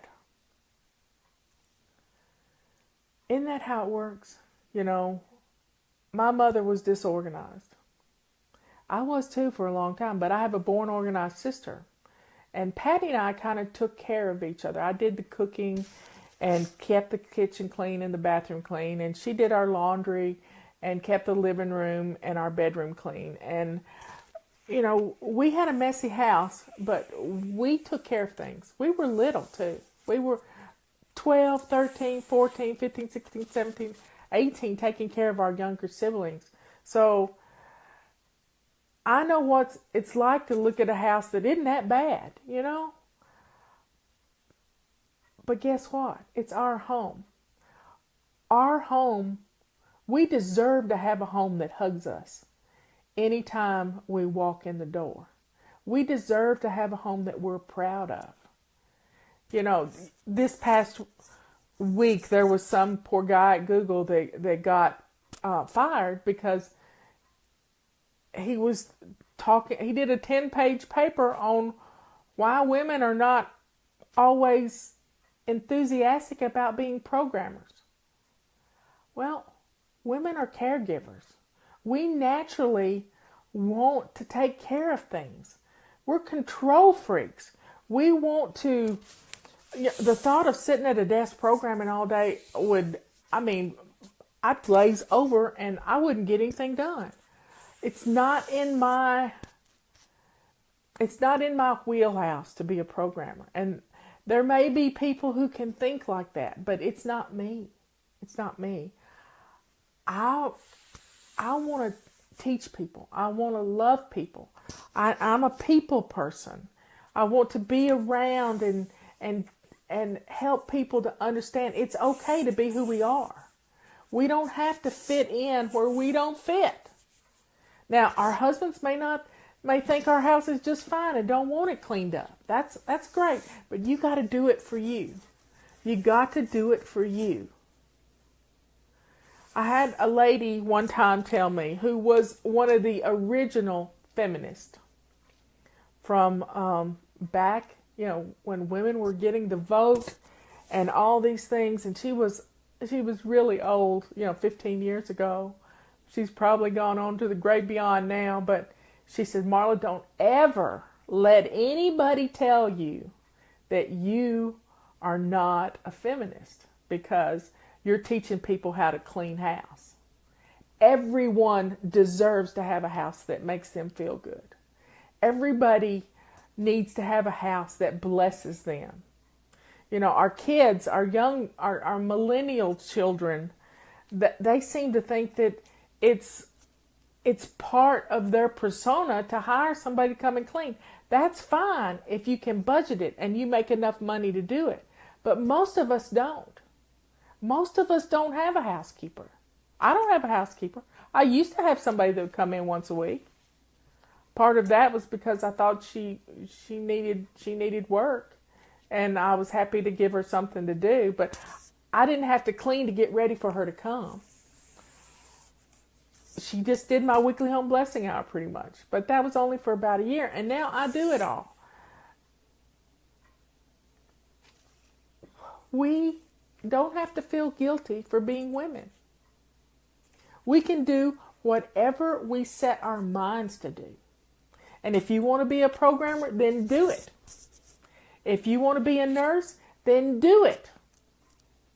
If you want to stay at home and take care of your babies, then do it. If you want to homeschool, then do it. But don't sit back and beat yourself up because you can't.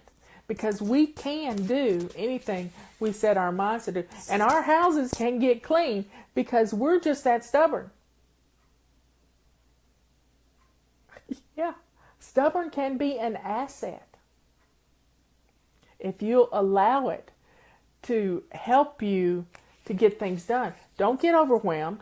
When you hear yourself say, I don't have time, this is overwhelming, set your timer for 2 minutes. You can do this. Our minds work differently from men, and that's okay. It's okay. Husbands have a hard time juggling things. Well, I don't want you to juggle things either, but you have to learn to focus on one thing at a time, because a hound dog can't chase 8 rabbits at one time. They can only chase one. And my big dog may not be a hound dog, but he caught a skunk last night. So he must have walked through the fog of the skunk. We can do what we need to do to get things done. As my granny always said, Kate never could do anything. And it was Kate. Kate never could do anything.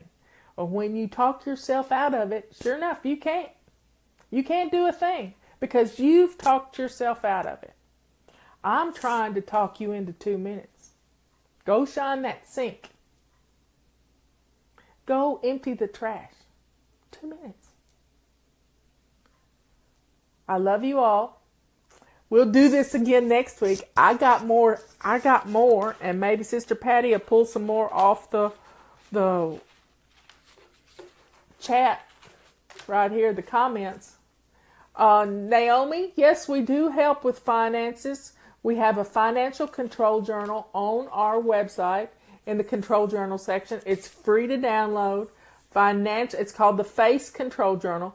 Financial awareness continually empowers. We all need to be financially aware. Even our government. We need to know what we're spending and where it's going. I love you. Say prayers for our political people. They need help. And let's be safe. Let's love each other.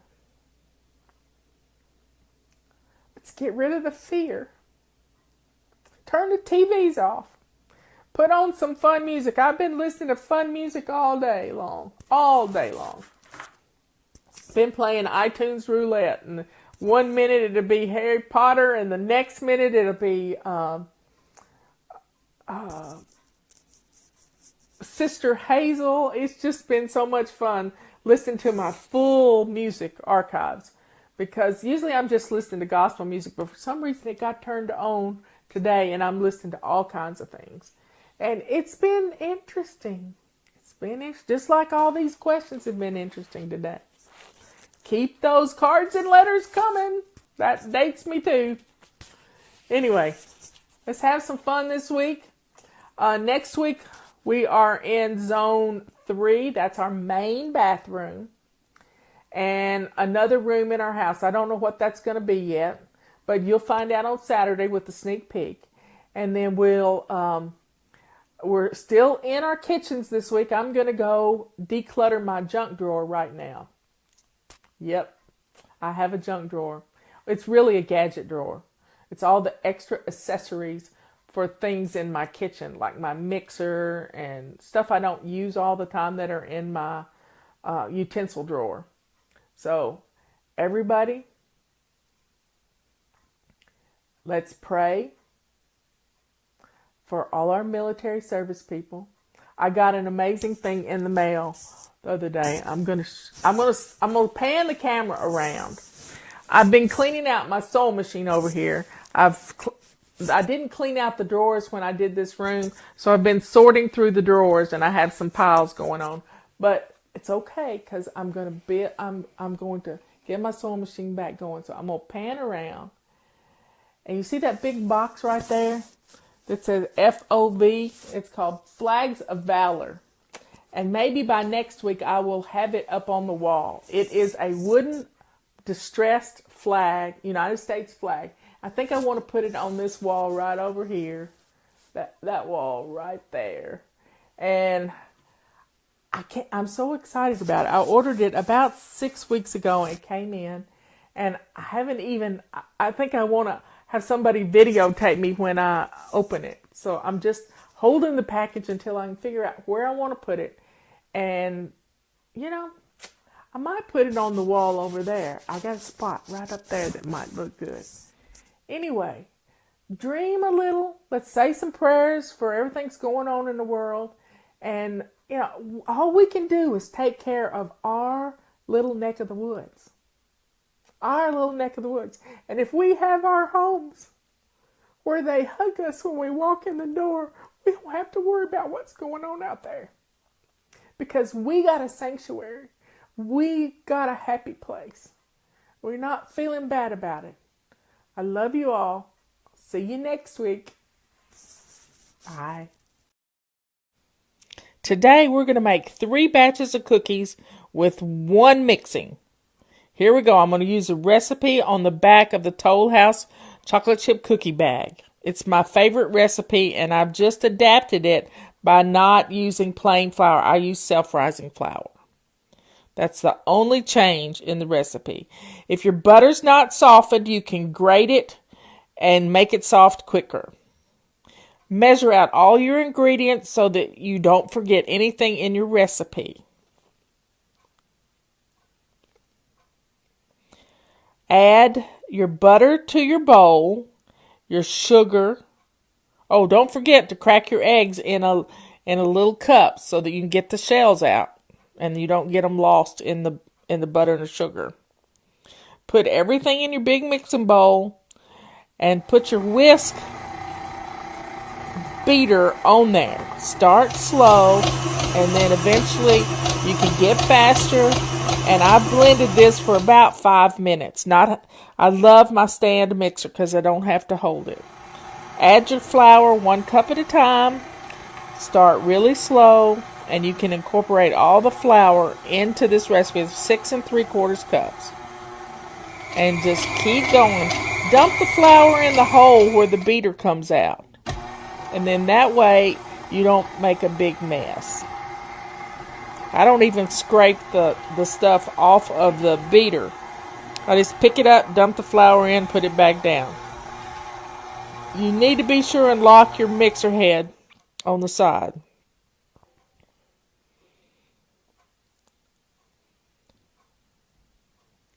This is just a fun way to get a lot of cookies out of three recipes combined.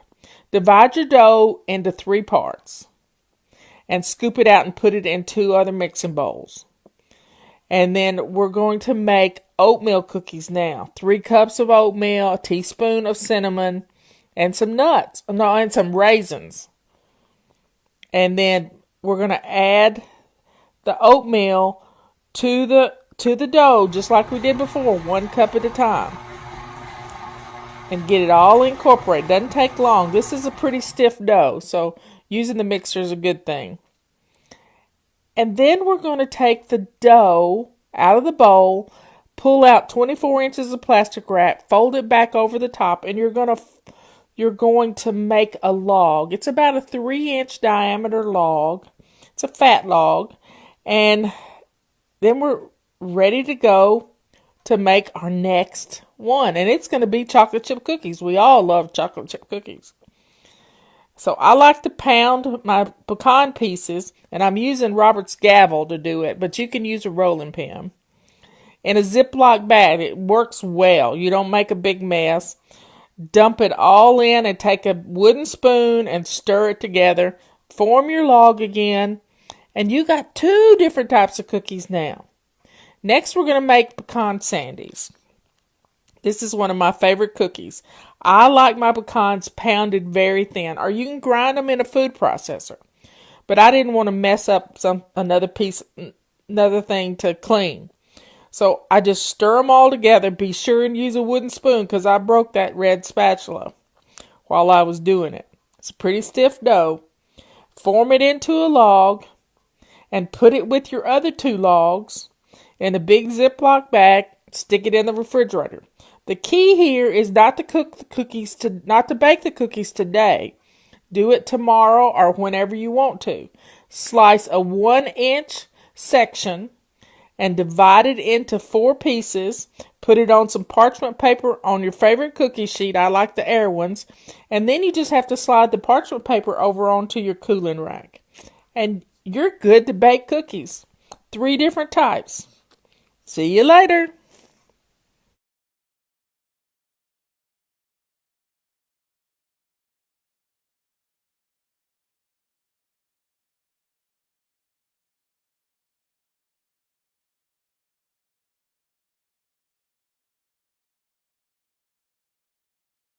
It's Thursday. And you know what that means? I've got questions. And boy, are we going to have some fun. We're going to have some fun. So get on in here. We'll get the chat up. Sister Patty is on the road today. She is headed to a 50th class reunion with her husband. And that'll be a fun trip for them. It's not a fun trip for me. I like all my little ducks to stay right where they're supposed to be and not be traveling too much. But hey, it's once every 50 years. I think we can handle it. So all of y'all get on in here. Patty has boarded a plane in Chattanooga and headed to Long Island. So all glory goes to God. Keep them safe. Jack is at home resting. He's in a lot of pain, so we got to pray for Jack.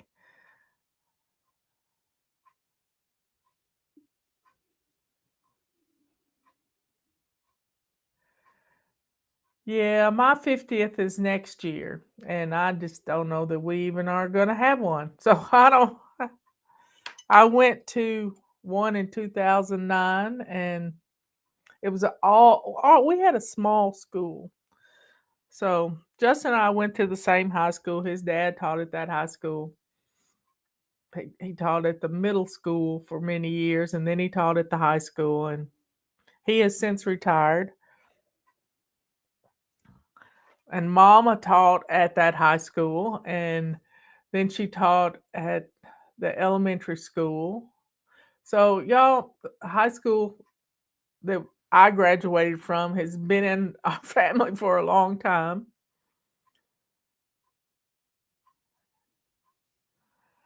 So y'all get on in here. Let's get started. Patty sent me questions this morning. I've printed them out. My printer was not happy because it had been turned off by the power going out, and I hate it when that happens. But I had reset it and turned it totally off because they've been working on our power lines for weeks now, and every day just about our power goes out for just a little crossover or something. I don't know what.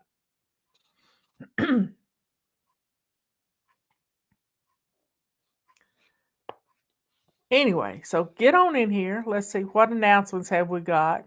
We have extended our coupon code on into October just because Jack's sick and Justin's having to handle everything at the office. So we just thought, let's just not have many changes going on right now. So that's to your advantage. Let's see, today is September the 28th. September the 28th. Let's see what our little devotional is. I was listening to a sermon with Pastor Kent Christmas about the prodigal son just now, and it was really good. I'm going to re-listen to that. Today is September the 28th. Sin does not discourage God's grace, but it allows him to display it more clearly. And this is from Romans 5:21. So that just as sin reigned on earth, so also grace might reign through righteousness to bring eternal life through Jesus Christ our Lord.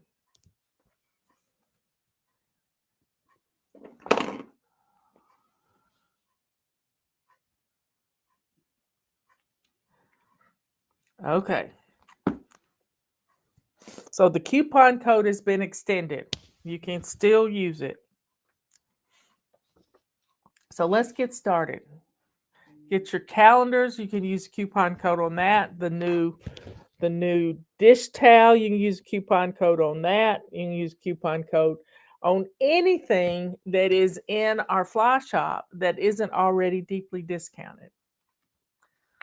Okay. And be sure and listen to Dutch Sheets this morning. It was the third part of a dream I forget who had the dream, but it's about the blending of wines. And it is powerful. I want to read the whole dream. He's been breaking it down in parts, but each part has been really good this week. Gina Goldstein is the one who had the dream. So here's our questions for September the 28th, 2023. Hello, sweet fly lady. I hope you can help me. I grew up in a family that emphasized education above everything else. I went to school, just kept going until I got out of medical school. Cleaning was something I never learned at home or in school. But let me tell you that they were classes I really needed. Now that I have my own home, I have no clue how to get started. I have clutter everywhere and my home is in shambles, and so is my life. Where do I start?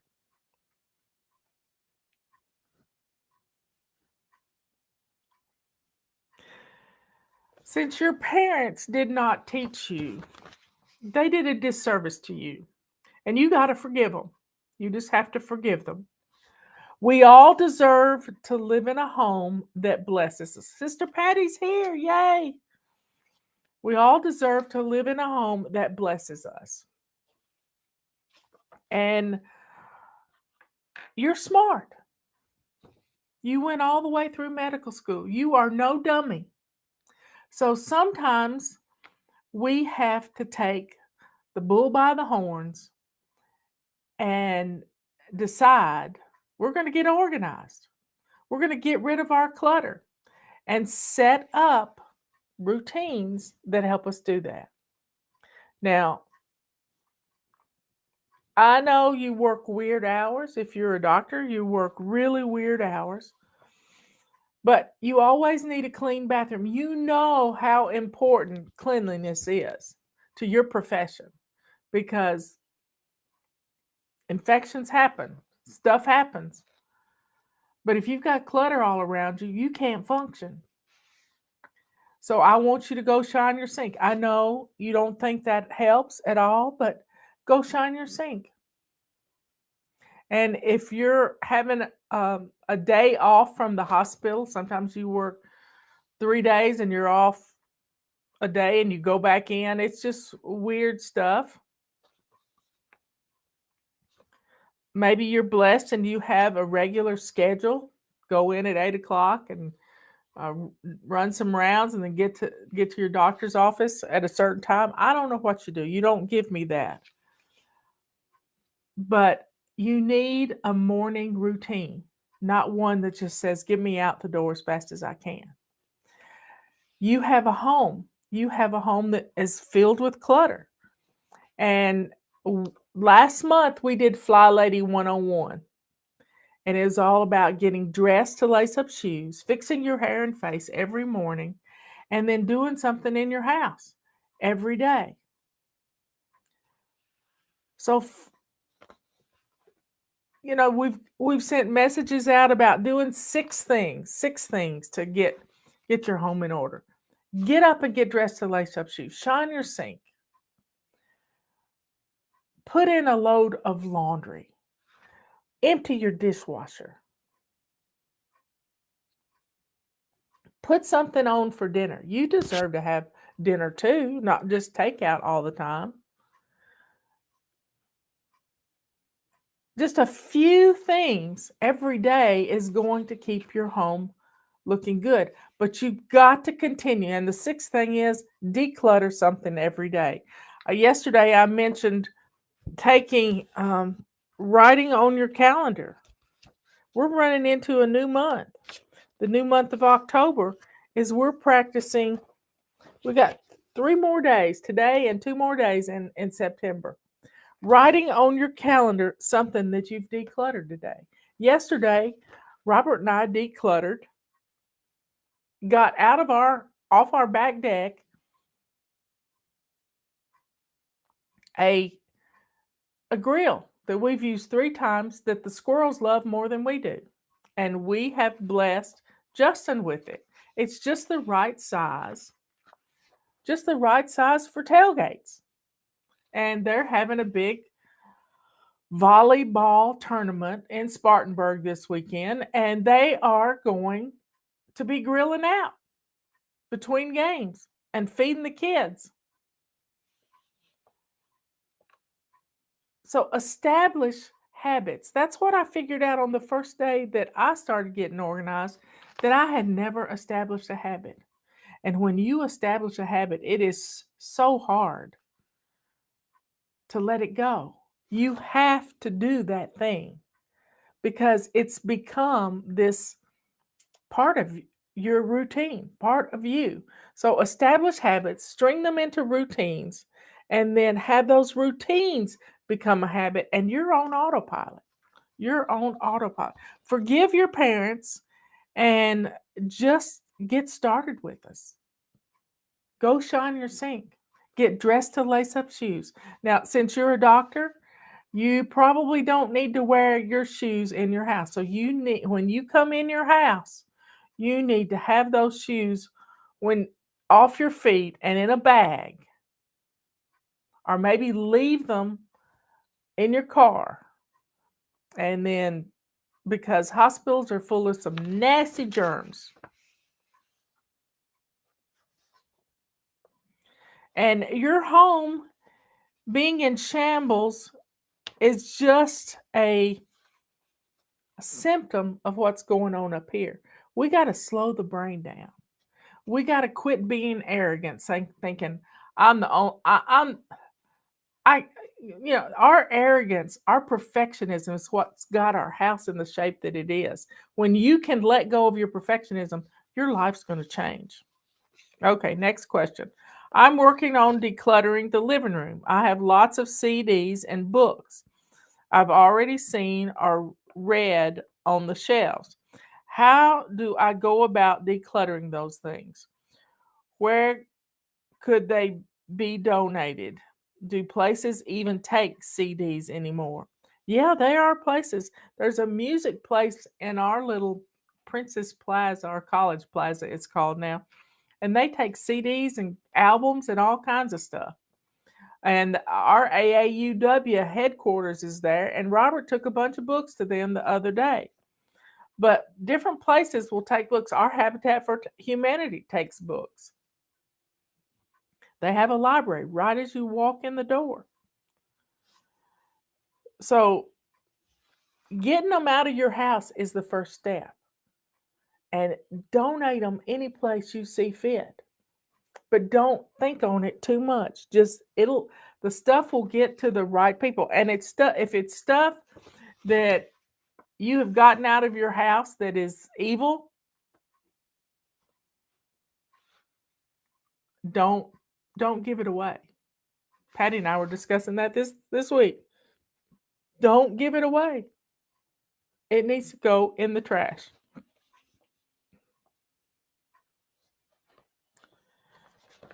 Okay. One page down. 3 more to go, maybe 4.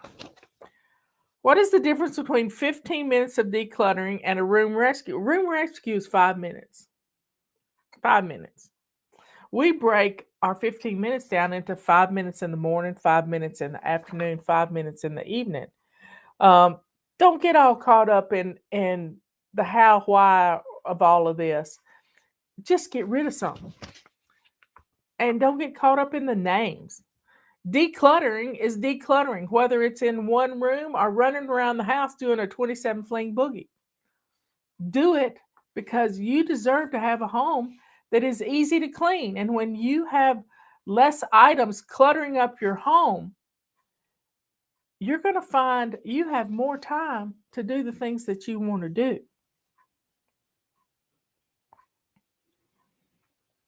When I start decluttering a room, should I do one thing at a time, like put away, give away, throw away? Should I start with throw away? I know this is kind of elementary, but I'm a new flybaby and I'm not sure how to proceed. I don't want to waste my time going backwards. How can you go backwards when you're getting rid of stuff? That's always a push forward.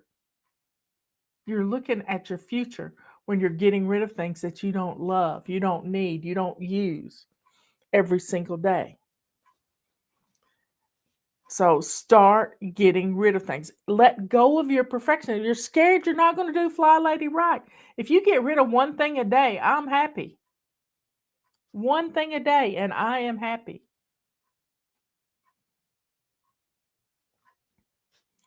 So we are in the living room this week. What can you get rid of? Guess what I'm going to do today? I have 3 bags that are stacked up. They're kind of like purses and tote bags. I'm going to go through those tote bags into give away, put away, throw away. And I'm going to put away the things I need to put away. And I'm going to give away the things I need to give away and get it out to the car, out to Robert's car, because I don't have a car right now.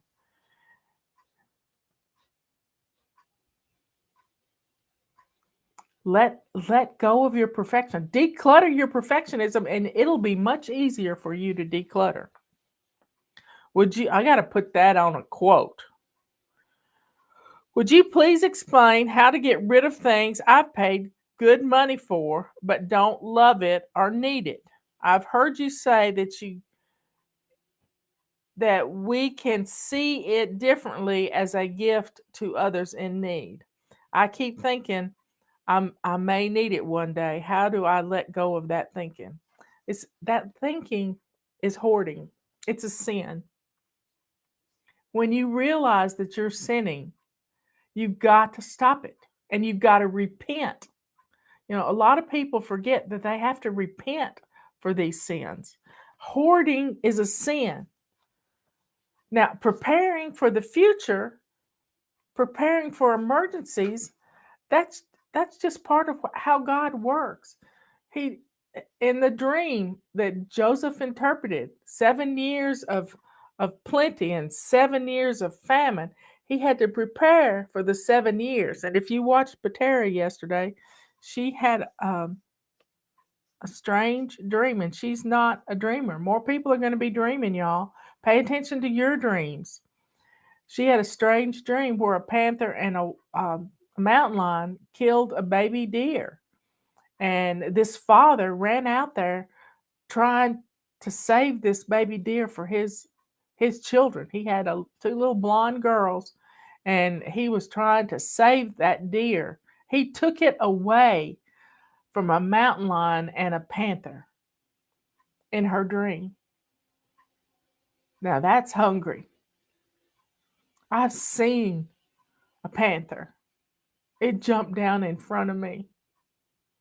And the wildlife people tried to tell me I didn't see a panther, but I did. And it was on my way home one night in the wee hours of the morning.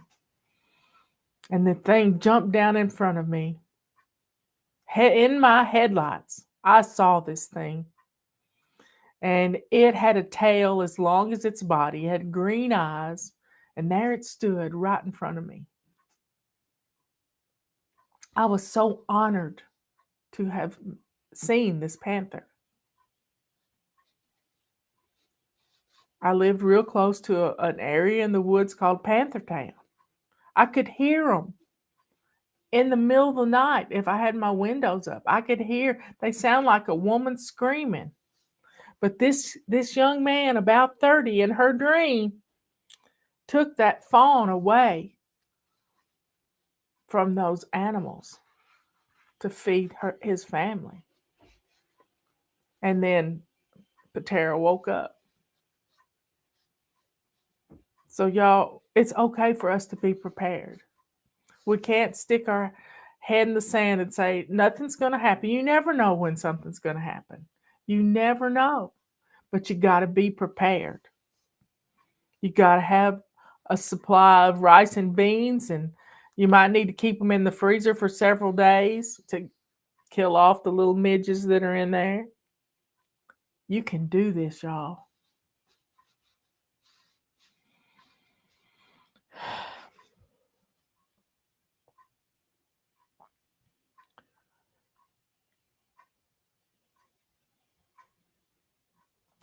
Would you explain? Oh, no, I just did that one. Now, if you've paid good money for it, I know it's hard for you to let it go. But when you give it away to somebody, maybe you got an Instapot. I've given 3 of them away, y'all. I don't feel the need, but I watch Dano from Dano Seasoning. I watch him use an Instapot quite often. He'll put chicken in it. He'll do lots of things in it. So, and it's quick. So that might be an option sometime. So I haven't let go of my, and you can can some things in it too in small jars. But I'm gonna hold on to my Instapot. I've made bone broth in it, and chicken broth. It's good stuff.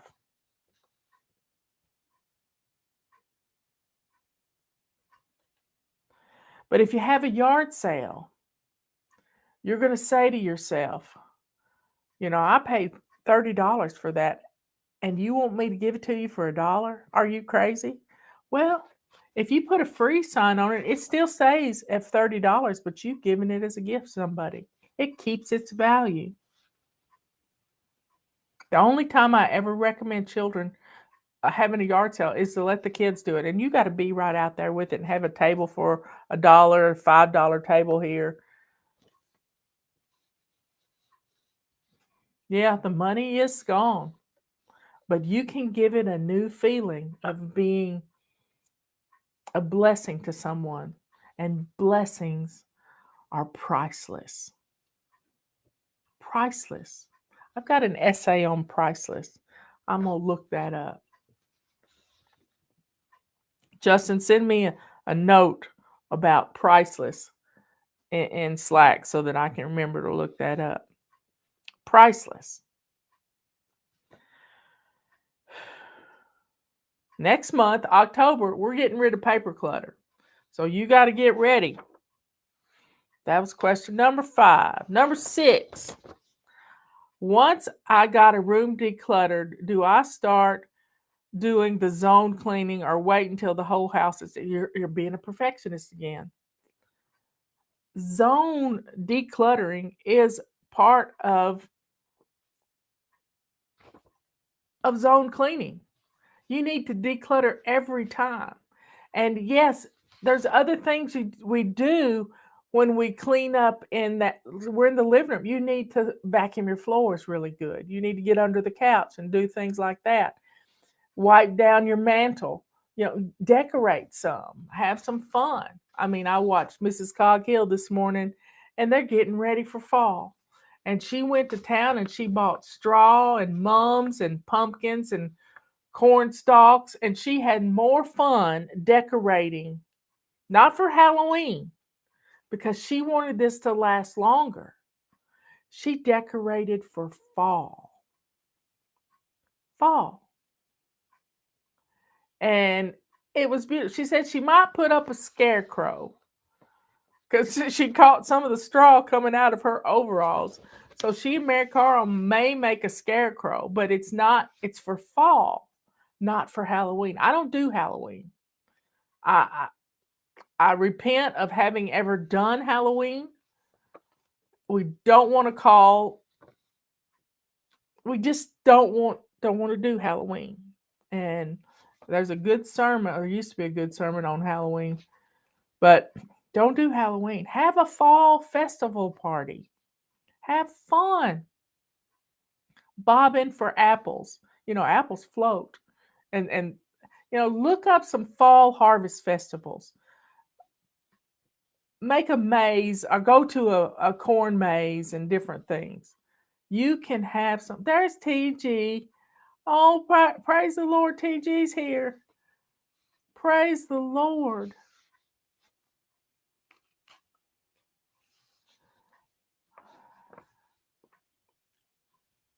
But we can have fun decorating just a little at a time. But don't wait till your whole house is decluttered. It's not going to happen. Your house is never going to be totally decluttered. It's something you've got to do every day. And be consistent at getting rid of one thing every day. Maybe it's a piece of furniture. Maybe it's some books. Maybe it's some cookbooks that you've never used that you can get online. So get rid of clutter. It's an ongoing process.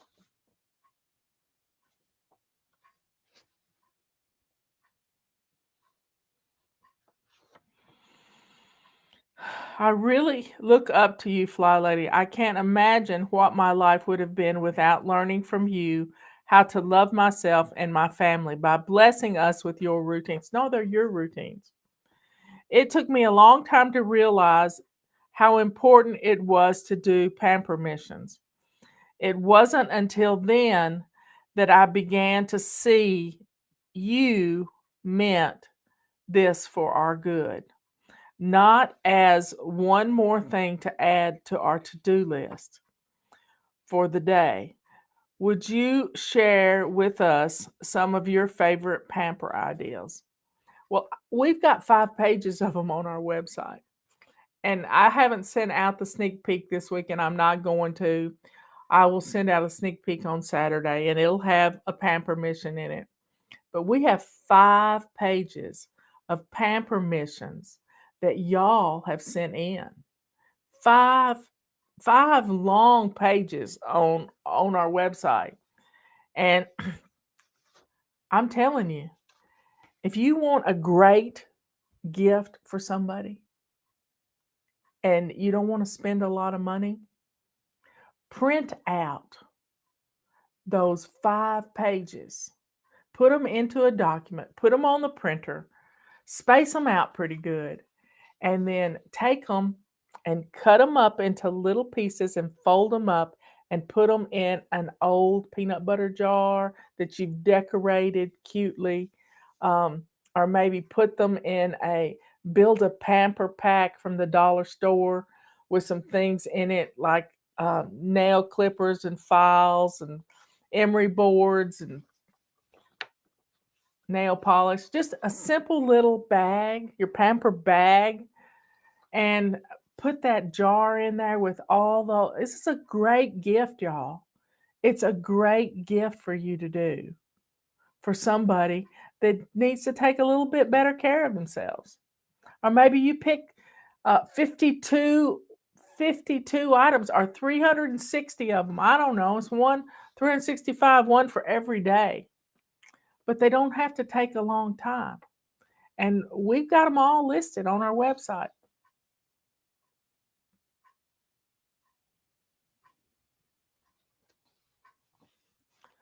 Yeah, mason jar would work too, but if you're going to be taking it places or giving it away, something that's not going, something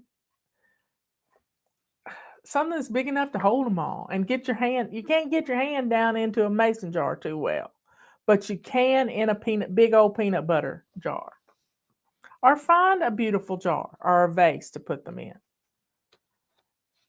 But it's a great little gift idea for Christmas.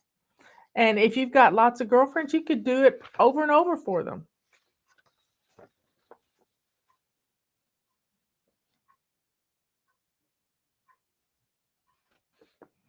So some of my favorite pampering missions are Epsom salt. I love a nice bag of Epsom salt. It's my favorite thing in the whole wide world is to have Epsom salt in my bath. And it just makes me happy. And you can make bath bombs. You can do lots of things and give those bath bombs with your jar of pamper missions.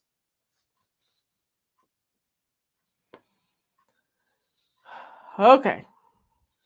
I'm a new flybaby and I want to read one of your books. Which one would help me the most? It's according to your age. If you're young, the latest book, which is 5 years, I haven't written a book in 5 years, is The Chaos Cure. And The Chaos Cure is a fun book. You just open it up and you can read anywhere. It's a fun book. But you can start at the beginning with Sync Reflections. It's a white book now. It's that one right there. If I reach over, I'll fall off my stool. But it's the basics. But you don't have to read a book. It's sweet of you to want to read a book.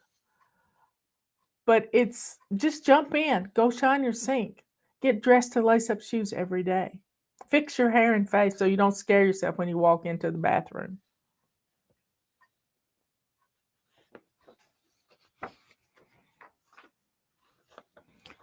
Did you write your routines down when you first started doing it? Yep, I did. In fact, I probably got it here somewhere. Yep, here it is. This is one of my original control journals. I made a big deal out of it. I put lots of little things in it. Printed things out in 5 by 8 sheets. That's a half of a sheet of paper. And this was it. My original was very thick. It was stupid. I used Post-it notes on my mirror to remind me of things in my bathroom as I was getting ready. Yeah, Hidden Treasures is my sister's book, and that's her depression book. I don't know where the Hidden Treasures is, but it's a cute book about decluttering and finding out what your purpose is. But yeah, I had them written down, and I would walk in. I would get dressed to lace up shoes. Part of getting dressed, swishing and swiping is one of those things you need to do every day too. Swishing and swiping, and I'd walk into the kitchen to make coffee because Robert was working at the time to make me a cup of coffee. And I'd look at my written down list, and it's in a sheet protector, so I would take a dry erase marker. This is not a dry erase, and I would check things. I would mark through things, mark through the whole thing. I still mark through the whole thing. As I'm working, I've got a list that I do that too. I mark through the whole thing, and I love seeing everything marked off. But I've gotten so good at doing my morning routine, I don't have to do that anymore. Somebody's asking me, how do I keep my bath water hot? Well, I just use only hot water pretty much. And I only stay in it about 25 minutes. And I don't run any hot water anywhere else when I get ready to take a bath because I have a big bathtub. It's a 6-foot bathtub. So yeah, I would walk into the kitchen and then I would look at my checklist to see if I had automatically done and anything that I hadn't done, like make my bed or take a load of laundry to the laundry room. Anything I hadn't done, I would go and redo that, come back, check my list, and then I would start my coffee, my second part of my morning routine, taking care of me, taking care of eating and taking supplements and all that kind of stuff. What does Jack do at FlyLady? Any news about him today? We are praying for him. Jack is our he handles orders. He and Rebecca and Justin all pack orders.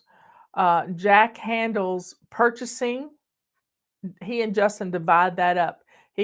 Jack has vendors that he talks to. Justin has vendors that he talks to, and he's just he's everything. He's been working for me almost 20 years. Well, let's see. I don't know what year he started, but he started after Kathy. Kathy can tell me. Anyway, he's been with me for 2 decades practically. And we have gotten stuff done. We have really gotten stuff done with him at the helm of helping us guide this big old FlyLady ship. He and Justin are pilot and co-pilot, and I stay at home. I stay out of their stuff. They take care of everything. He's in a lot of pain, but it's not as he can tolerate it. It's as bad as it was before he had the surgery, and I don't have full details about the surgery. I just know it wasn't as it was a tough surgery.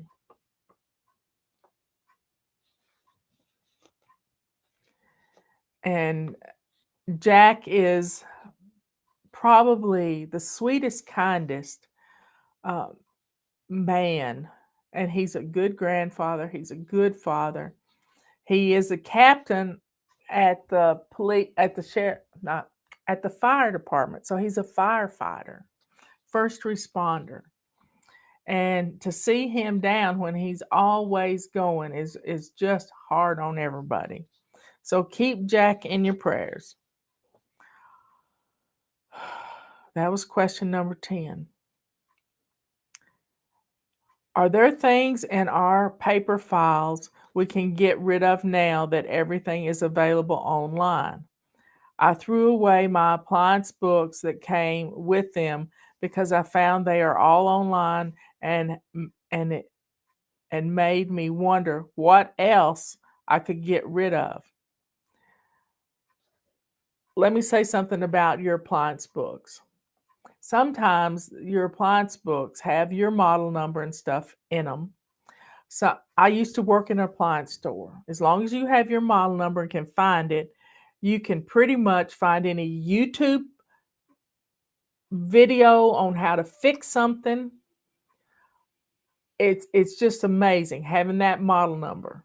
So if you've got the booklet, sometimes you can read it. It's in English. Sometimes it's not. But I keep my booklets, and once a year I'll go through them and throw away the ones that we don't have appliances for anymore.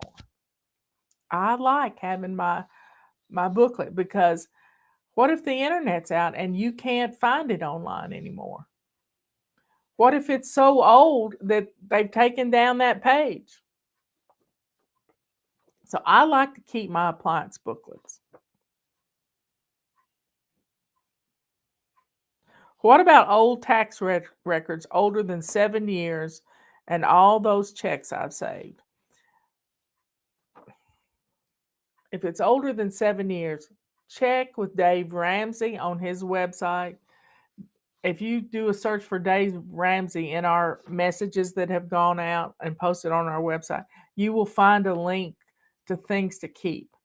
Anything older than 4 years, and you could probably get rid of, but 7 years, anything after that. Now, I have all my tax returns, and I have everything that backs up those tax returns in a manila folder. And Robert and I have been married almost 27 years, and it takes up this much space in a filing cabinet. 27 years of income tax returns.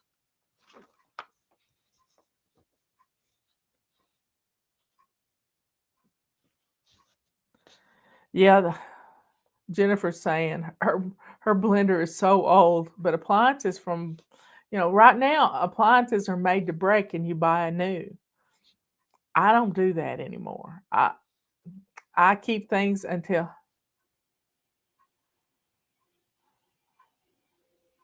TG had an infection that went septic. That's not good. Patty almost died from that.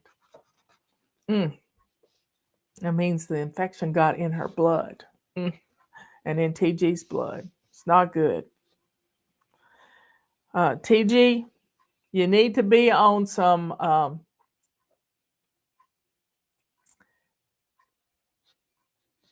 wonderful supplements. Patty had to take some wonderful supplements that helped her. Healing greens or something like that. It's in a powder form. Her doctor couldn't get over how well she was healing.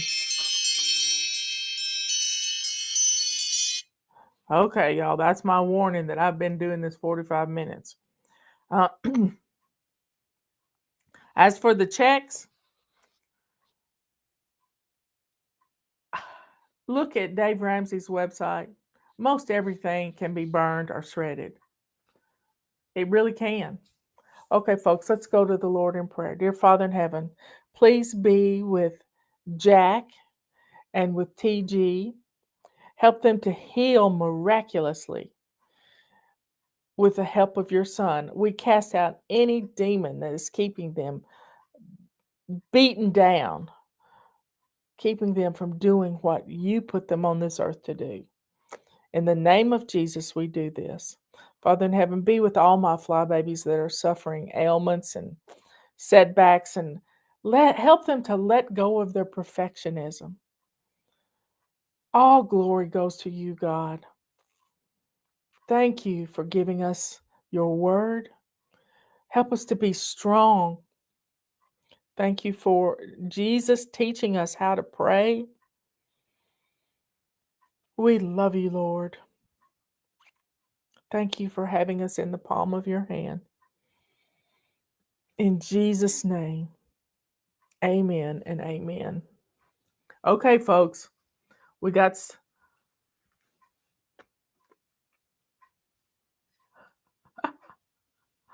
Oh, my. Yeah, you can get some good appliances at yard sales. So y'all be good, kind, and sweet.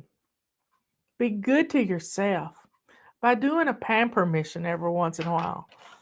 By coming up with ideas for pamper missions and putting them in a jar for a friend.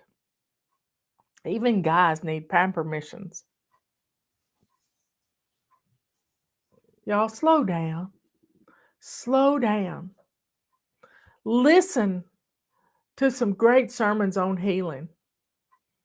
And that's to you, TG. Listen to some great sermons on healing. You got to have faith. Faith of a mustard seed. And Pastor Hagen, I've listened to 2 sermons in 2 days from Pastor Hagen on healing. You can't have any doubt. No doubt. I listened to a sermon last night. He was talking about the centurion who wanted his son healed. He didn't go about thinking, I'm going to go home and he's already going to be gone. He didn't do that. He knew his son was healed. You can't have...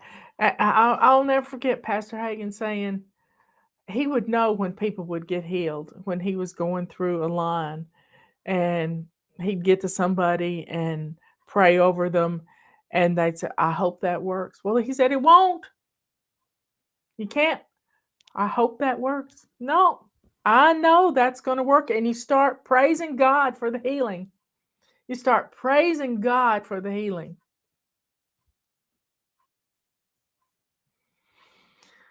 So be good to yourself by doing a pamper mission. Be kind to others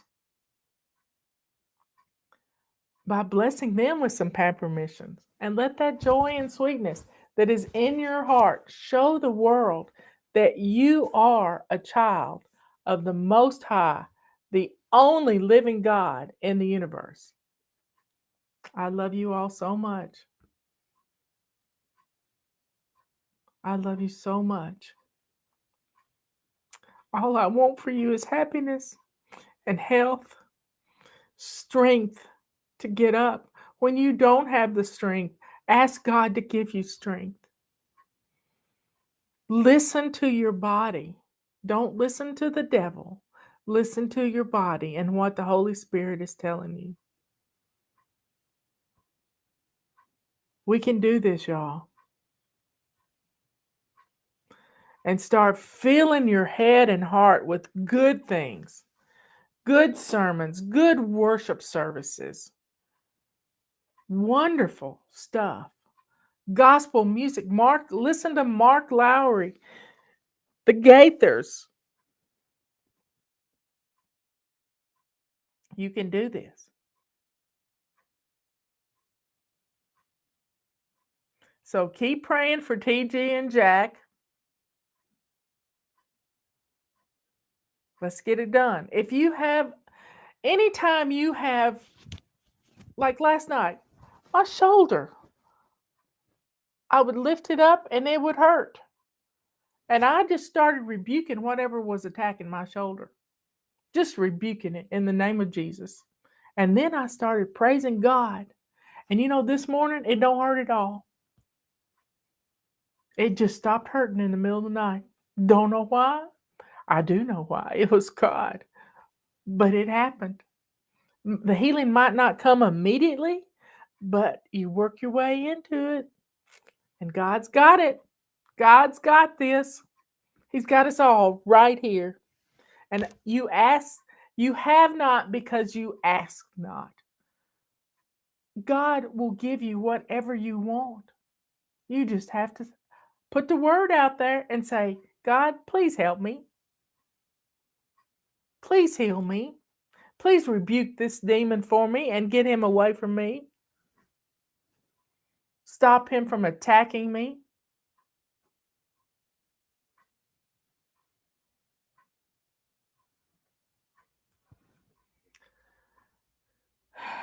The more you do it, the more it works. I've just been, sometimes I just ignore pain. And I guarantee you that's something TG did. He probably ignored some pain, thinking he'll just push right through it. Kareem Abdul-Jabbar has got a TV commercial. And he says, I just tried to wait for it to pass, the pain. And he was having heart fibrillations, if that's the right word. And anytime it happens, you got to rebuke it right then. But you got to slow down enough to recognize what's going on. When we're going 90 miles an hour, we don't have a clue. When we're putting out fires here, there, and yonder, our adrenaline is pumping so fast in our blood, it's covering every bit of pain that we could have. But when you slow down and you let your adrenaline settle and you're not drinking much caffeine, you can feel when you get a twinge where you shouldn't have a twinge. In the name of Jesus, I rebuke any infirmity that is attacking any of my fly babies around the world. They might manifest, and you can take control. You can take control and say, you get out of me in the name of Jesus.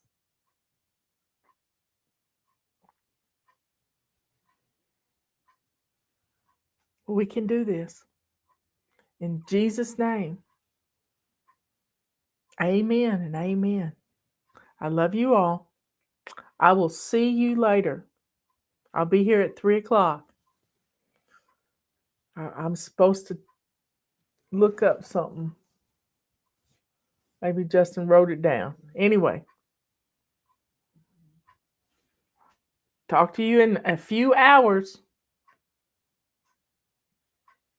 And y'all, get an email and click on some stuff in it. It don't matter what email it is, click on it. It's going to tell your IP, your internet service provider, that you want to get our messages when you click on it. A lot of times you don't even open the emails. We have an open rate of 18%, y'all. That's nothing. Open up an email, read it from top to bottom, click on something. I love you all so much. We don't have to suffer anymore. We don't. We give it to God and don't take it back. Give it to God. See you later.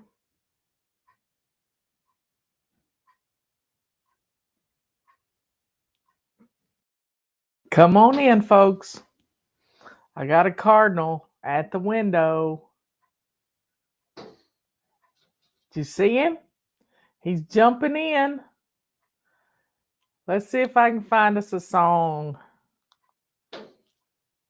He's just misbehaving this morning like crazy. I'm just going to leave it up. That's 4 times since I've been on the air. 4 times he's shown up at the window. And I hadn't heard him anymore this morning. So let's see. What are we going to play?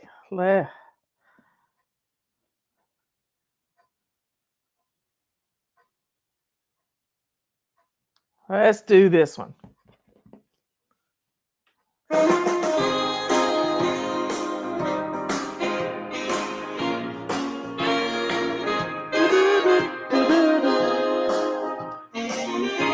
My nose is itching. Well, my sink is shining, but I'm not whining. I'm flying. I'm just a baby stepping in, I'm not obsessing. I'm flying. I got my list of things to do, and I'm ready for action in my lace-up shoes. Well, I'm no martyr, I'm just working smarter. I'm flying.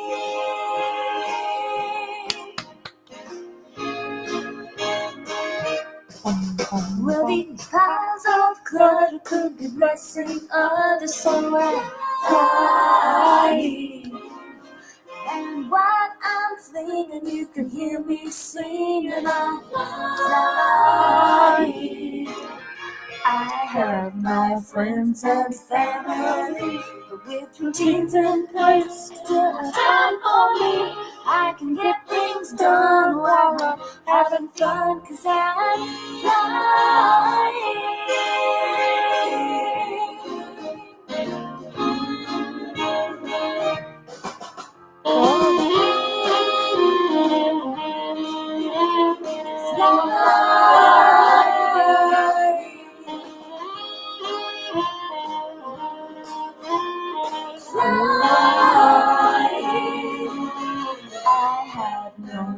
To sing the blues. Do you know the system? Have you heard the news?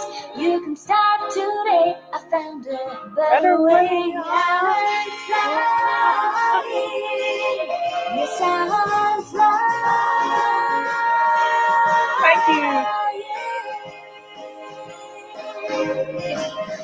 Do, do, do, do.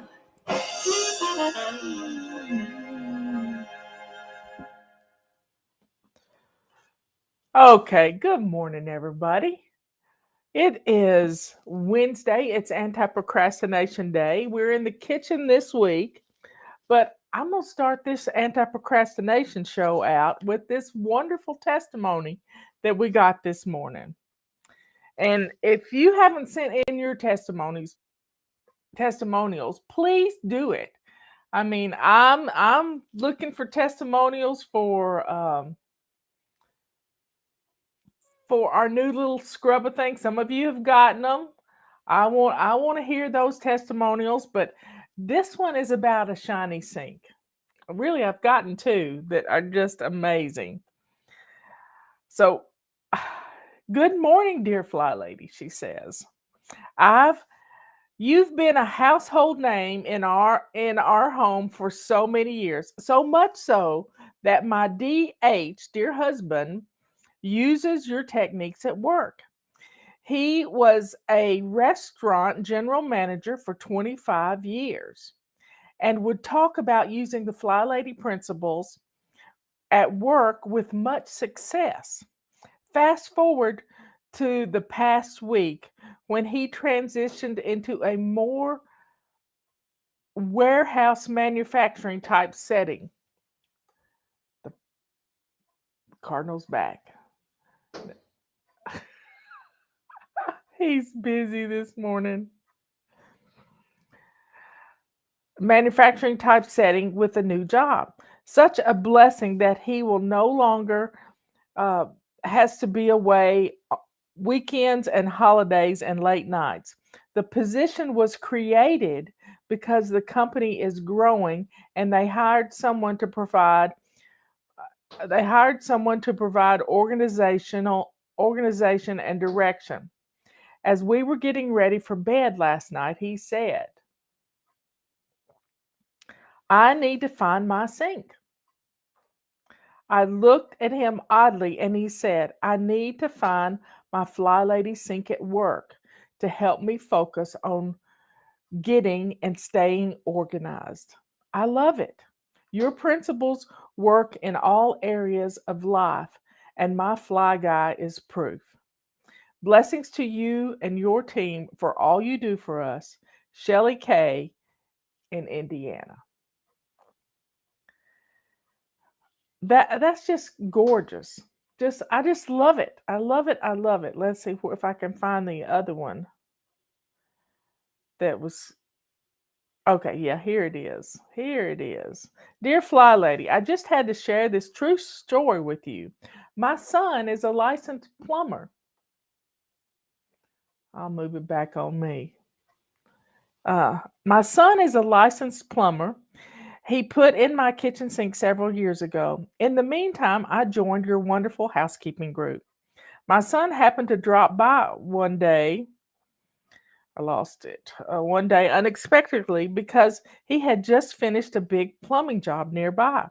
He walked into the kitchen and noticed my shiny sink and asked me when I got a new sink.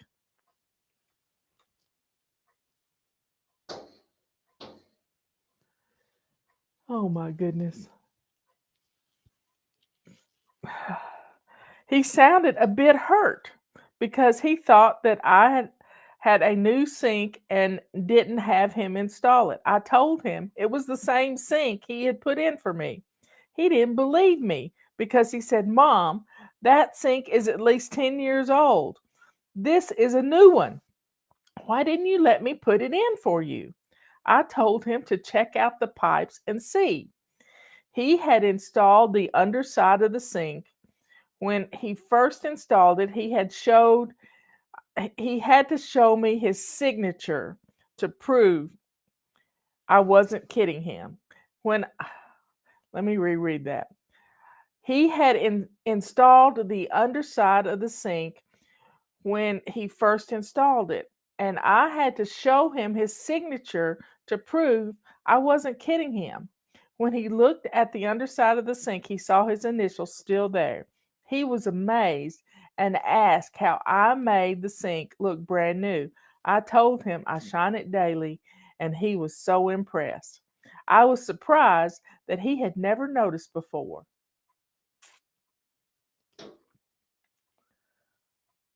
Oh my goodness, the bird is beside himself. But I guess But I guess when he visits, looking at the sink is not a real priority. Anyway, I thought this was funny and I just wanted to share a smile with you. Thanks. How great is that? That's from Dolores. So, folks, we're just going to have to let the bird misbehave. He is the last 2 days I've woken up in the morning at 8:22. Same exact time, 8:22. My nose is itching. What is going on?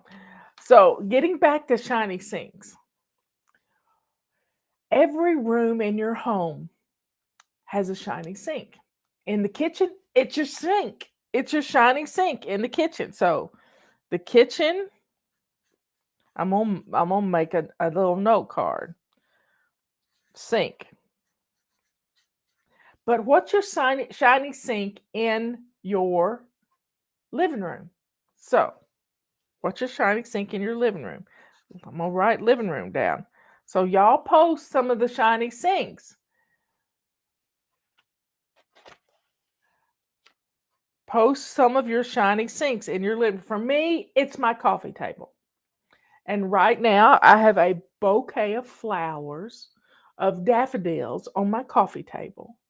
And it looks absolutely beautiful. So, living room for me, and the coffee table is in the center of the room. That is my shiny sink in my living room. Also, if I clean off my hotspot to the right of my chair, that's also a shiny sink for me. I don't clutter up the table between mine and Robert's chair because that's kind of off limits. But my other coffee table on the other side, it gets covered up with books and you name it. So that's probably what I'm gonna focus on when I get off of here is cleaning off that coffee table, cleaning off that end table. It's really an end table magazine table. Okay. He's at it again. You can see him sitting out there. That's not him right there, but he was flying in the window. He's out there. Wow, he's never misbehaved like this. I think that's a kind of a warning to us. Watch out, God's coming.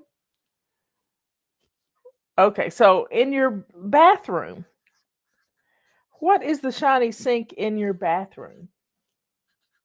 For me, it's my countertop in my bathroom. If I clean off that countertop, the bathroom looks clean. And I close my shower curtain, and the bathroom looks beautiful. And I also put my dirty clothes in the bathtub in a bathroom. So it's the countertop. So bedroom.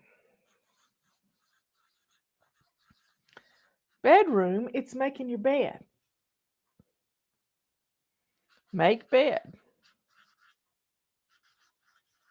Now, if you have a piece of exercise equipment in your bedroom, like a treadmill or something, and it becomes a clothes horse, that could be another thing that when you get it cleaned off, it looks good.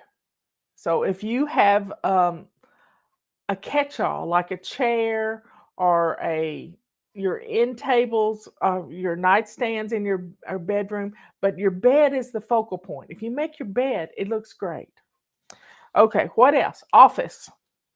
If you have a home office, what is the shiny sink in your home office? I don't have a home office, but I have this studio. And when my desk here gets kind of a little bit too messy, I have to clean off my hotspot.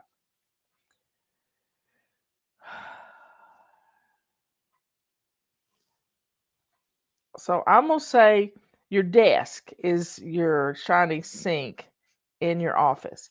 Now, laundry room. Laundry room. What's a shiny sink in your laundry room? Piles of clothes on your dryer or on your washer or in the floor. If you keep your floor clean of piles of things, it'll look a whole lot better. So I'm just gonna call for eliminate piles.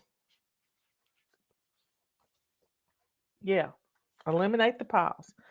What other room do we have in our house? I think that's pretty much got it all.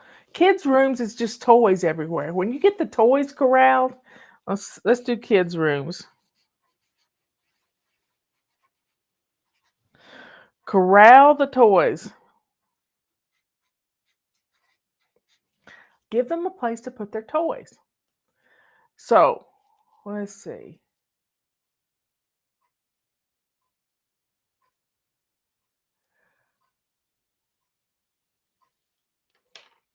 So, yeah, let's just I like things corralled away too. I need baskets and bins and things put in their place. As my granny always said, everything has a place and everything in its place. One time we got a testimonial from a lady in Scotland, and it was early on in the FlyLady system. And she said, as I decluttered, I started putting things in the place where they needed to go. And she found out she had 7 pairs of scissors. And she said every time she lost a pair of scissors in her clutter, she'd go buy a new one. And that was before Amazon.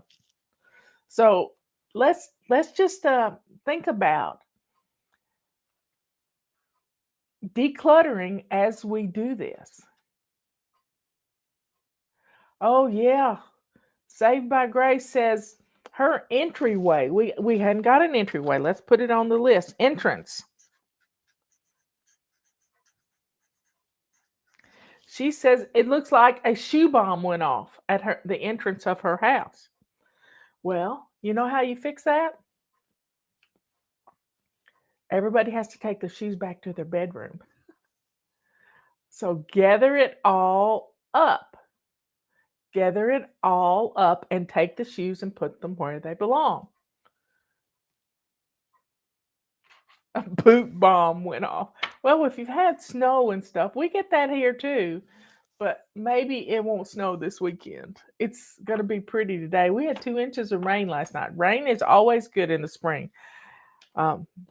It's always good in the spring. Okay, folks. Now, we're going to play a little game. We're going to start with our kitchen sink, and we're going to go shine our sink. Yep, we're going to go shine your sink. And we already played My Sink is Shining song. So let's play, every room has a shiny sink, but every room has a swish and swipe to that shiny sink. So let's play the swish and swipe song. And let's go for the kitchen. Shine that sink in the kitchen. Swish and swipe. And if your sink is shining, send me a testimonial. I'm swiping, but you won't hear me griping, cause I'm blessing my house today. I really dig it, I get it. It only takes a minute to keep my house looking this way.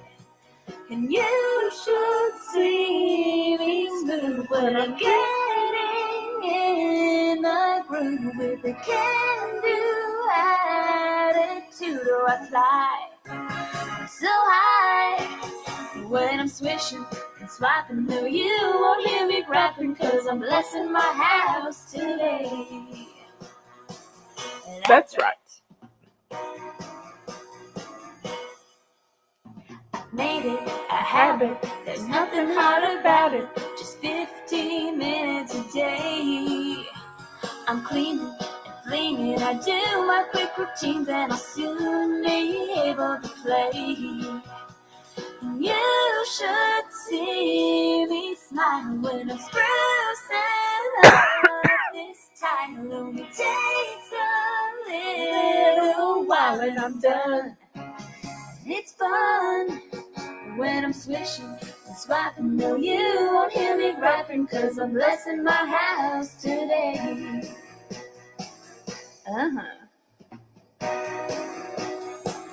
Here we go now.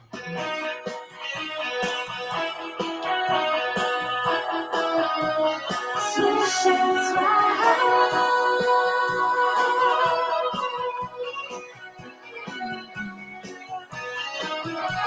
Round and round I scroll, just to once around this tub, and things are looking up, and I fly so high when I'm swishing and swiping. No, you won't hear me griping, cause I'm blessing my house today.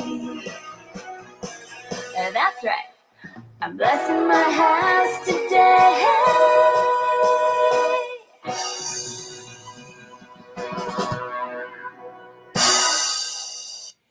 Okay, folks. Gail saying she put the scrubby sponges to work. She got them in the mail on Saturday, and they're keepers. Gail, I need a testimonial. Send it to FlyLady at flylady.net. Please do that. Let's see. Susan needs porcelain sink shining tips. Well, that's a white sink. And if you're on city sewage, you can use bleach. If you're on a septic tank, I wouldn't use much bleach. But you could wipe down your sink with a bleach solution and wipe it down and not put it down the drain. But you need to wear gloves and rinse it really well before you try anything else. I love Barkeeper's Friend because it doesn't scratch your sink. So you can have a shiny sink even if it's white. You can have a shiny sink that's black because I've had one of those at the office, a black shiny sink. So you just have to know that it's clean. It's clean. And I like to, about once a year, take some McGuire's car wax and wax my sink. Wax it. It keeps the water spots from happening. It's just lovely. Okay, next room we're going to go to is our living room, and we're going to clean off our coffee tables. If you don't have a coffee table, do an end table. If you've got a floor full of toys, pick up the toys. This is little things to make your living room not look messy. So, what song are we going to play? Let's see. I think we should do Good Deed Doer. Where is my Good Deed Doer? I'm so glad I fixed my iPod. Good Deed Doer, y'all.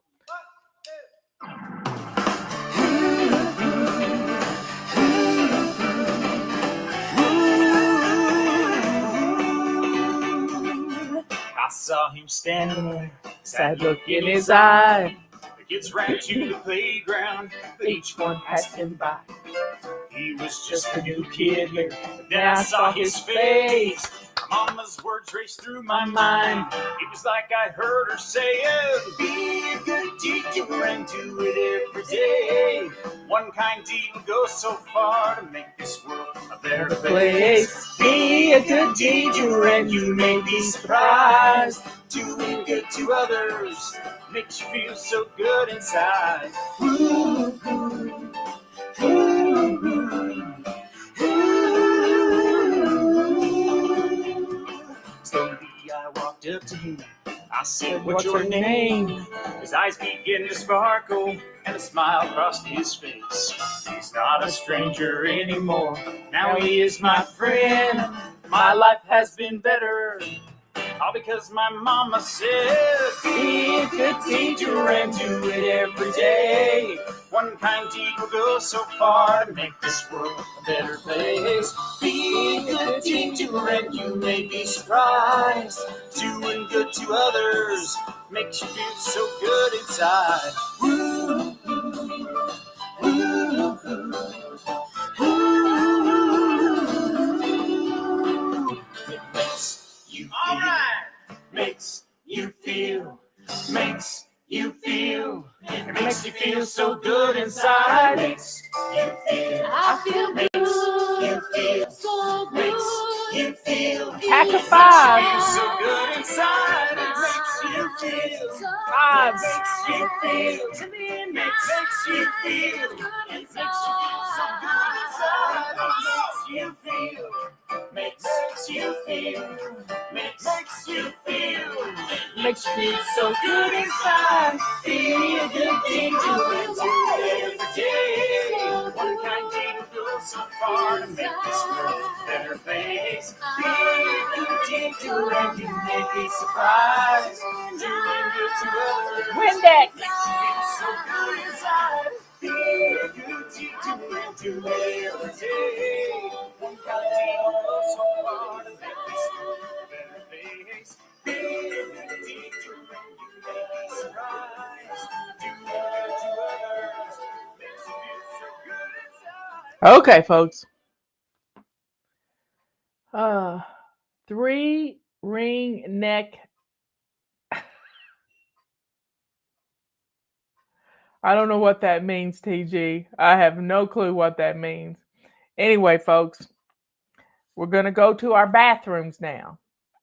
Go to our bathrooms, and we're going to clean off our countertop in our bathroom. Let's try to eliminate some clutter in our bathroom. You got that? Here we go. What are we going to play?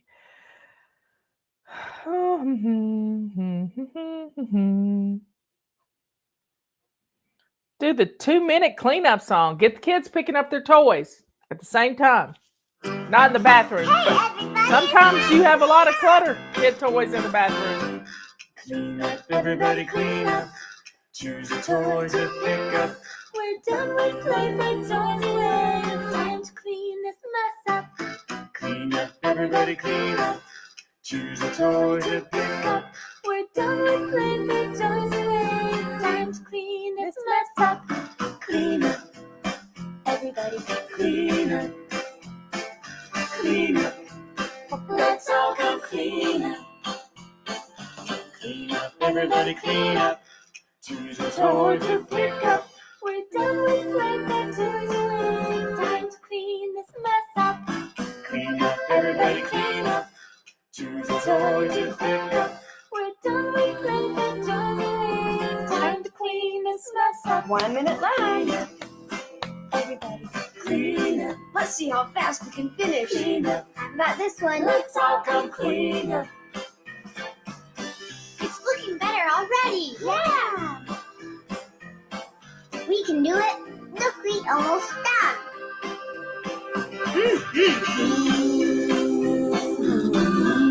This is fun. Yeah!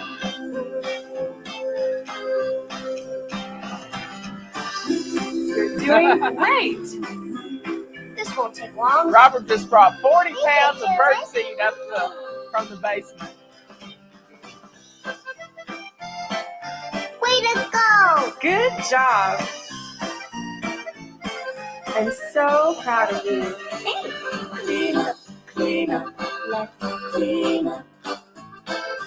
Clean up, clean up. Let's all go clean up.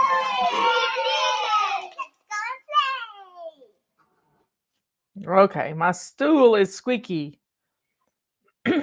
Next thing we're going to do is we're going to do the entrance by your front door. If you've got piles of shoes, let's gather up those piles of shoes and put them where they belong. You got it? Let's do it. And let's see, what song are we going to play? Let's do Room Patrol. This kind of fits with Room Patrol. We're going to each room and finding our shiny sink in each room.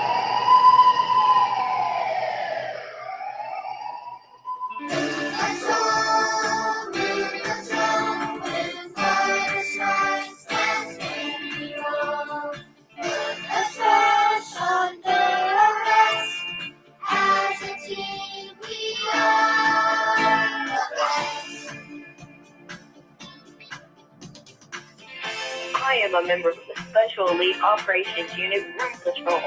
When room needs rescue, you can count on me.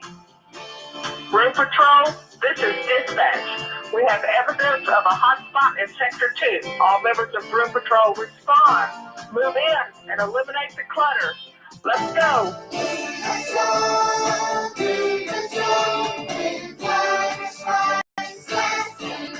Sign up for our emails, Kathy. We will help you. We've been doing this a long time.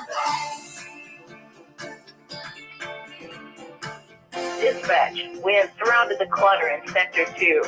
You're right, this hotspot is drawing clutter and flies. We're sending in the SWAT team. Let's get to the bottom of this. Get your gear. Place up your shoes. Room Patrol, Let's roll.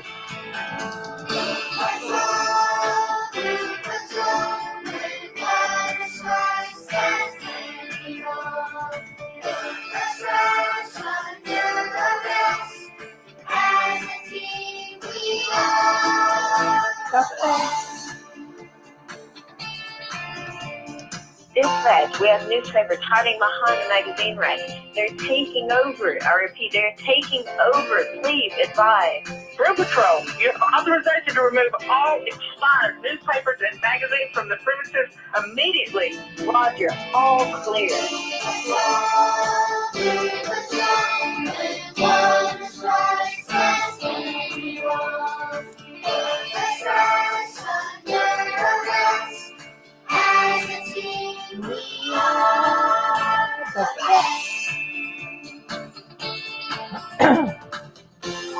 Room Patrol, there's a code red on the trash receptacle. I can It's all about having Put on fun. your gas mask and move it.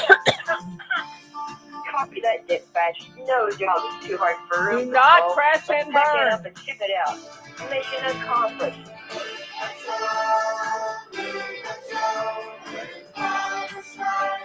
We have 4 books.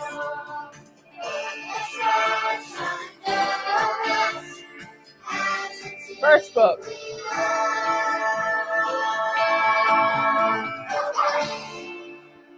Second book.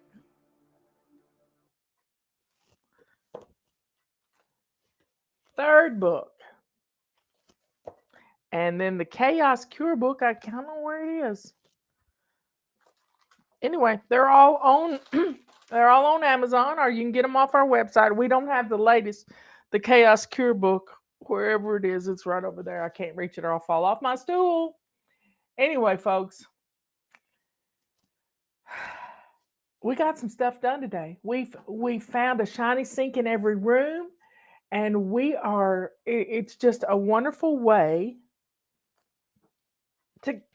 to look at your house in a little different aspect.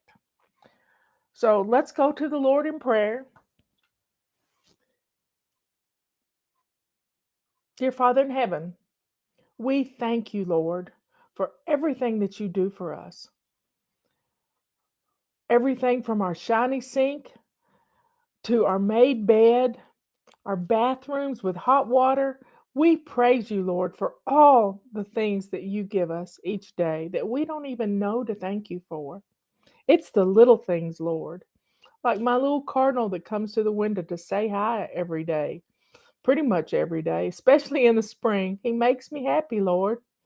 Thank you for sending him. And today, my flybaby's got to experience it more than he's ever done it before. So thank you, Lord, for sending this cardinal to say hi. Thank you, Lord, for little things like Roombas and tools that motivate us. Thank you, Lord, for giving us songs that make us happy. We praise you, Lord, for everything. We appreciate the love that you put in our heart, the kindness that you show us. We love everything you do for us, Lord. Thank you for sending your Holy Spirit to guide us.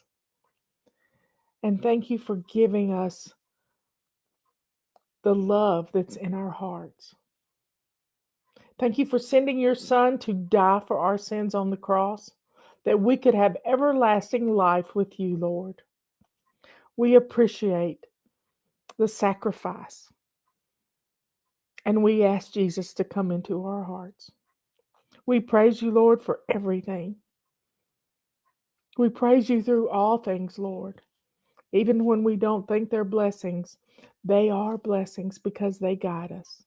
Thank you, Lord, for everything you do for us. Give us strength, Lord. Give us faith. We pray for the Ukrainian people. We pray for the Russian people. We pray for the Chinese people, the Taiwanese. We pray for the Canadians and the Australians. We pray for everybody that's being hurt. And we pray for revival, Lord. We pray for revival to come and your glory to shine down on this earth. Thank you, Lord, for blessing us. All these things we ask in your Son's holy name. His name is Jesus. Amen. Okay, folks. We got stuff to do today. I love you all. I am so thankful that God gave me this mission. But it wasn't until I got my house in order that I found out what my purpose was here on this earth. Now, it might change, but right now, it's to keep you strong, to motivate you to get your house in order so that you have a sanctuary. And also to help you start planting your garden and getting ready to grow some veggies, whether they're in bags or buckets or pots or raised beds or in the dirt. Just let's get some stuff planted.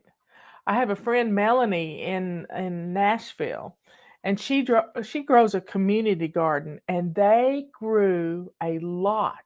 I mean, a lot of winter squash.